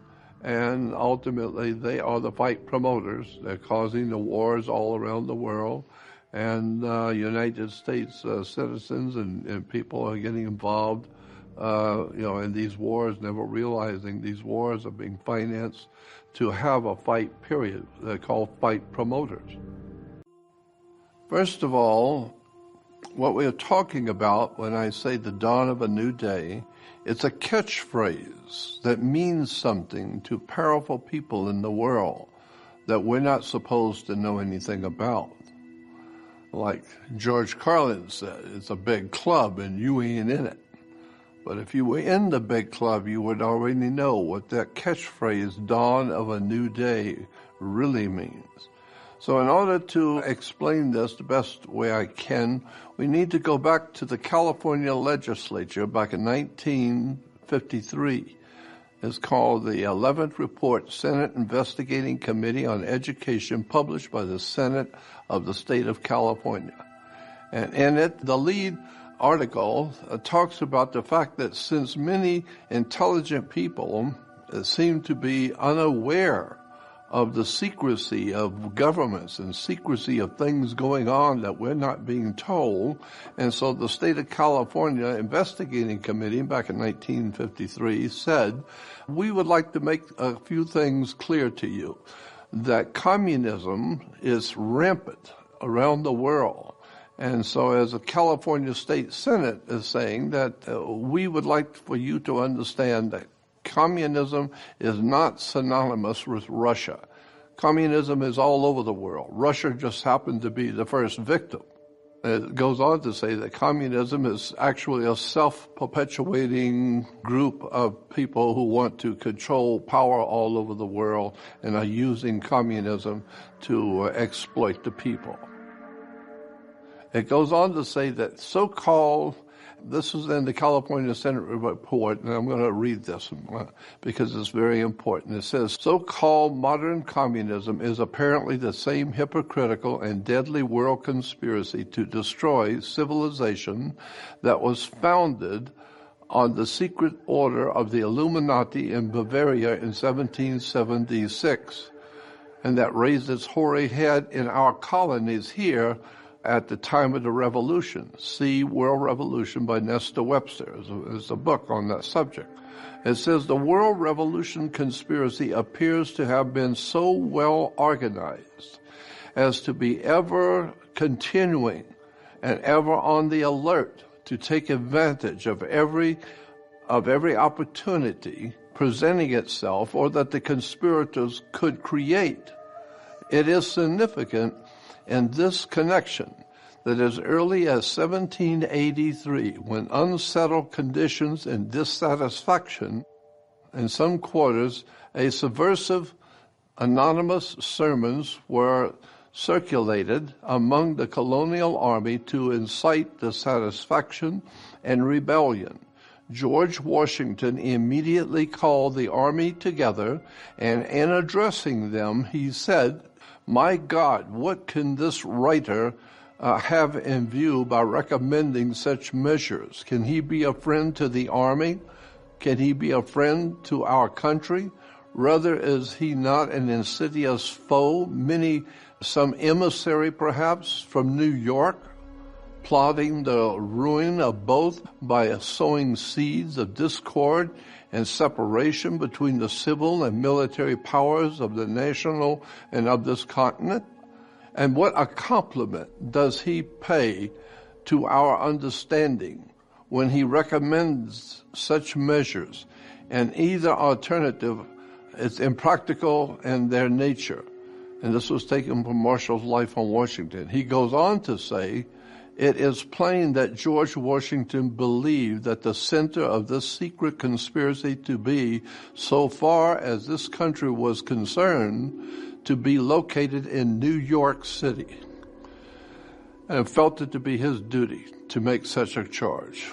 And here it goes on to talk about the recognition of May 1st, 1776 as the founding date of the World Revolution conspiracy is not difficult to understand when it is realized that May Day is still today frequently celebrated, even in the recent times, by rioting and bloodshed on a worldwide scale. It's a very interesting story about the beginnings of world communism and how it was financed and who actually put this world movement together.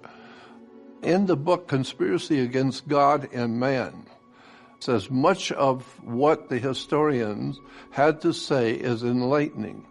He cited, for example, the explicit testimony of one who was himself in close touch with the inner circle that founded communism, and it may be presumed to possess accurate knowledge of its activities. And he was quoting this doctor who in April of 1914, in an issue of a French occult magazine called Mystia, under the pseudonym of Papias, wrote, and this is what this individual doctor who was a member of the Illuminati said, "Side by side with international politics of each state, there exist certain obscure organizations of international politics. These men that take part in these councils are not the professional politicians or the brilliantly dressed ambassadors, but certain unpretentious, unknown men, high financiers, who are superior to those who, in their ephemeral politicians, who imagine that they govern the world." So basically, this person who is a member of the Illuminati is basically saying the people who think they run the world, the politicians, do not make the decisions, period.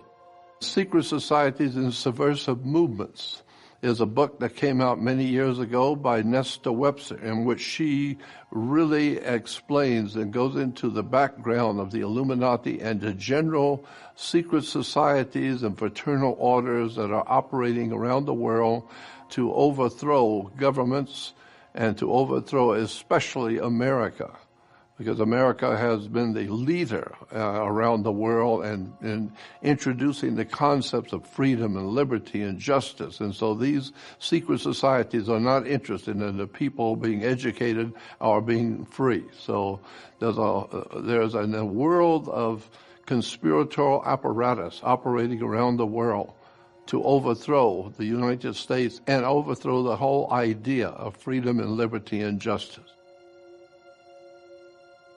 That brings us to the symbolism of the Illuminati, the rising sun, because the sun is very dynamic in its rising in the morning for all of mankind. It brings light into the world. It brings life into the world. So let's talk about the sun itself as a powerful symbol. We see that the sun lights the whole world. Well, this is why the secret societies are very big on promoting what they call light. You know, they're brilliant, they're intellectually superior, and so they have the right to run the whole world for us. They're called the Illuminati because they're illuminated symbolically by the sun. So we have the sun as a symbol for illumination. And now, far back in mankind's history, we can see ancient sun worship. You know, the ancient military used to wear sun helmets.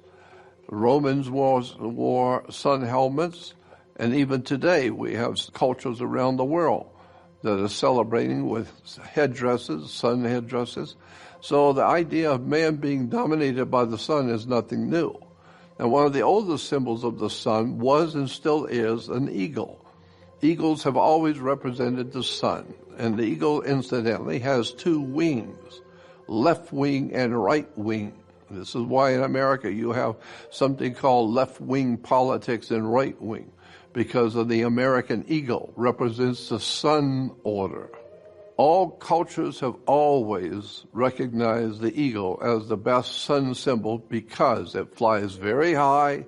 It watches everything. Its eyes are very sharp to see everything, and it dominates the skies. That's all there is to it. And so the sun does dominate the sky. And so the ancient Romans and the ancient Greeks used the sun symbol and the eagle to represent the sun. You'll see it in Rome. You'll see it in Greece. You'll see it on coins, and you'll see this coin is in Italy. Here's the Roman signature, and incidentally, the Roman signature, SPQR, stands for the Senate and the People of Rome. Fascists around the world, political fascists, have used the eagle. We see it being used everywhere in the fascist world. The Italian Mussolini, one of the bringers of fascism into the world was Mussolini. His insignia was the eagle. And here we have an Italian fascist coin. And on that coin, you will see the eagle perched upon the fasci. It's a bundle of sticks with a hatchet head. That's another subject for another time, but a very important symbol. An eagle perched upon a fasci.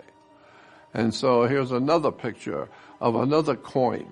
And on the right, you will see the eagle is perched on a fasci, a bundle of sticks that is tied together. It means something, and it's a very important symbol. What I think is important is that the American quarter is the same, identical as the Italian fasci, because America is based on the old ancient Italian Roman fascist system. And so the Nazis used the eagle. The eagle is replete throughout the world, especially in national coats of arms, political seals. And there we have a classic example of the eagle actually representing the sun. This is why you see the seal of the President of the United States with the eagle on the back of the dollar bill. But this particular seal of the President of the United States is just cram-filled with fascinating implications when you do the research into the whole seal on the back of the American dollar bill, $1 bill. It is a very important group of symbols. It's all based on the number 13, the 13 arrows and 13 berries and 13 leaves. And here we have 13 stars above the eagle's head, and it's in the configuration of all 13 stars is the Star of David, as you will see. And the 13 lines, the whole seal is based on the number 13.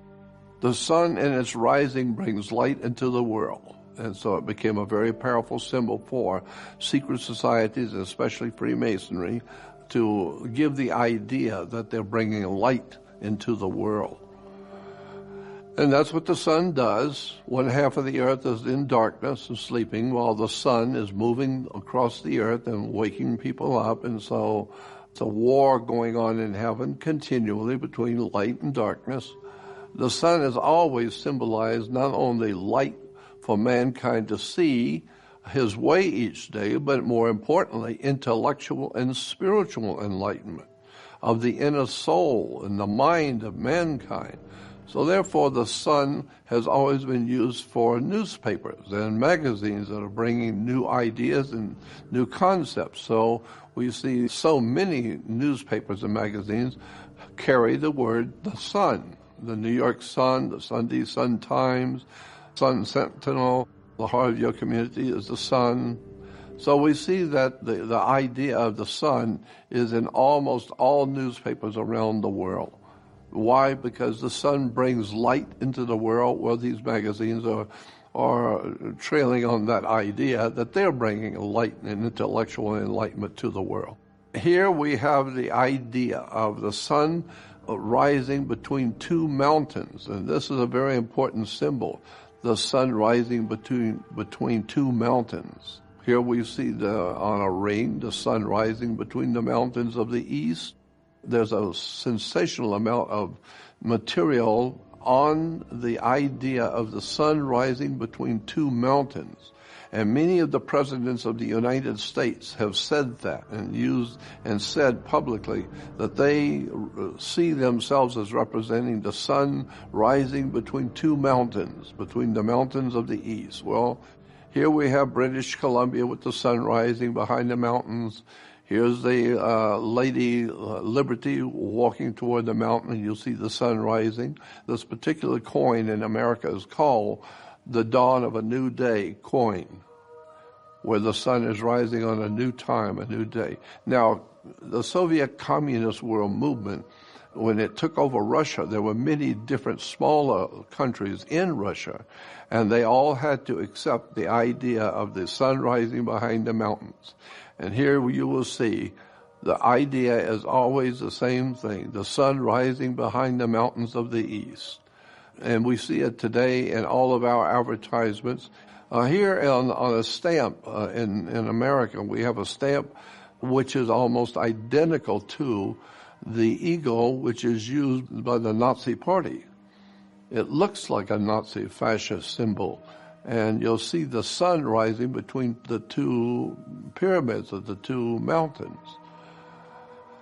Now, in churches and religions in general, you will see the Sermon on the Mountain, the sun rising behind the mountain, and stained glass windows in churches. Here's a church in England, and the altar has the sun rising between two mountains.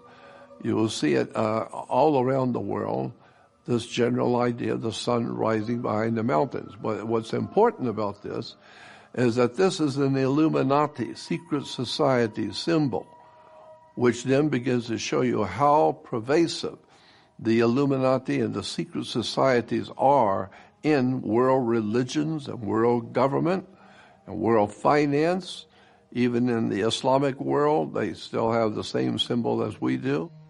Basically, it means the two mountains goes back to the ancient Egyptian with the two statues, and that welcomes the sun each morning. And there were two large statues, and when the sun came up in front of them.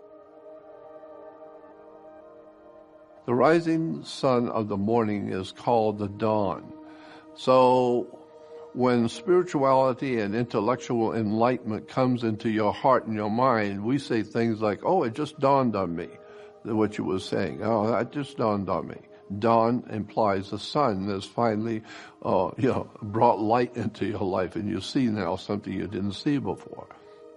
If you can go back to Christian New Dawn and do some research on that, you will see that Easter is referred to as a new dawn when the sun is rising again. Even in the Kabbalah, there's an article about the Kabbalah, talks about the fragrance of Eden, where the one who is caught between the suns of a dying and a dawning day. Watch the way this term, new dawn and dawn of a new day, keeps playing itself into all the political rhetoric going on, all the political speeches. Politicians are using this term. Bush sees a bright dawn emerging. Brown calls for a new world order. Here, the American Catholic Weekly magazine calls it a new world coming. A congressional record, the proceedings and debates of the 76th Congress. And here it basically says, let me call your attention to the fact that on the reverse of the Great Seal of the United States, which appears on our dollar bills, you will find the exact symbol of the British Israel World Federation movement. This symbol is also carried on literature of other organizations promoting a world government and a world religion. And at the bottom of the circle surrounding the pyramid, you will find the wording Novus Ordo Seclorum, which is the new order that was advocated by Clinton Roosevelt several hundred years ago, and recently by the book Philip Drew, and is now being followed in this government, the United States, by the executive. The book is called Philip Drew. That really explains what is all of this symbolism means. It was written by a Colonel Edward Mandell House, and he was a very close confidant of President Woodrow Wilson. Edward Mandell House wrote a book about his ideas about world government. And here is the President Woodrow Wilson. And on the left-hand side, you will see Woodrow Wilson's friend, Colonel Edward Mandell House, who incidentally happened to be a member of the Illuminati. And here is Colonel Mandell House. Here he is with his wife in England. Here in the table of contents, you will see one of the chapters is a prophet of a new day. Another chapter was the exalted conspirators. The administration of the Republic, talking about a new administration here in America for the Republic. Drew outlines his intentions, a new era in Washington. And another chapter was called an international crisis. And another one was the reform of the judiciary, a new code of laws for America. We can see that there's already a long time ago, at the time of the First World War, there was already a conspiratorial apparatus coming out of England to set a whole new agenda for America. And in the book, The Masonic Orders of Fraternity, written by Manly Palmer Hall, he's talking about the Illuminati and the secret societies, and he said these were the men of towardness, those sons of tomorrow, whose symbol was a blazing sun rising over the mountains of the east.